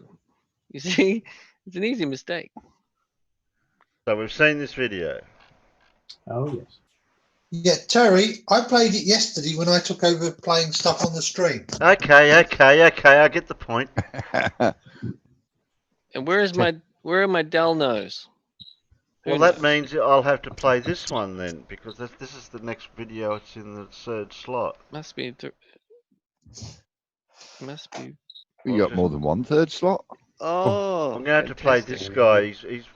He's pretty well not known, so if anyone doesn't know who he is, subscribe to his channel because he probably needs the subs.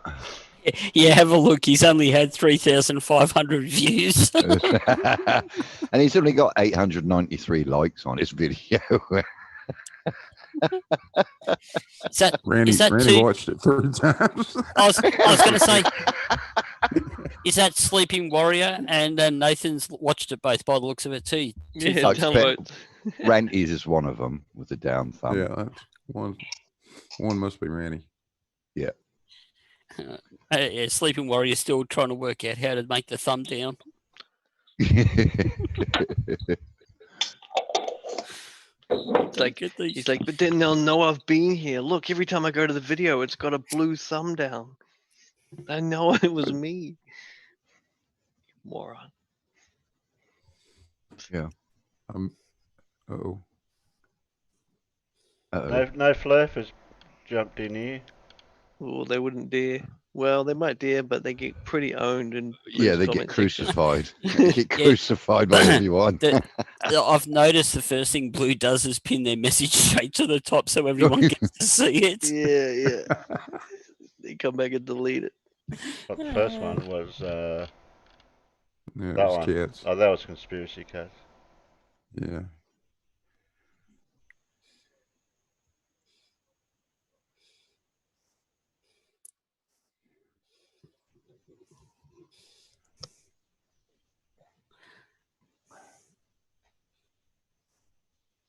Enough suspense, Terry.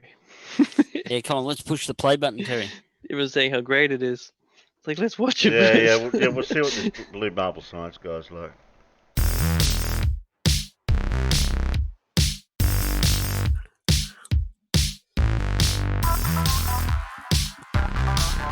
You know what? I never see that sign floating out in space.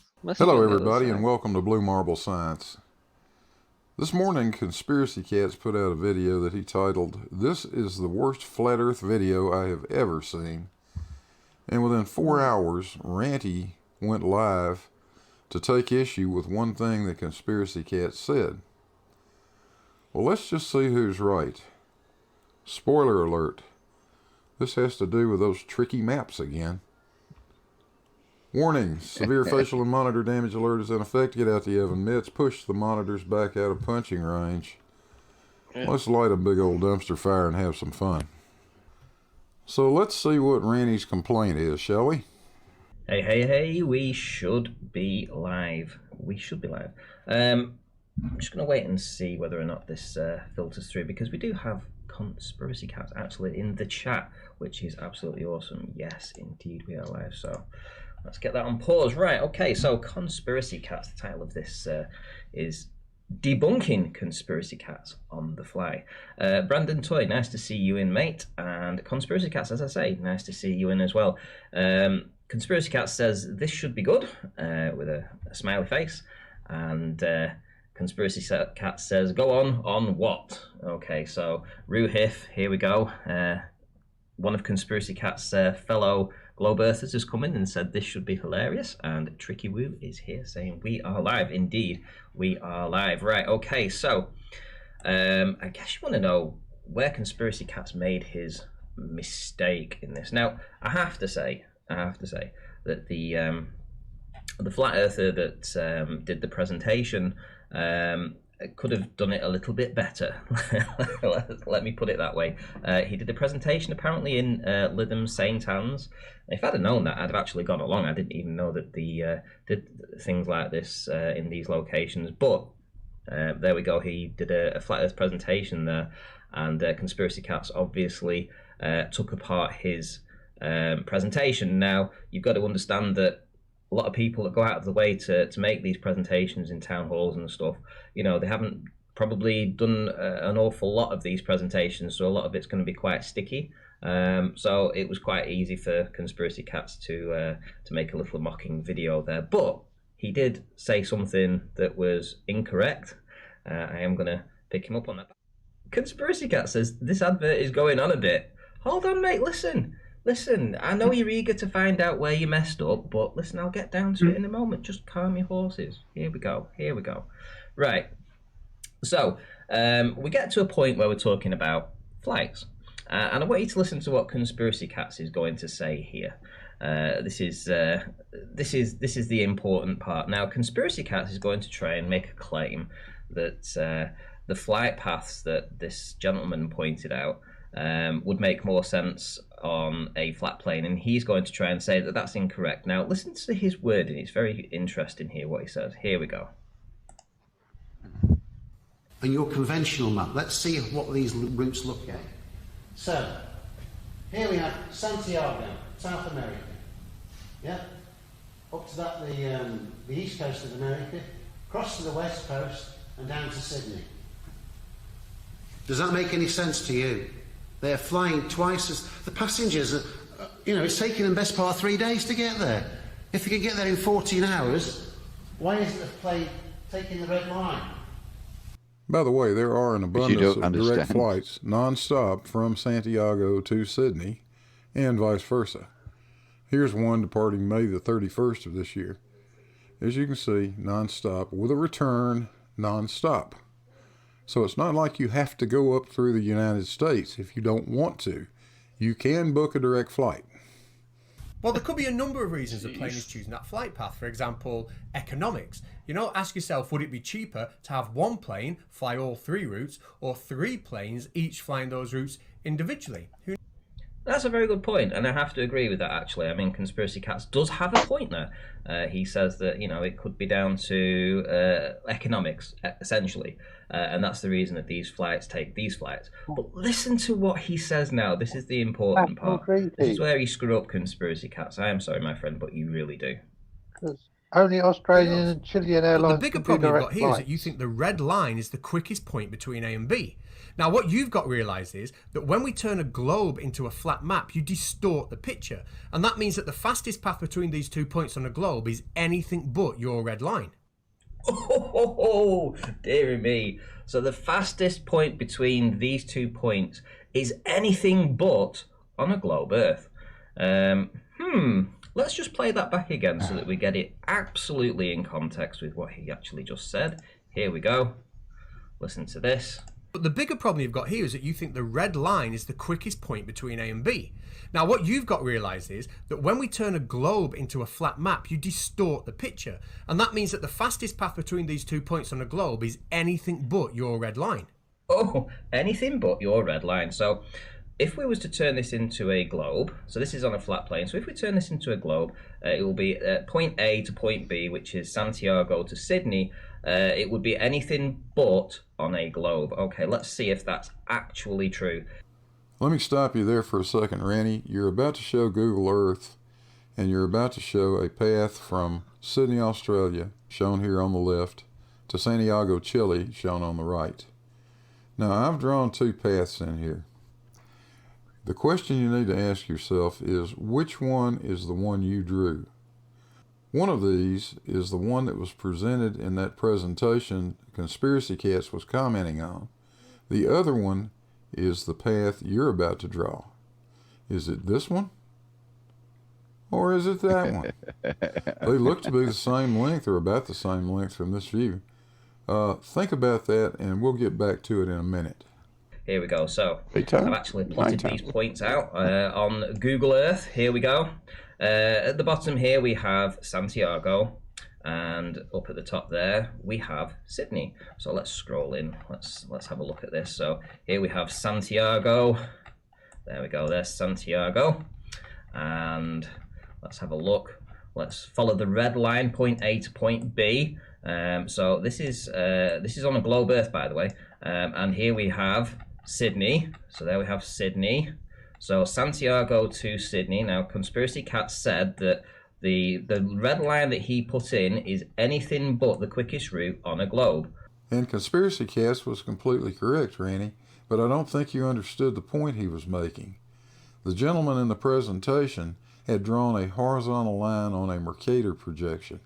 That means it was absolutely parallel with lines of latitude. That would be like this upper red line that I've drawn here. That's actually a path that I put in. The great circle is the one you drew. It's this one down here. Let's see if we can simulate what the guy had shown in his presentation, and it was something that looked more or less like that. Now that may look like the shortest distance, but in fact, the great circle is much shorter. We'll get to that in a minute. Well, what do we have here? Did Ranty draw from Sydney or from Wollongong to Santiago? Here we have Santiago, and here we have Sydney. Now, I can't see a quicker route. I really can't. You'd have to zoom in to see if he did Wollongong or he did Sydney. I mean, essentially, if you look at it from this angle, we are going around the globe, and we're going over the surface of the globe, so we're not actually being able to go through the globe in the land. But essentially, that is the quickest route, Conspiracy Catz. The quickest route on your map, on your globe Earth, from point A to point B, is indeed the same route that he's just pointed out. Oh yeah, no, there's something else, Ranty. Did you happen to notice that this red line on the Mercator map is north of New Zealand but this red line on the globe is south of New Zealand. Don't worry, I'll explain that to you in a minute. Now then, if we also put in the routes that he talked about, which is to the east coast and the west coast of America on your globe, this is the route that we would be taking. Here we go. So we go from Santiago down here. Here we go from Santiago. We fly up to the east coast and then to the west coast of America, and then we fly all the way back over here to, what do you know, Sydney in Australia. Okay, so there we go. So this is on your globe map. This is on your globe ball. Now, I'm just going to listen to what you said again, just so that the audience gets this absolutely spot on. And I'm not misrepresenting you in any way, shape, or form. Here we go. Listen to what you say. But the bigger problem you've got here is that you think the red line is the quickest point between A and B. Now, what you've got to realise is that when we turn a globe into a flat map, you distort the picture. And that means that the fastest path between these 2 points on a globe is anything... The fastest 2 points on a globe... is anything but your red line. Is anything but your red line. Well, let's listen again. Listen to this again. A flat map, you distort the picture. And that means that the fastest path between these 2 points... That the fastest point between these 2 points... on a globe is anything but your red line. Is anything but your red line. Well, conspiracy cats. And I can see that you have your friends in the chat trying to back you up, saying that I've got this wrong. And old Blue was one of those out in the chat. I said Catz is 100% correct. You just don't understand that the path on a flat map would curve south. You can't look at it on Google Earth like you're doing. Plot those latitudes and longitudes on a flat map. Boy, Ranty, I think you should have listened. Absolutely not. Your words are absolutely crystal clear. You're saying that on your globe Earth, that the points between Santiago and Sydney, it's anything but the quickest route from point A to point B, and that this is wrong. So I'm sorry, but you screwed up, mate. You screwed up. The guy that did the presentation has it absolutely correct. He plots his route on your globe, and it is twice as far. I mean, we can go down to the distance here an if you echo like. chamber. We've got He was so a path and a keen line to measure. So rush and get it done, he is didn't even see the the distance problem. between point A and point B on your globe. So if we go to the measurements, we have 7,065 miles. That's the distance from Santiago to Sydney. So that's okay on that. And then when we put the path in to actually find out the route that he was talking about, and we go to the measurements, it's 13,695 miles. But that's not the point Conspiracy Catz was making, Ranty. It's obviously much further to fly from South America to North America and then back to Australia. That's not the point. The point is a straight line drawn on a Mercator projection is not the shortest distance unless you happen to be on the equator. Let's take a look at this. Here's Santiago. Here's a line, and you can see the segments, a path that I have put in following a line of latitude all the way to Sydney. That's the line that was drawn by the guy in the presentation.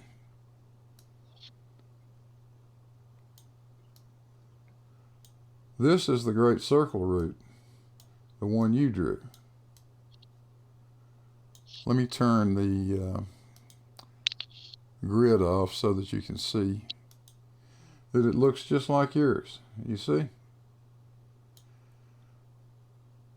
That is, in fact, the shortest distance. And this appears to be much longer. But if you draw it on the Mercator projection, that looks like the shortest distance, and this looks like it's much longer. So I'll tell you what, let's see which one is which. Here's the Great Circle. It has a distance of 7,024 miles. You and I picked a couple of different points, but it's only a few miles different. Let's look at the other one, the line that was drawn on that Mercator projection. It has a distance of 7,925 miles. It is much longer going this direction than it is going the circle route. Now that's the point that Conspiracy Catz was making. You're just wrong about it, Ranty. Sorry. Okay, so he was right, you were wrong. Your point, your entire point, this point that you're going on about on your debunking of this fellow has absolutely no point being in your video. Everything from 11 minutes 35 on has no point being in your video. You got it wrong. Man up. Accept it. Nope. Catz was right. I told you you should have listened. Now say you're sorry. Hey, thanks for watching. Don't forget to push those little buttons down there. Push all of them, especially the little bell. That'll give you notifications next time I put out a video. There's a link to the Patreon. And with that, hey Gladys, let's get out of here.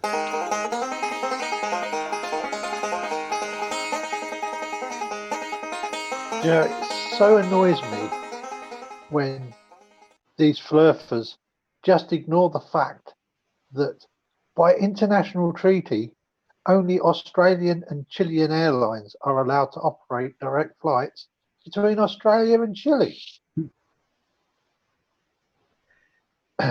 So pretty much any other airline has got to go via another country. If it's a US airline, it has to go via the US. So Santiago, Atlanta, Los Angeles, Sydney is the only way you're going to do it if you've got a flight on a US airline. Yeah. Hear ye, hear ye. Let it be known. Ranty is wrong again. Proves the globe. What a surprise. Ranty, grow some and admit you're wrong. I can't do that. I don't know. That was so funny. They like their echo chamber, don't they? They really do. Yeah. But you can hear how happy he was thinking he had a win over Catz, you know. And he hasn't. And He's he's just made got himself look really stupid because he can't read This a is map. your line, except, and then Blue's like, except it goes above New Zealand. Uh-oh. Oh, shit. Oh, no. You know, like, oh. And he just doubled I down remember on watching the Ranty stream the other day on here. Peter put it up for Terry, and we debunked it live. Because I remember getting out Google Earth and showing exactly what Blue showed on Google Earth there. And the server says, I said to Blue the other day in our Discord server that we'd done it live, and I said it's horrible that two independent people can come out with the same conclusion when they're working off the same model, but for some reason the flatties always get it wrong. I don't get that. Oh. What this observation proves is that New Zealand exists, clearly. Well, that's the only thing that's accurate in the on Ranty's side. I know. The thing is, though, that I know in British schools, you do not learn about. You're not taught that. And then, I mean, maybe if you did O-level or equivalent geography, you might discover that. But even then, geography seems to be far more about countries and stuff rather than that, rather than map, rather than the actual layout and construction of the object upon which we live. The thing is, it's dead easy to find the shortest route by using a piece of string. Only And if you've got a globe. Yeah, if you got a globe, which most of fluffers happen to have a globe. You put a string on it, you can soon find your shortest route. Yeah, it's just hilarious that they can't understand round things. Well, I often believe that they have absolutely no concept of being able to think in three-dimensional space. No, they don't. They can't. No.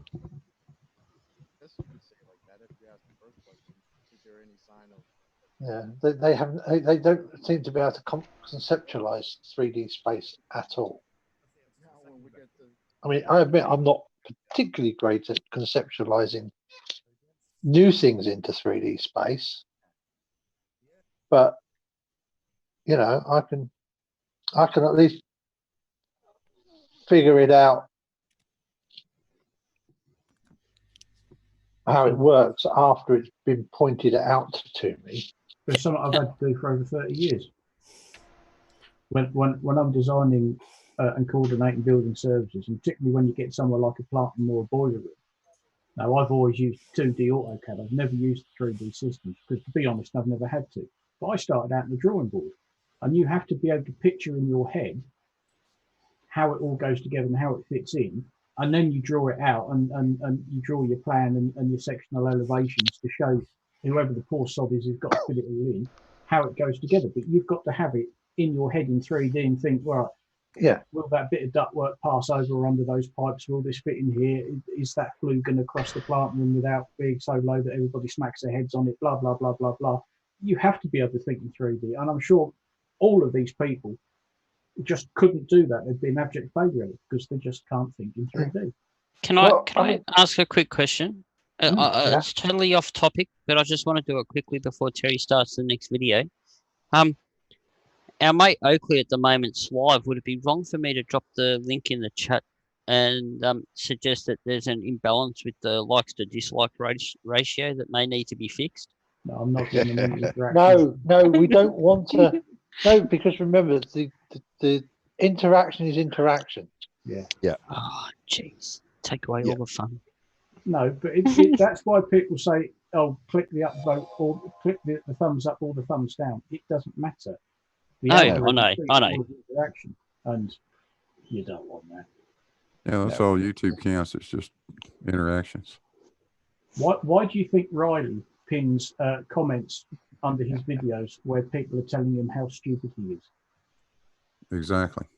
He pins it and he puts a little heart up and all the rest of it because it's interaction and it all counts to his advantage. Yep. Comments, thumbs ups, thumbs downs, all that stuff counts. And if he's reacting or he's acknowledging or something, that's interaction, and that boosts his figure. Yeah. He's not that stupid. He knows what he's doing. Yeah. Well, you're quite right, because if you, not that I'm telling you to go there, but if you go down underneath his description, you know, the very first link he throws in there is his Patreon. Yeah. Followed quickly by his channel membership. Down a little bit further, he's got his FE Flat Earth merchandise, you know, and then PayPal link, Bitcoin link, Litecoin link, Ethereum, or whatever it is, Ripple, and it just keeps going. It just keeps going. How many ways can I get money from everyone? I'll give them everything, and that way I'm guaranteed to get something. Let everyone buy them Bitcoins because it's crashed. I can send them a pen and a piece of paper. Well, there's something warm that I'd like to send him in the mail, but it probably wouldn't be warm by the time I got there. No, it wouldn't. No, he's stone cold anyway, so it still smells bad. It still smells the same, though. Can you imagine his face when he opened the box? I believe that would be on the list of items that you're not allowed to put in the mail. Oh, I'll put it in a plastic bag then. And if you do so in the United Kingdom, it ends up in Belfast. which is really naughty because Royal Mail started sending certain items to Belfast, and when people complained, they went, "Well, you can't have it back because this item's illegal in Belfast. Although it's legal in the rest of the UK, the item is illegal in Belfast. It's illegal to possess in Belfast, so it's going to be seized and destroyed by the police." Nice one, Royal Mail. Yeah. Oh, yeah. And this was an item that many people believed Royal Mail were required to deliver under their thanks to an Ofcom ruling.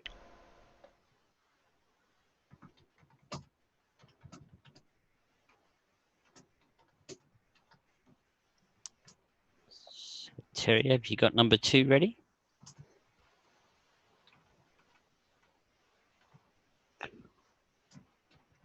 Press play, please. Michigan, this is Bob the Science Guy. You know, I had so much fun last week with the lunar... Where's this guy from again? I keep forgetting. Mongolia. Is it Northern Australia? South Africa? No, I think he's in Russia. Oh, you think he's in Russia? Okay. With lunar that eclipse, tash, yeah, I decided to go ahead and do the solar eclipse today, and we'll have a couple of more episodes after this one. Let's cue up the music and learn about solar eclipses.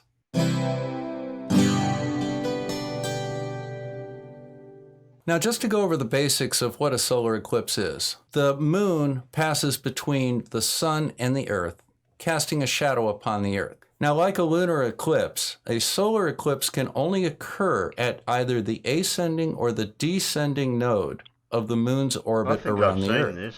And those are the areas where the moon's orbit intersects and passes through the ecliptic plane of the Earth's orbit around the sun. Now, for example, in this area, the moon's orbit is above the ecliptic plane. As it comes down and passes through the ecliptic plane, that's called the descending node. And down on the other side, there is an ascending node as the moon's orbit comes up through the ecliptic plane. Now, for a solar eclipse to occur, the moon has got to be at the node between the Earth and the sun. So in other words, the sun would have to be up here. This is the exact opposite of a lunar eclipse, where the moon has to be down at the other node with the Earth between it and the sun.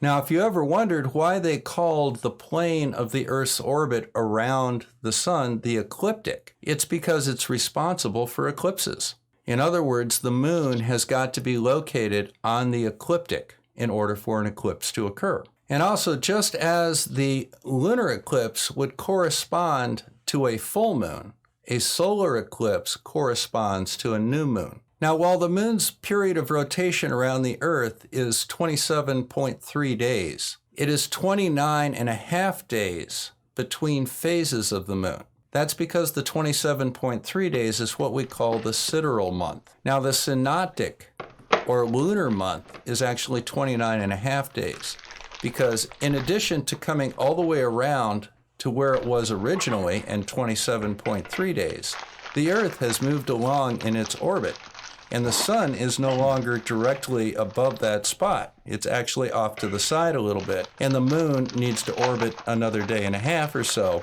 to line up with the sun. That's why new moon to new moon is every 29.5 days. This is very analogous to the difference between solar noon, where the sun is directly overhead, versus the rotational speed and period of the Earth. The rotational period of the Earth is 23 hours, 56 minutes, and 4 seconds. The difference between that and the noon to noon time is that the Earth needs to rotate a little bit more to line up with the sun, so the sun is directly overhead.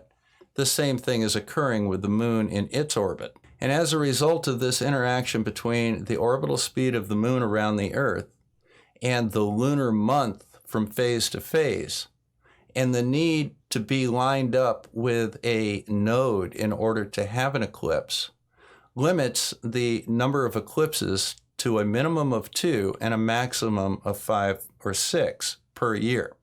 That's when everything just lines up perfectly. In other words, on Earth somewhere, there will be a minimum of 2 solar eclipses and a maximum of 5. As a result, there are 2 eclipse seasons per year. One as we go through the ascending node in January, and the other as we go through the descending node around July. That accounts for the 2 required solar eclipses per year. The reason there may be up to 5 depends on how closely the moon lines up with that node and for how long. It can take a little time to go from the beginning of the node through the node and exit the node on the other end, and we may be able to get another eclipse or 2 out of that. Now, unlike a lunar eclipse, which is present from anywhere on Earth at night, the solar eclipse, at least the totality of the solar eclipse, is restricted to a very small area. This is, again, not to scale.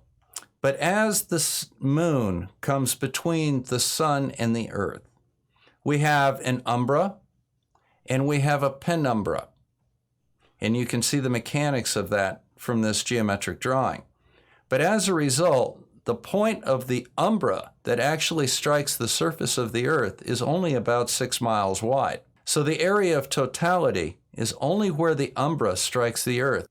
The penumbra on either side is a partial eclipse.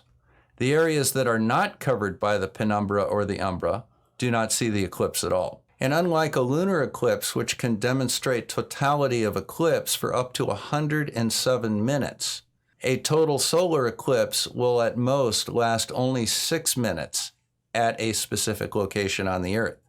But that path does trace a path across continents. Now, like a lunar eclipse, there are several different types of solar eclipses. For example, even though this is a series of a single solar eclipse, there are several examples that we can draw on. These solar disks here are only partially obstructed by the moon. This would be an example of a partial solar eclipse. In a partial solar eclipse, you don't have center-on-center alignment between the sun and the moon. The moon passes a little to the side of the center of the sun, and as a result, the sun is incompletely covered. Now, in the center here, we have an example of a total solar eclipse, where the entire sun is covered by the moon. Now, while this is an example of a total solar eclipse, it is a special category of total solar eclipse called an annular eclipse. Now, the reason that an annular eclipse occurs is due to the eccentric orbit of the moon. The moon's orbit has a perigee when the moon is closest to the Earth, and an apogee, which is when the moon is farthest away from the Earth. At the mean distance for the orbit of the moon is approximately 31 arc seconds in angular size, which is pretty much identical to what the sun is. But as the moon moves further away from the Earth, its angular size decreases a little bit. And as a result, you see the moon in the center of the sun, and then you see a rim of sun around it. With perigee, it would be as if the moon was a little bit larger because its angular size is a little larger as it's closer, and it will cover up the entire disk of the sun. Now let's talk about a couple of specific types of solar eclipses. With a partial solar eclipse, until approximately 90% of the sun is covered by the moon, you're not going to really notice an appreciable reduction in the light levels on Earth. When you get up to about 99% coverage, it will darken to the point of approximately twilight. When you have a complete solar eclipse, it does visibly darken, and in fact, it actually cools a little bit on the surface of the Earth because of the lack of sunlight coming in. Now, there's one other type of a special solar eclipse, which is exceedingly rare, but does happen. It has to do with the moon being in the sweet spot to just barely cover the disk of the sun at the middle portion of the path of totality. On either side of that, the slightly different distance between the surface of the Earth and the moon results in an annular eclipse. and that's called a hybrid eclipse. That's because it's a hybrid between a total solar eclipse and an annular solar eclipse at the beginning and the end of the path. Now, simply for completeness, the moon is not the only object that can cause a solar eclipse. If you are elsewhere in space, other bodies can cause a solar eclipse as well. For example, in 2006, the probe Cassini recorded a solar eclipse caused by Saturn moving between the Sun and the probe. Now, in addition to the eccentricities of the lunar orbit, the Earth also has an apogee and a perigee in its orbit around the Sun. The Earth is farthest from the Sun in July, and as a result, the relative angular size of the Sun is the smallest in July, and that tends towards total solar eclipses. The Earth is closest to the Sun in January, and the angular size of the Sun will be a little bit larger, and that tends towards annular solar eclipses. Now, there are two interesting phenomena that can be seen during a total solar eclipse. The first is what's called Bailey's beads, and these are these little pockets of light that are seen on the rim of the moon as it passes in front of the Sun. This is sunlight passing through valleys between mountains on the surface of the moon. The second is called the signet or the diamond ring effect, where you see the Sun starting to come out from behind the moon with a corona looking like the remainder of the ring. You can also see some Bailey's beads located in these areas, especially right there. Now, the last thing that I want to address is the path of the solar eclipse. This was the August 2017 solar eclipse, and I watched it from Carbondale, Illinois, right here. Now, in April of 2024, there's going to be another solar eclipse, which surprisingly will cross right here in Carbondale, Illinois. If the aliens show up, that's where they're going to come, and that's where I'm going to be watching the eclipse from in 2024. So maybe I'll get to meet ET. Now, one thing that has confused a lot of people is, how is it that this path of totality moves from the west to the east if the Earth is rotating from the west to the east?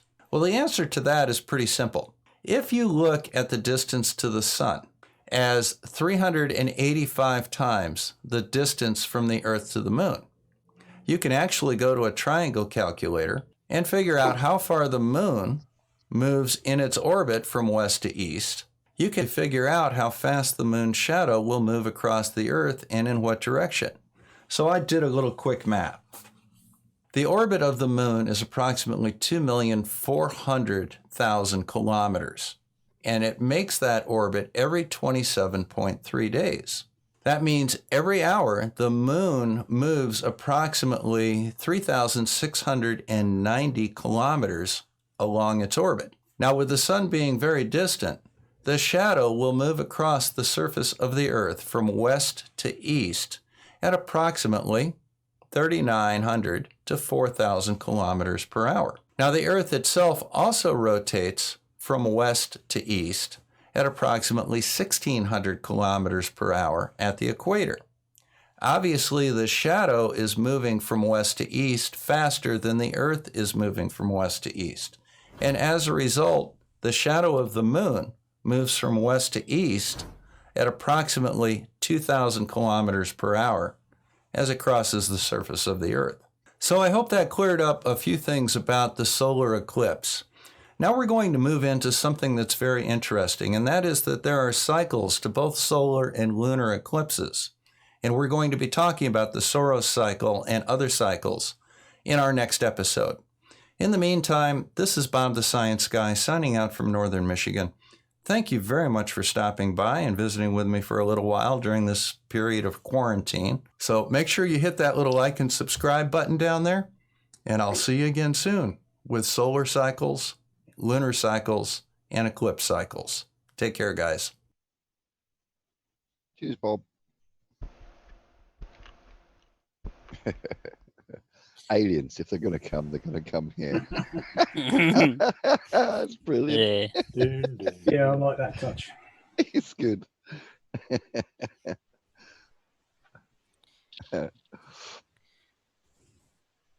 I thought the aliens were going to come to the big monolith thing in Arizona or wherever out west. Oh, Area 51. No, the other place from. Well, you're talking about the big plateau.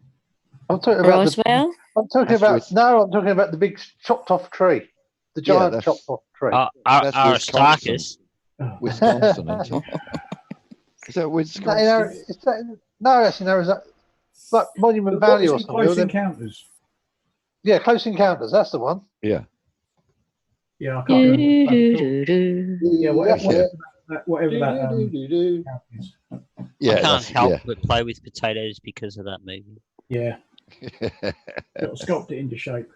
Yeah, I've got to. I just can't help myself.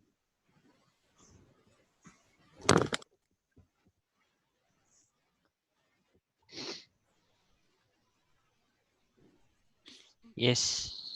That went right over the Flurf's heads completely. Yeah, but wait a minute. I'm still learning. Yeah, but the difference is, Terry, you're prepared to learn and listen. Yeah, they just go, They need pictures they can color on and stuff like that. Yeah. Last time we did that, Blue, they started eating the crayons, though. Yeah, I was going to say that's the problem. They're crown munchers. They don't colour with the crowns; they just eat them. Yeah. Bob made one minor boo-boo in there. That width of totality can be 100 miles. The last one that occurred here in the U.S., the Umber was about 70 miles wide. 70, I think he said something like 6 miles or something, but no, it can be quite wide, actually. I travelled down to very nearly the most. I travelled down to very nearly the most southerly point in England for the total eclipse that we had in August 1999, and it would have been great if it hadn't got cloudy about half an hour before, or about an hour before totality. You should have stayed in Norfolk, Suffolk, because that's quite good here. Well, no. It got really dark. Yeah. But the really funny thing was, we were stood outside. We were stood like on the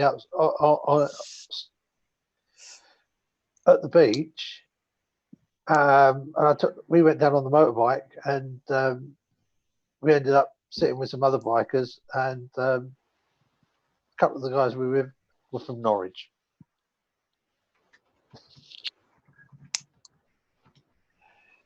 As luck would have it, in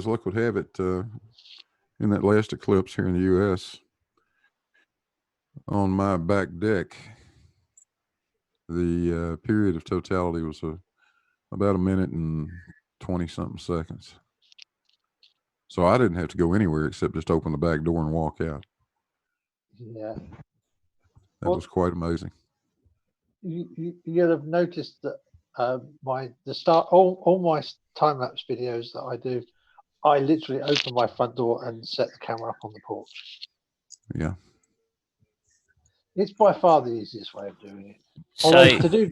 Although to do Venus today, I'm going to take some pictures of Venus tonight because apparently it's very bright. But apparently to do that, I'm going to have to move about 5 meters up the garden path so that I can see just north of west instead of looking northeast. So for those people that are interested, the easiest place to find out where the next lot of eclipses, be it solar or lunar, are, one of the easiest ones is the old Farmer's Almanac. It goes through and tells you each of the dates and where they'll be. I'll post a link in the side chat. It's just a quick, easy guide, unless you want to go to one of the other sites like NASA and stuff like that. And no, Carl, he didn't say. He did say Dick. He's not I Kiwi. did. He's not Yes, Kiwi. Carl. Yes, Carl, I said Dick, but just for you, all I had to do was open my back door and go out on me dick. Okay, how's that? Did you wash your dick? I That's did the wash thing. my dick. Oh, that's all right. And I'll wash that thing as long as I want to. My dick, after all.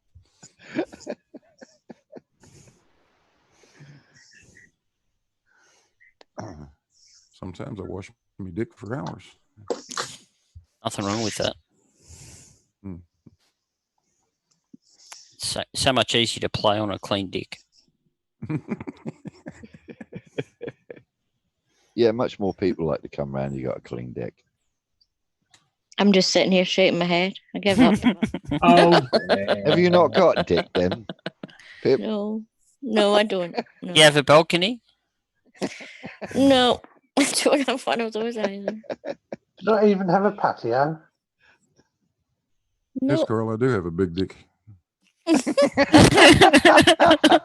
I have a big garden, and I'm a lady. You can turn that into a big deck. Yeah. What you need a big deck for when she's got a big lady garden? Yeah, just go ask your husband if you can have a big dick. Is there roses in your garden, Pip? Yes.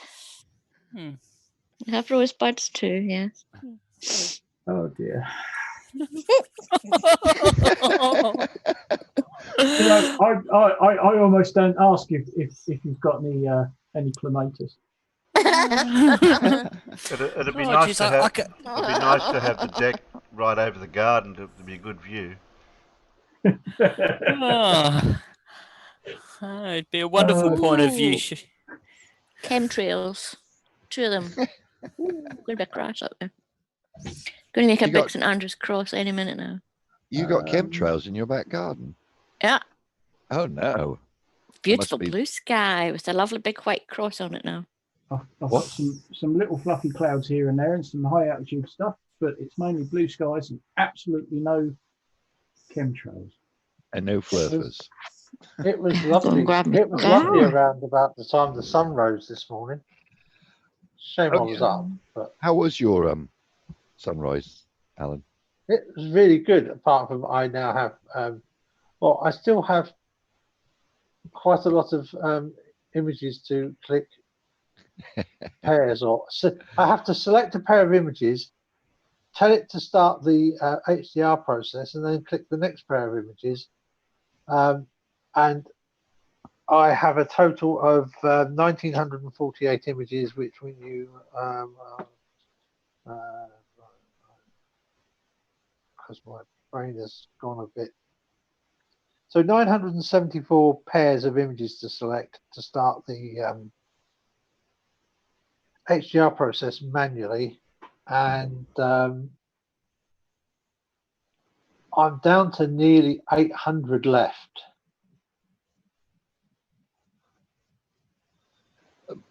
Not many to go then. No. I'm about to select, because I'm having to do it backwards. I'm about to select pair 1609 and 1610.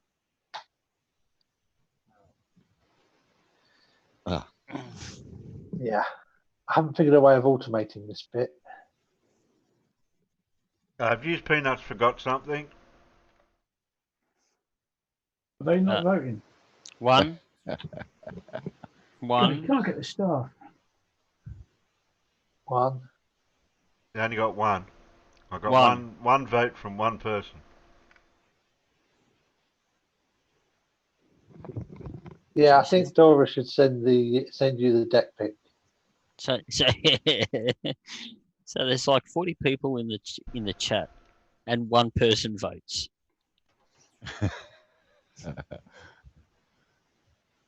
Oh look, you only got 25. Who hasn't liked? They're being very lazy today, Terry. You should tick them off. Yep. 2, 2, 2, 2. There you go. Ding, ding, ding, ding, ding.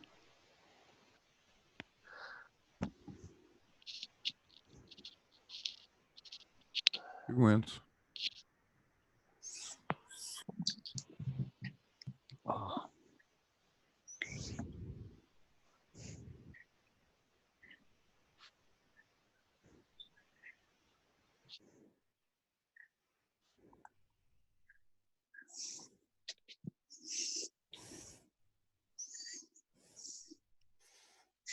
John Rapp said it'll be naughty, not lazy.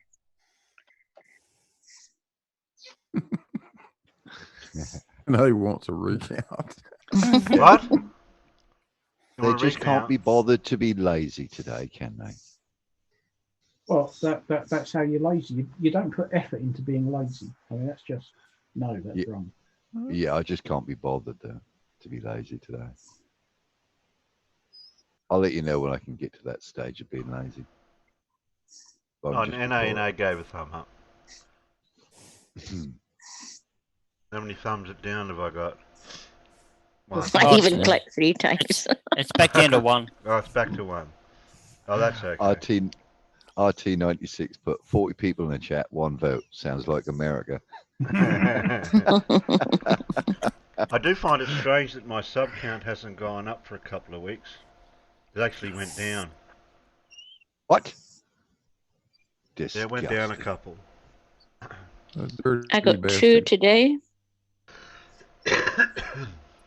Cool. 177 now. So there's an interesting fact there, Blue. There's two lunar eclipses coming up this year. One in June the 5th, and one in July the 5th. Where? Well, the one on June the 5th. Yeah. Covers Africa, Europe, and Australia. Oh, cool. And then the one on July the 5th. Yeah. Covers the rest of the world that misses it on the first one. That's nice of it. Yeah, that's very nice of it. So everyone gets a lunar. Carl, I don't know. It's equal opportunity eclipses. That's good. Yeah. It was. That's I pretty bet cool. that'll be cloudy here, and that'll be beautiful sunshine in your side.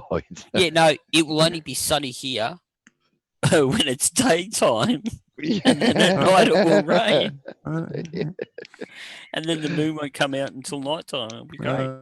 That's strange, that. Those Democrats would finally do something useful. Oh, jeez. How the Fluffer's going to explain the eclipse then? Isn't there an eclipse every month? Yeah, but only over the water. Only if your name's Riley. Actually, I can show you where the next 10 solar eclipses are. I'll give you a link to time and date, Terry. And you can actually bring it up yourself after Mr. Sensible if you want. I'll just drop it in the Discord where I've normally been dropping them. Oh, here's a word. Here's something I learned watching Mr. Anton. Do you know where the word disaster come from and what it means? No. I can't remember if it was the Chinese or the Middle East, but that comes from old ancient times when they used to study comets and asteroids, or flying through the universe. And they used to call them disasters because when it's interpreted, the word disaster means bad star, which meant something bad was going to happen. They always do them because they come from the gods, didn't they, back then? All these comets and that's supposed to wreak havoc when one appears. But that's where the word come from, disaster. It means bad star. Good day, isn't it? I thought it came from a lady butcher backing into a meat slicing machine. Oh dear.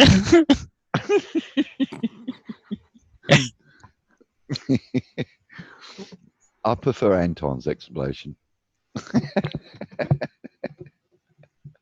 Less messy. Unless, of course, the asteroid hits the Earth. That's I think you press play, Terry. Yeah. Where's that play button? Yeah, you could play her. I'm going to say something else. The Mag Ugly Truth. And there's just as much crap on there as there is on his other channels.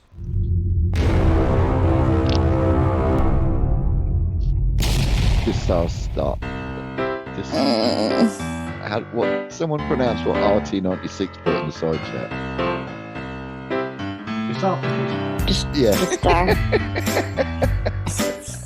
So I did a previous video about Mag Truth on the Run with his theory that fast food delivery companies were actually making the food from the scrapings of the bottom of dumpsters. Today, we're going to have a look at him tackle NASA and the New Horizons mission to Pluto. I'm sure that Mag is highly qualified and we'll get some very deep insights as to the validity of NASA and their mission to Pluto. I'm looking forward to this, Mag. I think that you had better get on with it. Roll VT. Now, it's not too hard to figure it out that NASA been tricking the people. Cool. We look forward to hearing how. Now, back in the days, they told you about Pluto. They tell you about the planets and then name Pluto. I could remember when I go to school, they basically tell you about well in a Pluto. sec, Scott. And is that the sum total of your education, Mag? They just told you about Pluto? Yes, I presume it was RT96. You have to wait Pluto for the the delay. duck. Then after that, they say it's no longer there. Not really, Cupcake. Pluto is still there.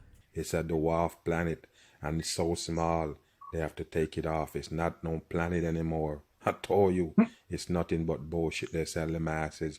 Oh, they're selling this to the masses. What do you mean, like my wonderful patrons? Massive thanks to all my patrons, including new patrons Brian A. Reed, Mr. Bozohead, Sven Arngrimson, Thomas B, Andy Woods, Glenn Chapman, Dark Saber, Chris Holmes, Crafty Keeler, Now Opinion, William Schofield, and my latest also very much. In 2015, there was a huge excitement in the space community. Look what they use, people. Look what they send to space, so-called all tinfoil looking thing. Why you believe it is not real. Just to clear things up for you, Mag, it's not made of tinfoil, it's covered with a foil. Wow. Because up until then, the best image we had of the Pluto system was this. Yes, this is what they give you right there. It's a fucking light in the sky. Well, technically, Mag, it's not. It's an object that is reflecting light from the sun. And they tell you it's a planet called Pluto. They give it a name. The name of the so-called fallen angels. Not really. It's named after a Roman god. Okay, that's how they do it. People that they actually used to worship when they was living. That's how they do it. 100% satanic. Not really. It's just a lump of ice and rock that was given a name. Just like this is named an elbow, and you are named a twat. Hubble also something up there taking this photograph of the fucking satellite they call Hubble. You better wake your ass up. You see this right here? Computer fucking graphics. They made it up for the dumb people. Interesting. Why would they make it up for you? I don't get it, people. I don't understand. What's wrong with people? Well, if there's one thing I've learnt from your videos, Mag, it's a lack of education and critical thinking. But it's so small and distant, the best it could see was just a few blobs of color variation. But you just was talking about shit that's 4 billion miles away and you can see it. Yes, we can see it with telescopes. And the Hubble Space Telescope was put up there so we could get a better view of things. Hence this view. All this changed. That is because after a 9-year journey, the new 9 year right on the money. Oh, not really. It was nearer 9.5 years. He's only giving a rough idea. Horizon Space Probe flew by the dwarf planet, giving us a detail and fidelity of Pluto and its moons like we've never seen before. Yes, Pluto and its moons. Wow, they sell you all these so-called planets and say they got their own moon, have their own sun. What? Most planets in our system do have their own moons, but they don't have their own sun, and no one has ever said that they do. The people is getting dumber and dumber and dumber. I shall bite my tongue. Pluto was the last of the 9. It's all the same sun that we I don't want to smoke any of the gear he's on. Lined up, people. A little secret, Mag. You want some This is ganja. just an illustration. And look at the top left corner. It's not to scale. Watch this right here, people. I'll wake you up 100 times on this. Watch this. I'll wake you up 100 times. Watch this. You have a planet right here, right there, so-called, to the sun, right? Yep, that will be Mercury. Then you have another planet that's bigger. Well, I appreciate your scientific insights. That'll be Venus. Yes, and then you have Earth. That's right. Two planets that Ooh, I don't can have see my moons. house from up here. How come you can never see these planets from Earth blocking the sun? Why not? It's right in front of it. Okay, why these planets don't block the Earth from the sun? Well, my disbelieving little conspirator, they do. And when they do, it's called a transit. Mercury in front of the Here's sun. a picture of Venus. Yeah, it's blocking all the Transiting light sun. because it's so I'm big. coming 93 million miles away. No. You need to wake your ass up. This is bullshit. No, because you don't think he knows understand it's or not believe true. it, doesn't mean it's not true. Thankfully, the new Look at this right here. This is how they fake the dumb masses. I'm not playing. This is how they do it. They sit there in front of their computer monitors and clap and trick the masses that they discover a new planet. I just discovered a new planet. I'm going to call it Bob.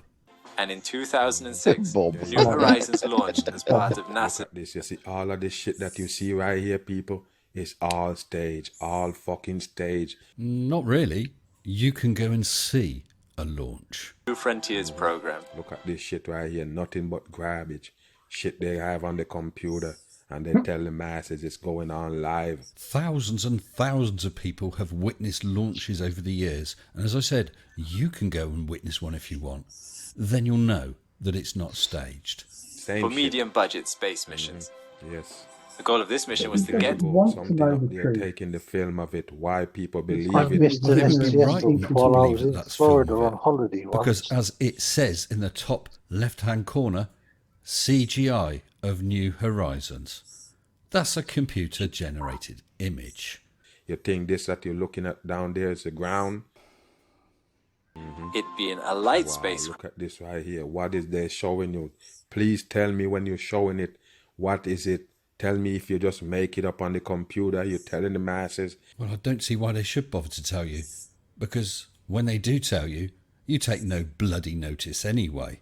And why is the Earth turned sideways?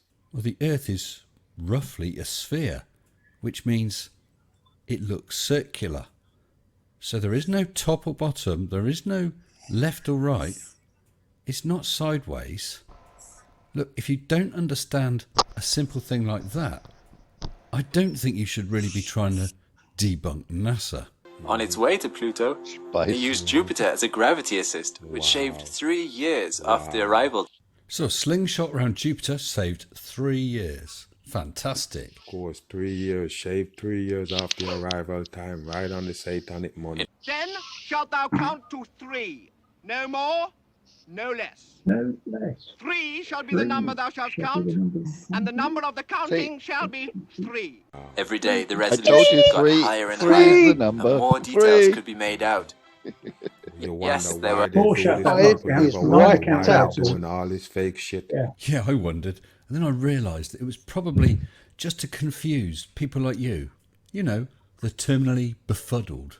Create all this computer graphics like movies and sell it to the masses as real. Well, not really. Read what it says. Simulation of what New Horizons did during its flyby.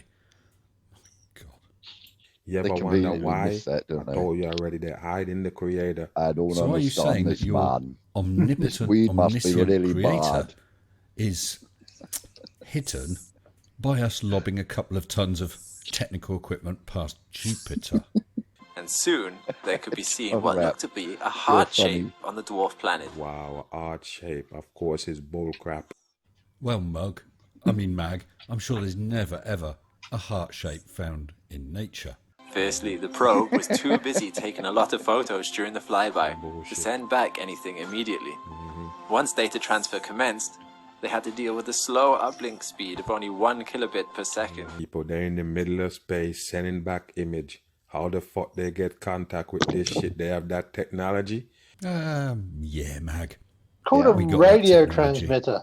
Duh. We've had that technology over 100 years. It's funny how he's using technology to actually we debunk can't this even get technology, isn't it? cell phone The same fucking damn signal a lot technology of place almost. on Earth. Yeah, exactly. I just can't understand how the New Horizon signal was never blocked by mountains and trees and buildings. They're showing you right here and telling you all that dumb shit, and the dumb people just sit there and take it in. This is all they show you. Nothing else. A fucking computer ball. That one isn't a simulation. It is an image. Blah, blah, blah, blah. But the colour's being enhanced. Think of it as a filter. Pluto's biggest moon, Charon. They're always showing this shit right here and call it moon. Yeah. That'll be because it is Pluto's moon. And is also very big in comparison. This means that the barycenter of the two objects, or in other words, their center of mass, is outside of the primary object. Ooh. You said, So you understand about the barycenter, do you? Do you? They actually both orbit around a point in space. All of this shit that they show you people, it could never be real. But that's pretty much what happens with our moon as it orbits blah, blah, blah. us. Yeah. Are you saying that's not real? It don't go closer, it don't go far, it don't slow down, it don't speed up.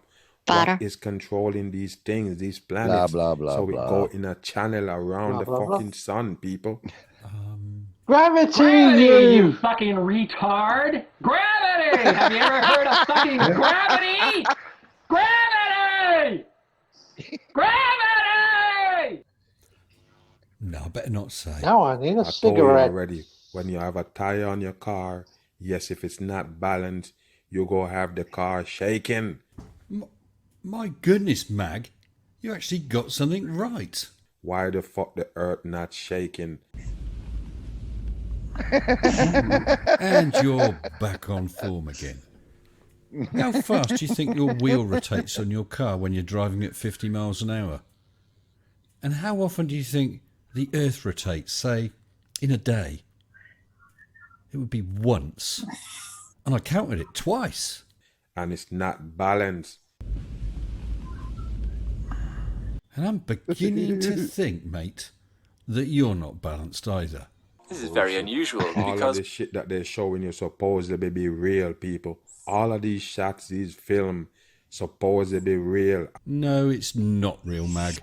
Again, it says simulation. I told you, if you can't create these fake image to pass it off as real on the masses, you can never work at NASA. That's just it. Well, Mag, you might need to brush up your CV a little if you want to work at NASA. I'm telling you, people, we're getting confused and confused if you listen to these people. Yeah, I think I'm getting confused there as well. They're selling the masses all the way around with these balls they call planets all the way in, and then they could tell you Pluto is no longer existed. Pluto, me old mucker, does exist. They never have said that it doesn't exist. They've just reclassified it from a planet to a dwarf planet. Get the fuck out of here. None of these planets that they give you exist, okay? Just light in the sky and you've been tricked. I'm gone. I'm afraid, Mag, the planets do exist. NASA has sent probes. The fact that you don't understand how or why is not my problem. It's yours. Well, I'm sure, Mag, that I'm going to get several of your subscribers coming on and making comments. I wonder if this time they will be attacking me with science, destroying my evidence, explaining how I'm wrong. Or will it be like last time, when they just said that I looked like a dickhead and wondered if I required a transvestigation? Feel free, everyone, to check out Mag's channel, but I don't think you'll find a lot of sense there. Until next time, stay sensible. Shut up. Go on, Globy. Sit down.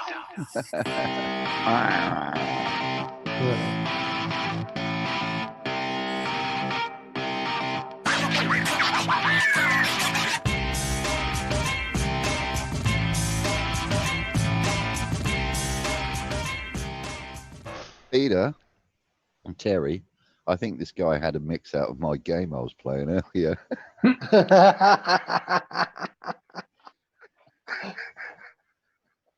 Oh dear. Oh dear. Listen to me, people. You're all mad. And the word simulation at every picture he was looking at. It just conveniently missed that, doesn't he? Emon, King Willie will see you now. Yeah, he needs to change his dealer. He really does. Poor chap. He wants a Ganga. Yeah, I think there's a bit too much baking powder in his mix. I don't think it's the baking powder that was affecting him. Well, it's not done your grey cells any harm, any good, has it? I mean, blimey. It might be the washing powder I mixed with it. Oh dear. It get worse. That's Oh not my the God. question, man. And the question is, will I see it? Not can I see it? Yeah. Yes. Oh my God. This planet don't exist anymore. Yeah, it still exists. They've just, yeah, as he said, it just declassified it. It's, oh my God. So why doesn't Mars and Venus block the sun out? I haven't noticed that yet. Yeah, because they're too Well, far away. Well, actually, Terry, It do. Mars can't. that link that I gave you earlier. So I dropped it in. Where did I drop it? I dropped it in. Oh, in the same place. So I dropped it in the any other vids just to make it easy for you. Oh, that one? Yeah, timeanddate.com. Yeah. So timeanddate.com. If you want to bring that up with that link. Yeah, let's just remember that Mars can't get in front between the Earth and Yeah. Hang on, the Alan. sun. Actually, it can. Now, How? see where it says transit. Can you just click the transit button? There you go. And from those locations, in 55 days, was it 55 days? Oh, you've moved, Terry. Stop. We're at 2052. Can you go back to this year? Thank you. So in those locations on the 13th of November, 2032. 2032. 2032, is it? So in that location on 2032, Mars is going to go in front of the sun again, like it did a few months back. How does Mars get in front of the sun? Not Mars, twice? sorry, Mercury. Mercury's Mars. Mercury will go in front Geez, of if the Mars sun. got in front of the sun, I'd be surprised. Yeah, I'd be really worried. I'd be worried. Yeah, so would I. Have That's you what been I was trying to say. Peter, have you been smoking the same stuff what Mag's been having? It's 20 past midnight and I've had 4 hours sleep. I'm really burning the Hey, candle. Peter, I've got a new stash. Do you want to try it? Oh, please. Will it help me sleep? I've mixed it with lots of stuff this time. It might work, it might not. I don't think I might not be around then. But Terry, if you go to the solar or the lunar orbits as well, Well, that one's only in 12 years. yeah, you can actually see the solar and the lunar orbits. I mean, the solar and the lunar eclipses as well. Where do you want me to go? So up top. Just stop moving where it says solar or lunar. My left or your left? Go to your left. There, that's it. Yep. So that's the predicted areas where the next solar eclipses will happen. Upcoming. We've got none of them. No. Total solar eclipse, no. We've got Spain on holiday or something. I guess we're all going to have to go visit Carl. Dr. Bob. Dr. Bob. Or we could just go to Spain. Or we could go to Carl. Hang on a minute. That's different. That number 6 is different transit to what Bob's was. Yeah, no, that's 14th of October 23. Ah. But 7 is the one Bob was talking about. Yeah, sorry. Yeah. That's in 24. I was thinking that was the earlier one he saw. Yeah, like 20th of April. No, it's when you highlighted it, it came up as 2032. So yeah, it's a different one to what Bob saw. But if you shoot over now to lunar eclipses, so that's the one. Where are you at? Oh, 5th of June. So that's the one in June, and if you just click the right arrow, Terry, and then that's the one in July. So they're almost. So we get both of them. Yeah. So England gets both. So Right. there's Brilliant. There's a good chance you'll get one of them.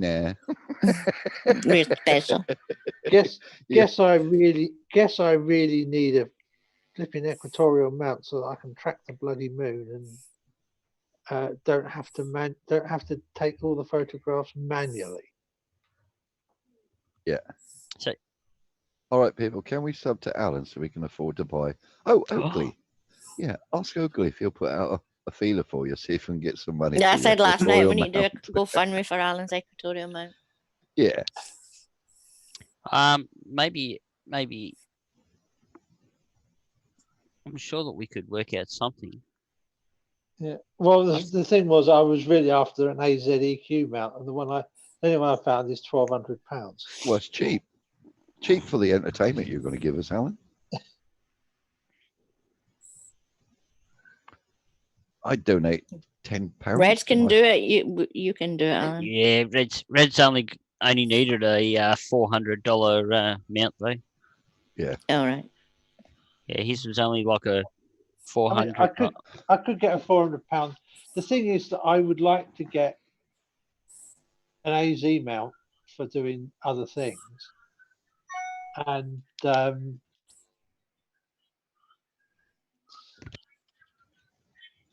it's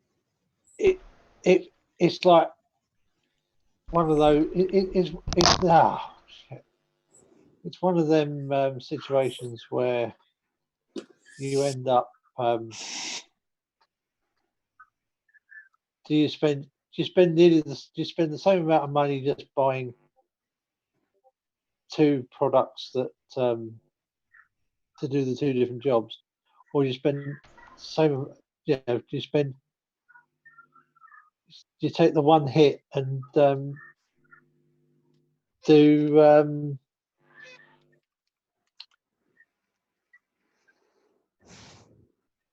the product that will be better for both and does both.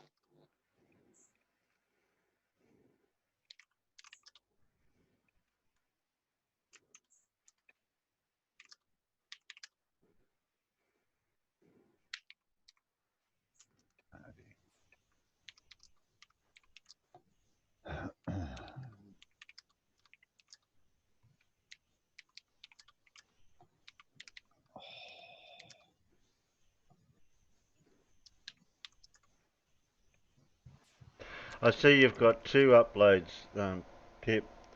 One goes for Yep. 8 minutes and the other one goes for 7 minutes. It must be a long story. I think Carol would like you to do the second one, the husband. I thought the hangover one would be funny. And I seriously was tempted to change one of the names in the husband one. I think you changed the husband one and then you changed it back again, didn't you? Not that I was watching. Oh. They got lotteries. They put the wrong lottery numbers on. They don't match mine. Oh, shit. They keep You doing better that. write in and tell them. I'm going to I'll get my mother's complain. ticket. I'll check my mother's. We got two. So She wins, I'm not telling her. Pip, you know how it works, don't you? You take your ticket over, drop it in her spot, take her ticket, and if it wins, you just walk away. I don't buy lottery. I'll just go down to the go down. There'll be plenty of them just lying around. No one's claimed.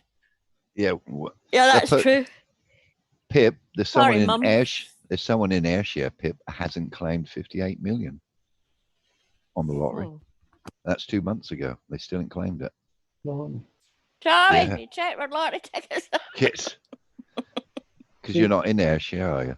Yeah, couldn't do, I am. couldn't do that. I do it all online. I don't have to check my tickets. I don't trust We are in Ayrshire, yes. I'm in I South get an Ayrshire. email. So Pip, have I told you how much you're my best friend lately?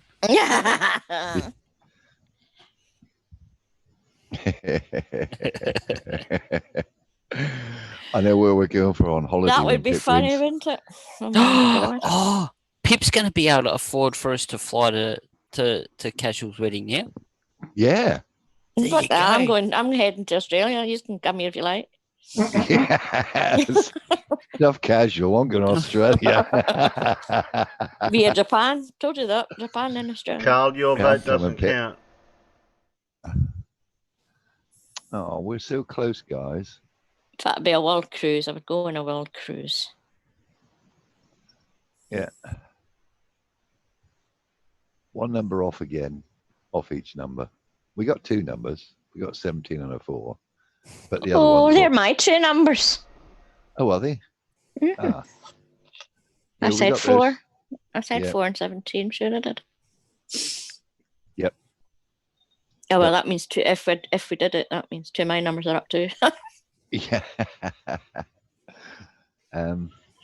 Yeah, we're one number off the others. Oh, damn. We're getting close, guys. We're getting close. Hang in there. Next one's Tuesday.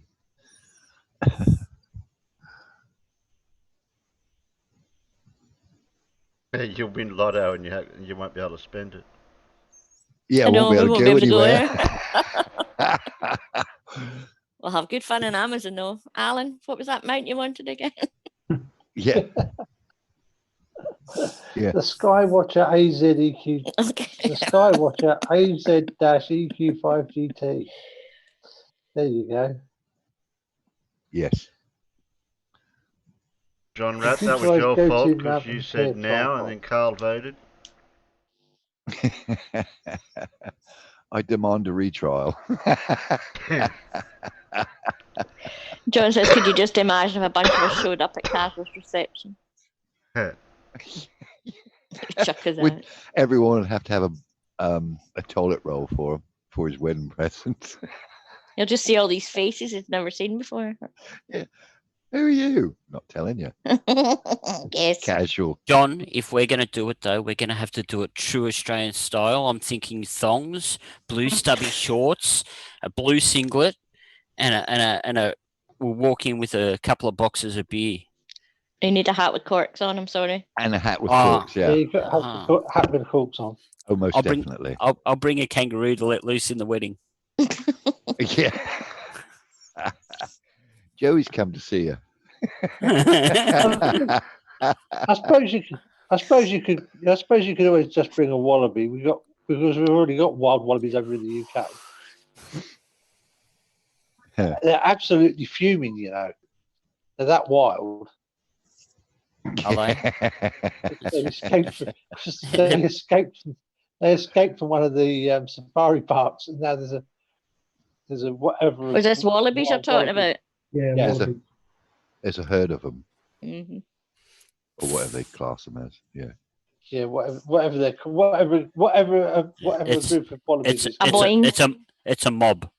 A mob, that's it. Yeah, a mob. Yeah, we got plenty of mobs in Britain, so they'll fit in quite nicely. And then we can live stream it straight back to Terry's YouTube channel. Yeah, well, Terry hosts it in Sydney, in Wollongong. Have you got any wild? Terry not getting nice. Have you got any wild sheep over there? No. Well, you just have to be careful the wallabies don't mate with them because then you'll have woolly jumpers. Dora, thongs or flip flops? Yeah, yeah. Okay, so that's that. Yeah, just explain that to international. Yeah, we don't call those things that barely cover your crack and your That my Fun- avatar's wearing. Yeah, they're G strings. They're G-strings for your feet. And a G string's a bit like an E string, but a bit lower. We would call them toe peg flip flops. Yeah. Yeah, Flip-flops. so flip flops, jandals if you're from New Zealand. That would be funny though. Can you imagine Casual's face? We all, especially Pip wearing a thong. Oh, Christ sake. I thought you meant this type of thong. No, Pip, flip flops.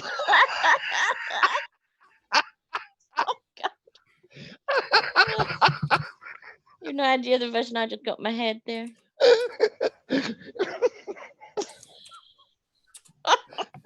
Casual has. That'd be hilarious. Well, anyway, back to voting. Yeah.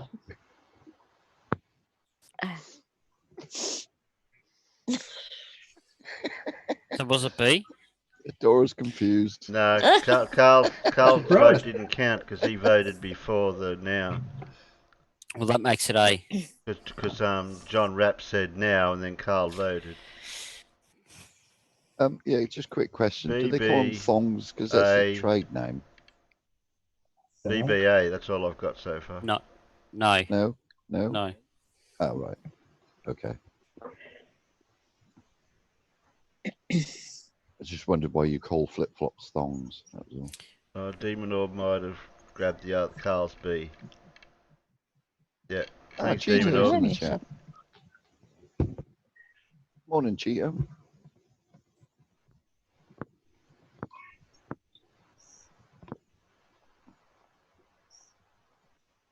Oh, I think Dora's taking the place of Mippet. Yeah. Yeah. Oh, look, I can't type that quick, Dora. So just so you know, Mippet is actually in bed unwell at the moment. She did send her an apology. Oh, okay. Aww. Well, Get well soon if you're listening, Mippet. Yeah. It's midnight. I'm sure she's asleep. Oh, she'll be sound then. She can hear us. Don't worry. Has Andrea been in the side chat today? No. I think she's avoiding us because we're playing her boyfriend all the time. This is what I watched earlier when I told you about Disaster. Oh, I haven't seen it today. That's good. This.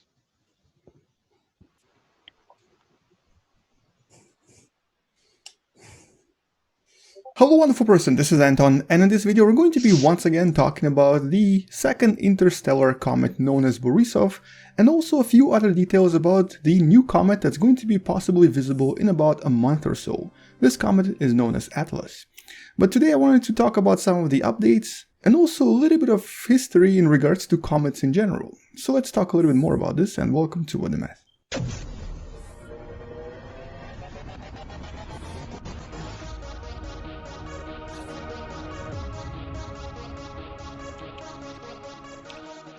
Now, first of all, this simulation right here shows you the difference between two interstellar comets we've discovered in the last few years.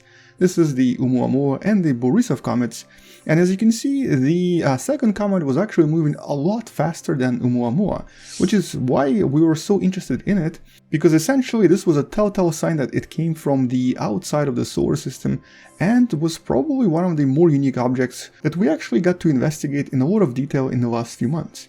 Now, in December of 2019, roughly around Christmas time, this is when the comet was at its closest to our planet, and this is why a lot of astronomers were actually referring to Borisov as the so-called Christmas comet. It provided quite a lot of various opportunities for scientists to study it in a lot of detail, and we actually had some of the most detailed studies about comets coming from this visitor right here. Now, this is the Borisov comet as it was imaged by Hubble telescope, and right next to it you can see a tiny galaxy, just for comparison. And most of the studies focused on the composition and also on the amount of material that was being released by the comet. And so one of the more recent studies kind of summarizes everything we know about this so far, and it really is not as exciting as a lot of us were hoping this would be. In other words, this comet seems to be similar to a lot of other comets we've observed, both in terms of composition, structure, and even in some sense, size. the recent studies determined that it's actually a relatively small object. It's approximately 400 or so meters in radius, or basically about 800 meters across, which is, I guess, somewhere around 2,500 feet. But that's the maximum size possible. The telltale sign that this was not a big object was actually from one of the recent observations. The scientists made an assumption that there was about 10% chance that this comet is going to fall apart and basically get shred apart by the relatively close approach to the sun. In other words, it was probably going to separate into tiny pieces and possibly become more than one chunk. And it just so happens that from the previous observations of other comets, we know that smaller comets have a lot less likely chance to fall apart because they just don't have enough gravitational force to keep them together. And here's what the most recent images of the comets look like. Here in this observation, it's quite obvious that it slowly starts falling apart and forms separate pieces that start flying away at a speed of about 1 foot per second or about 30 centimeters per second. As a matter of fact, the distance between these two pieces is about 180 kilometers. So this tells us that this comet is no longer a single piece, it's basically at least two pieces, but possibly even more than that. And the most recent observation discovered that it's kind of now even much smaller, and all of the other pieces seem to have disappeared completely. So this is actually the observation from just yesterday, from when I'm making this video, and here it's quite obvious that there's really just one piece again, even though there were several pieces in here previously. All of which allowed the scientists to very thoroughly analyze the composition of the comet, the amount of the actual material that's being ejected, and also even calculate the speed of the ejection, all of which we now know with a lot of detail. So for example, we now know that approximately 0.5% of the material was released really early on, and the comet was about 14 times the size of planet Earth if you were to measure just the size of the tail. The comet was losing approximately 62 kilograms per second, which is actually quite a lot of material lost, and the material itself was being released at speeds of approximately 4 to 7 meters per second, or approximately 20 feet per second. So this is essentially what gives a lot of comets a bit of a propulsion and changes their trajectory as they move across the solar system, which also allows us to then estimate how much of the mass was lost in total. We've also been able to analyze the composition of this tail, and for the most part it's either carbon-based or amine-based. Basically has a lot of the same components that normally form things like amino acids, and also a lot of other components that normally form organic molecules. And of course a lot of water as well. In other words, it sort of contains a lot of similar materials to what other comets in the solar system contain. The material, for the most part, that's responsible for bringing all of this organic stuff and all of the water to planet Earth and then helping the life start as well. Which of course implies even more evidence for other star systems having really similar conditions to our own solar system and possibly even having planets similar to Earth. But since we have no idea where this comet came from, we're not going to be able to answer the question of what kind of a solar system or a star system was able to create something like Comet Borisov. And so far, all of the recent images did show us that essentially this comet is being disintegrated really fast. It's probably already lost a huge chunk of its original mass and most likely became just the dust that you see right here that's going to be circulating across our solar system for the years to come. But it's also going to at some point leave the solar system because most of it is moving really fast. And even though we originally thought that maybe we could plan a mission to go here and to try to investigate this in a little bit more detail, because it's moving so fast, the earliest we could ever reach this comet would be 2045. And by then, it's probable that this comet is going to be really tiny, super small compared to what it was originally. So unfortunately, these are probably some of the last studies we're going to be hearing about this beautiful comet. Because now we have a new contender for the Comet of the Year, the comet known as Atlas. Discovered right after Christmas of 2019, this is now going to be the most studied object for the next few months or so, mostly because we expect it to be very bright and possibly even bright enough to be seen with a naked eye by the time of its closest approach to the Sun around late April or May. So if we're lucky enough, this could be that one comet we've all been waiting for, because it's been quite a long time before a comet was actually visible to us. The first time I've ever seen a comet was actually back in 1997. This was the comet known as Halley-Bopp, and it's not going to be back for quite a while. But the newly discovered comet known as Atlas is not an interstellar object. and is more of a long-term comet that actually approaches Earth every 6,000 years or so. So the last time we've actually seen this comet was around 4000 BC. Which actually kind of brings me to the other topic I wanted to briefly discuss, the word disaster, which is probably kind of related to what's happening around the world right now. The original idea for comets has actually always been the messengers of the god. This was true of pretty much most of the cultures around the world, including various Chinese cultures that have documented comets for generations, which actually is one of the reasons why today we know what comets are. Because the astronomers of 18th and 19th century using the ancient Chinese documents were actually able to then start understanding them a little bit more. They realized that these objects do seem to appear periodically, and it was something that was natural and not something that was related to any kind of religion. But what's really interesting though is that both in the Chinese cultures and in ancient European cultures, the comets, depending on their shape and color, represented different things. Like for example, from what I remember reading, if it was a sword-shaped comet, or basically a tail that was a little bit curved, it would indicate some sort of a major warlike event. And one of the most famous comets, simulated right here in Space Engine, is the famous Halley's Comet. It comes around every 75 years or so, and has unfortunately been blamed for many different disasters around the planet. Now here's the thing though, the word disaster itself means bad star. And so until recent times, comets were actually disasters. They were bad stars, they were representations of something bad happening. Which is probably why in May you're going to be hearing a lot of astrology reports on how this is basically the omen of the current pandemic that's going on around the world. But going back to the original images I showed you from China and from ancient Europe, these ancient images allowed us to understand that this is just something that happens regularly and can happen at any time. Pandemics are totally not related to any of this. And even though the earthquake in Switzerland in 1300s and also the outbreak of plague in London in 1600s, and even the assassination of Julius Caesar were all blamed on the famous Halley's Comet, this was of course before we understood what's really happening here.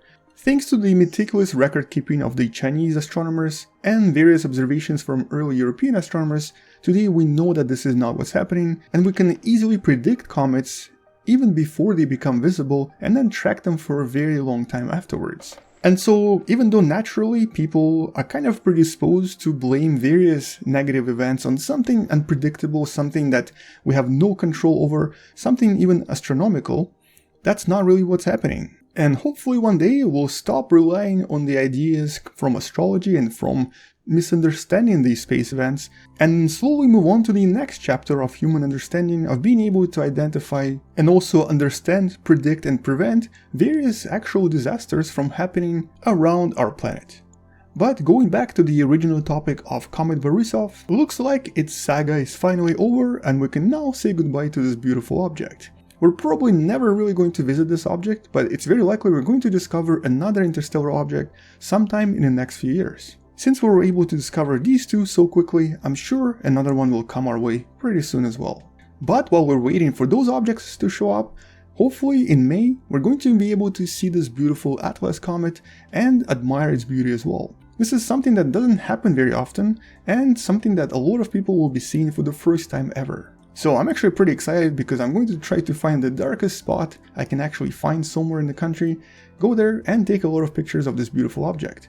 Although hopefully by then the quarantine thing will be over, and if not, well, I guess I'm gonna have to wait until another comet shows up. And anyway, on that note, that's all I wanted to mention in this video. Check out the paper about Comet Borisov in the description below, and come back tomorrow to learn something you may have not known before. Also, consider supporting this channel on Patreon, it does help me quite a lot. Alternatively, you can also support this channel by buying the beautiful Wonderful Person t-shirt that you can find in the description below. I'll see you tomorrow, space out, and as always, bye bye. Bye-bye, Anton. Bye-bye. Hello, wonderful person. Goodbye, wonderful person. He's brilliant. Explains something so complicated, so simply to understand. That's cool.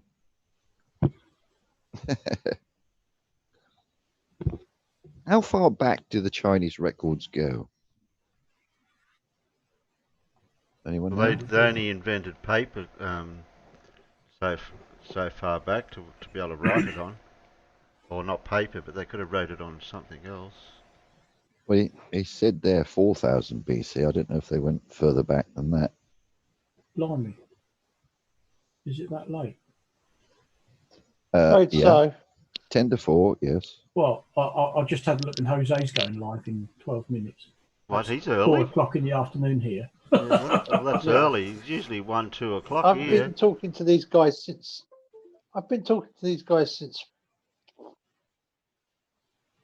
6. Wasn't even awake then. Yeah, I've been awake since 3. But I keep having late nights on here. That's the problem. When you're sitting there gassing with people, and of course they're all in the States. And you think, hang on a minute, why am I yawning my head off? Oh yeah, it's 1 o'clock in the morning or something. Yeah. I fell asleep in my rather comfy recliner armchair about 7:30 and woke up at 3. So I did have a good decent kip, but it's just. I then got up and tried to go to bed and spent an hour in bed, and then my alarm went to say, if you're going to run a time lapse of dawn, best you get out of bed and get the camera out. Yeah.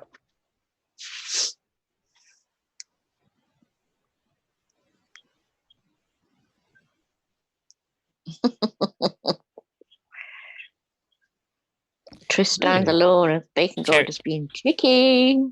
Terry, do you think people would like to know where the Atlas Comet is right about now? Yeah. Or in the next couple of days? Yep. It's there. It's just or will be there. just there. So obviously this is northern hemisphere. You've got the Big Dipper that's up top right hand side of the screen there. Venus off to the left. Yeah, I'm gonna have to move about 5 meters up my garden path in order to photograph that, because I've got to turn the camera around through nearly 90 degrees. Well, that's inconvenient. I'll just have a word with the Comet, Alan, see if it can move around a bit more for you. Well, it is going to get closer, Alan. 10th of May. Well, that was on the 5th. That's the 15th of April is when it's going to be there. And it's going to move further around to the northwest from you guys. Head closer to Venus. You guys won't get to see it, will you? Yes, we will. Oh, you will?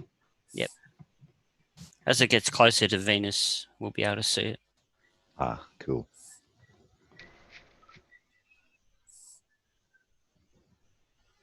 Yeah, but like Pip just said, the 10th of May, around about the 10th of May is meant to be when we should be able to start seeing it with the naked eye. If it hasn't disintegrated by then. Yeah. Yes. That is getting dimmer, but hopefully it's just dusting away. Hopefully. Well, it's about 8 or 9. It's about a thingy of 8 or 9 at the minute, isn't it? Yeah. Yeah, 9.2. Yeah. Yeah. I'll get down to about 2, I think, if it lasts. The estimated orbit. 2, that'd be bright. Mm-hmm. Yeah. Trouble is, Venus is like bright. -8. Yeah, it's really bright at the moment. I'm going to get a telescope out tonight and have a look at it. Well, if my skies stay like that, I'll try as well. Yes. So that's the estimated orbit where it's going to be going. As you can see, it will. There is a time where it's going to pretty much line up with Earth, Venus, and the Sun type of scenario. Yeah, Bacon God says, don't get Travis to take pictures of it. No. He wouldn't know what to look for. He'd probably take a picture of a plane thinking that's the Comet or something. But yeah, just tell it not to get too close to the sun so it doesn't melt.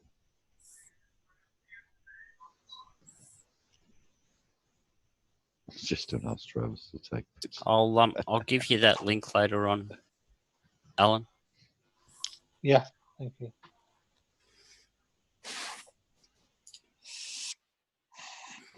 Well, as Stellarium's been updated, I wonder if it's in there. Possibly. And they're going to fire it up, which I just fired up the wrong one. No, I can't destroy any planets. Go away, Universal Sandbox. Where are we? Stellarium.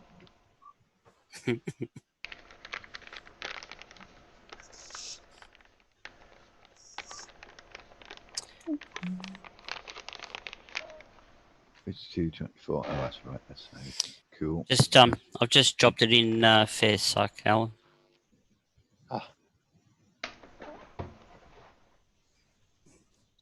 Dude, these pictures on Stellarium don't look nothing like my backyard. I wish they did, because I'd love to have that big shed. Yeah. It'd be nice if you could do a 360 pano and drop it in. Does it allow you? Do you know, Alan? Because I haven't really used it. No, it doesn't. Oh, that's a shame. Because that'd be well cool, wouldn't it?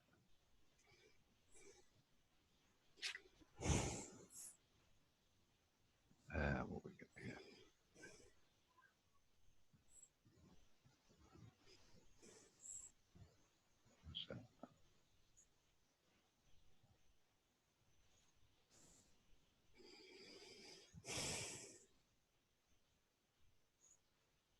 Well, it's pretty damn accurate, Stellarium. It's showing I've got beautiful blue skies outside, which is 100%. Oh, and it's got a big bright thing in the sky. Yeah, I've just seen mine too. With Mercury and Uranus as well.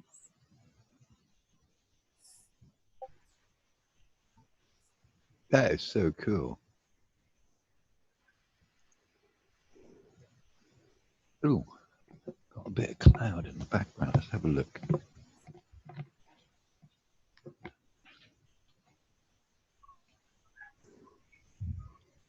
Oh, I can't see.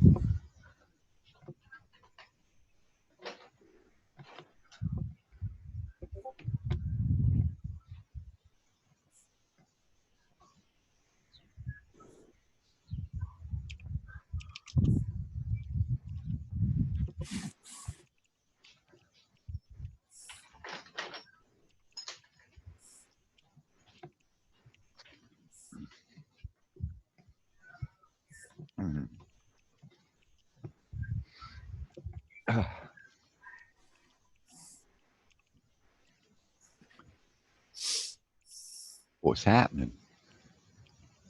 What's occurring? I don't know. Yeah, why so quiet? Terry? Are you muted? Yeah.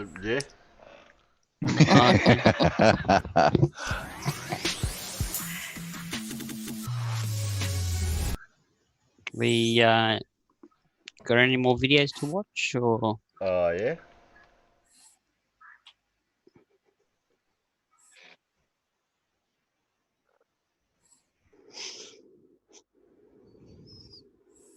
With a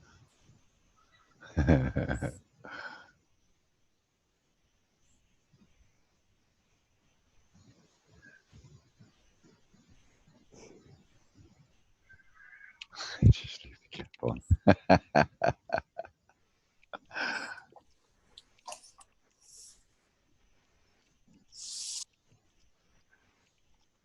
Press play. Please. Play. Play. G'day ladies and gentlemen, the Buttsman here, and now more than ever, we are in a very strange time. Life has changed considerably for the foreseeable future. We are in uncharted territory. Will you survive this lockdown? I know I will, because I've written the quintessential list for surviving quarantine in your own home. And ladies and gentlemen, here it is. Ooh, strap yourselves in. Learn to live with your family. Let's face facts. Your family, the people you love more than anything in this world, they fucking suck. Being around them 24/7 is like being constipated. You've got to be there for a long time. It's hard work, and at the end, it's just shit. But a great way to deal with who annoys you the most, your brother, your sister, your parents, your uncle who should be practicing social distancing but is still a little bit touchy. The best way to deal with those people is to treat them like this is The Exorcist. Fuck off, you creep. The power of Corona compels you. The power of Corona compels you, you dog. Fuck off. Exercise, exercise, exercise. It's so important for your physical, emotional, and mental health. If you're not doing exercise, it's going to be a really tough time being locked away for so long. It makes you happier, reduces stress and anxiety, and right now you have a choice at the start of this quarantine period to decide whether or not you're going to come out of this a better person than when you went in. Like that chick in year 8 after the school holidays over summer who turned up with tits, who didn't have tits previously, and then you started to care what she actually said. Or are you going to come out of this worse? Are you going to eat all the food and not exercise at all, and then come out of the quarantine period like that same chick when she discovers feminism in that year, and then no one cares what she says anymore? What I'm saying is you can use this time to sort your fucking diet out, do a little bit of exercise, get a bit stronger, and become a better person. Or eat as much shit as you want, and then by Halloween, you'll be able to dress up as Jabba the Hutt perfectly. You fat fuck. Alright? Your choice, fatso. My third tip is alcohol. Alright? This is important. Alcohol is a dangerous drug. You need to limit your exposure. You need to limit your intake, all right? Try and keep it to 1 or 2 stomach pumps a week. Number 4 is Pornhub. Our Lord and Saviour, old PH. Jerk off as much as you can. On the hour, every hour. When this whole mess is over and we go back to our normal lives, if you don't have a bit of tennis elbow or you don't have a bit of an RSI injury, you haven't had a fucking go, mate. But remember, when you're cleaning up after the job is done, toilet paper is rare. So take a square of toilet paper, not a whole roll, just take a square, and then take a tiny little square out of that, and then mop up the juice. Number 5, know the symptoms of the rondome. This particular virus is a lot like, you know, Googling your symptoms when you got a headache or something like that. Every single answer is fucking bad, all right? Everyone thinks they've got the Rona. It's like if you Google a headache, you got cancer. A toe ache, cancer. Stomach ache, cancer. It's exactly the same. Sniffle, Rona. Cough, Rona. Hungry, Rona. Dandruff, Rona. Indigestion, you better believe it, it's the fucking Rona. Treat each other with kindness. Wave to your neighbours, smile at them. Unless they fucking cough, then you ring the police on those motherfuckers. Not just the police, the fucking hazmat people, the army, the fucking fire department, call them all. Call docs, who knows, call somebody. But also be polite. Especially people who are still working in those essential industries like the supermarkets. They're having a tough time, the people at the checkout. Smile at them, tell them a joke, have a conversation with them. And then when all of this is over, we can get back to normal and treat them like the scum that they are. If you're bored, clean. Clean everything, even the things you never clean. Like the fridge, or the oven, the microwave. Or if you're really fucking bored, even clean under your foreskin. He who fails to prepare, prepares to fail. When you go shopping, stock up on the essentials only. Fruit, meat, veggies, just the things you need. Oh, and get as much toilet paper as you can possibly put in your car, because this fucking Rona bullshit is giving everyone the shits. Number 9. Learn something new, like a new language or a hobby or a skill. I, for one, will be offering a brand new Buttsman Masterclass. How to take the perfect dick pic. Do you want to learn how to take the perfect dick pic? Do you want to learn the angle of the dangle? I'll be taking real estate techniques from all over the globe to make your 1-bedroom studio apartment dick turn into a 12-bedroom, 7-bathroom mansion with a tennis court bork sword. You may have the smallest knob in the world, but after you're done with my masterclass, everyone will want a piece of your big old cock. Number 10, don't be a fuckwit. Stay indoors. Keep away from people. Try and fucking help this bullshit disease fuck off into into the history books. We want to get on with our lives, so don't go out running around other people and making out with fuckwits. Just stay at home, wash your hands, call up in a ball in the corner and rock yourself to sleep. I know I said 10, but here's one more. Make sure you subscribe, ladies and gentlemen, because we've got new videos every single day at the moment. We're fucking pumping them out. There's a podcast on Thursdays, videos on Sunday, Monday, Tuesday, Wednesday, Thursday. I might even put one on Friday. I'm fucking crazy at the moment. I'm going stir crazy in my house. I've got to do something with my life. Ladies and gentlemen, be a good motherfucker. Peace in the Middle East. Mid stinks. And I'll see you all very soon. Toodaloo, bye. Even up poor Isaac's getting bored.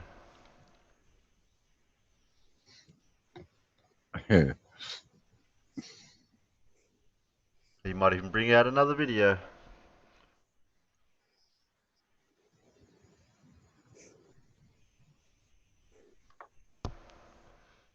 Everyone asleep? Yep. Nope. No. No, no, no, no, no. Yep. No. Who woke me up? What? What? What? Who? What? I think Sheeples is. Yeah, I think Sheepy's asleep. I think Farmer's asleep. And Blue, well... Well, Blue could be either. What? Well, and there's Farmers. There's So it's Farmers. only Sheeples asleep. I'm very well defined. Thank you very much. I'm not asleep. I'm over on Jose's channel. Oh, Of course. Well, I've got story time coming up. Well, I'm back. let's do it. Yeah. I was asleep. When you I'll be click honest. the three dots, it doesn't give you the option for this channel anymore. Oh, So you got the... Yeah, that's Jose. Thank you. Well, I could join Jose's chat, and then we could all spam his panel through me. Wouldn't he appreciate that? He'd No, I love think it. he would be He'd love it. less than happy. He's just got approval. He's just got the old the membership thing going. All right. Oh, Rusty, Well, it's I'm not on the wrong creating... time, so I signed up for the cheapest one for a while. Sam, how come he's eligible for that? I don't know. I mean, I presume that if he could do it, you could do it. I don't know what the limitations are. I don't even know either. I don't know.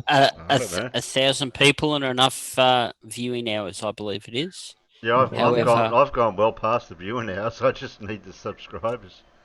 That's it. Yeah. Brainy Beaver's just got his as well, not too long ago, like in the last 24 hours. So, Doing them Jose streams, after show streams at the end of last year, I got the requisite watch time in less than a month. Yeah, I bet. it's quite often there's an extra button that comes up on in your YouTube control panel that you need to click.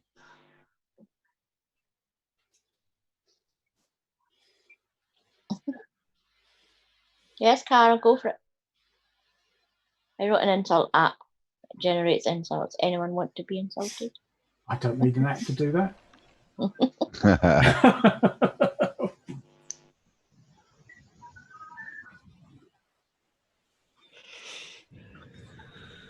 See if you can guess what name I was going to change in this story. Okay. I kind of wish I had now, but never mind. Yeah. Peter. Yeah. Ham Radio Crash Course has given away an ICOM IC 7300. Oh, jeez. Yeah. I won't win it. I'd enter it, but I don't expect that to be. I won't be viable. Before does he have calling dread butter trumpet? Press play. Please.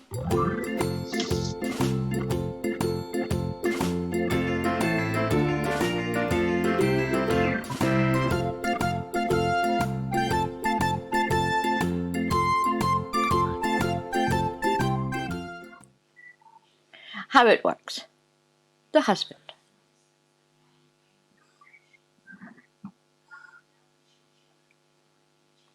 This is a husband. He may look complicated, but he is in fact very simple. He runs on sausages and beer. The husband knows many things. For example, he knows how many stairs there are in case he arrives home unable to see them properly. The husband likes to do simple repairs like changing the washer on a tap. Afterwards, he likes to talk at great length about what a struggle it was, and will want to be treated as if he has invented a machine that turns farts into gold. The husband has a very big memory. He can remember football scores, all his old car number plates, and most of the film with Neil and I. But he cannot remember what his wife asked him to bring back from the shops. This is because his brain is full up, not because he was not listening. On special occasions, the husband and wife dress up to go out together. Emma has lots of outfits. Graham has one suit. It's called his suit, and she has had it for a long time. Graham likes his suit, even though it's not fitted for years, has a 4-inch gusset rip and makes him look like a burglar in court. The husband finds some things very difficult. Being wrong is one of these things. When he is wrong, the husband will refer to the times he was right, even if they date back many years. It is important for the husband to pretend that he had no life before he was married, especially if he was married before he was married. Jimbo works hard all week and only has a few hours at the weekend to spend with his family. He spends these hours watching sport. The wife likes to read romantic fiction. The books are a fantasy and an escape for her. The husband does not waste his time on silly stories. He likes to read books about things that really happened and tales of real men. Reading these will be invaluable if he ever has to land on the moon or be in the SAS or help manage the England football team. This is what the inside of Tim's head looks like. It also contains pictures of some ladies before they've put their clothes on. None of the ladies is Tim's wife. The husband always has the right tool for the job. A screwdriver in the kitchen for opening pickled onions, a shoe on the sideboard for putting up pictures, and a bread knife in the lavatory for dispatching monsters. The husband finds it difficult to express his feeling, so at this men's talking therapy group, husbands are encouraged to open up. 3 of the husbands are playing poker, and one of them is reading a book about ghosts. They are not talking. In Japan, you can buy a robot husband. This is M1, a fully motorised electronic husband. You can move furniture, barbecue, clear gutters, carve roast dinners, install TVs, kick and catch balls, and is even programmed to apologise. Sadly, scientists cannot work out how to stop him burping. Glenn explains himself very badly. This is so he can say he is misunderstood. Husbands like to meet with friends for a chat. This husband has been talking to his friends for 5.5 hours about which Doctor Who would win in a game of hide and seek. He's forgotten to ask whether his friends' wives and children are still living with them, or even alive. As the husband grows older, he starts to make lots of funny little noises. He sighs as he gets out of a chair, and talks like Inspector Clouseau when he feels conversation has dried up. He also pom-pom-poms as he goes from room to room. This is to remind himself that he's still here. Nerys and Ross are now the parents of a baby boy. Ross was there for the birth. Nerys would have preferred him to be here, but he was there. Nerys is delighted to be a mum and cannot stop looking at her newborn. Ross is looking at the nurses. Husbands like nurses. Helen complains that Stuart spends too much time on his computer and the telephone. Let's have a family Sunday without them, says Helen. Just you, me and Sally. Stuart has bought a newspaper that weighs more than Sally. Shh, says Stuart. Nigel is out for a picnic with his wife and children. The au pair has also come along. Nigel has to sit with one leg up to disguise the unfortunate way that the au pair brings out the beast in him. Hugh moved to the country to give his family a better life. His journey to work in the city now takes 3 hours each way. He is only home when his wife and children are asleep, which has given them all a better life. Jim has just found all the clutch bags he has bought his wife at Christmas and birthday presents. She says she lost them, but she's hidden them in the loft. Jim and Rebecca have been husband and wife for 31 years, and he still does not know what she likes. This Christmas, he'll probably get her another bag, just the same. Husbands like do-it-yourself. Today Richard has hung a door so it gets stuck in the hall carpet and built a flat-pack chest of drawers with 3 mysterious metal shapes left over, and he did it all by himself. Now he's repeatedly driving up and down the same half-mile stretch of road and not asking directions himself. The husband hears as much as 30% of what is said to him. Many husbands are traditional and do not believe in listening before marriage. The husband likes things to be in order. At home, the DVDs, spanners, shirts, golf clubs, wines, spare light bulbs, and the kitchen knives are in an order that the husband understands. Adrian is putting his family's shoes in alphabetical order. This will make them harder to find, but at least it will be logical. Adrian's wife sometimes cries herself to sleep.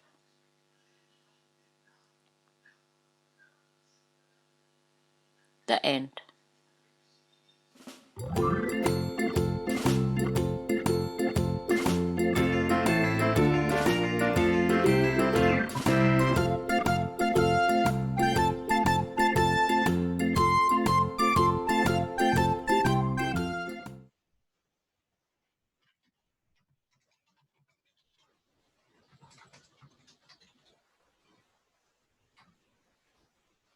No comment from the males? Nope. Not that stupid. I'm a husband. What am I going to say? The only words I could say at this point of time would be yes, dear. I was going to say, us men always have the last 2 words in every conversation, and it's that. So, I mean, not that it matters now because I'm divorced, but, you know, yes, dear. Yes, dear. Yeah.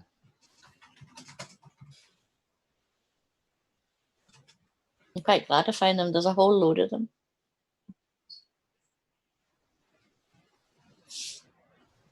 Next up is the wife. Oh, dear. And there's one called The Shed. Oh. She said there's something in the word shed. I just wish they were on that Kindle Unlimited, but sadly, no. Ah, yeah. Buy them. Yeah. Well, that's your lot for the night, boys and girls. Thank you, thank Teddy. you very much.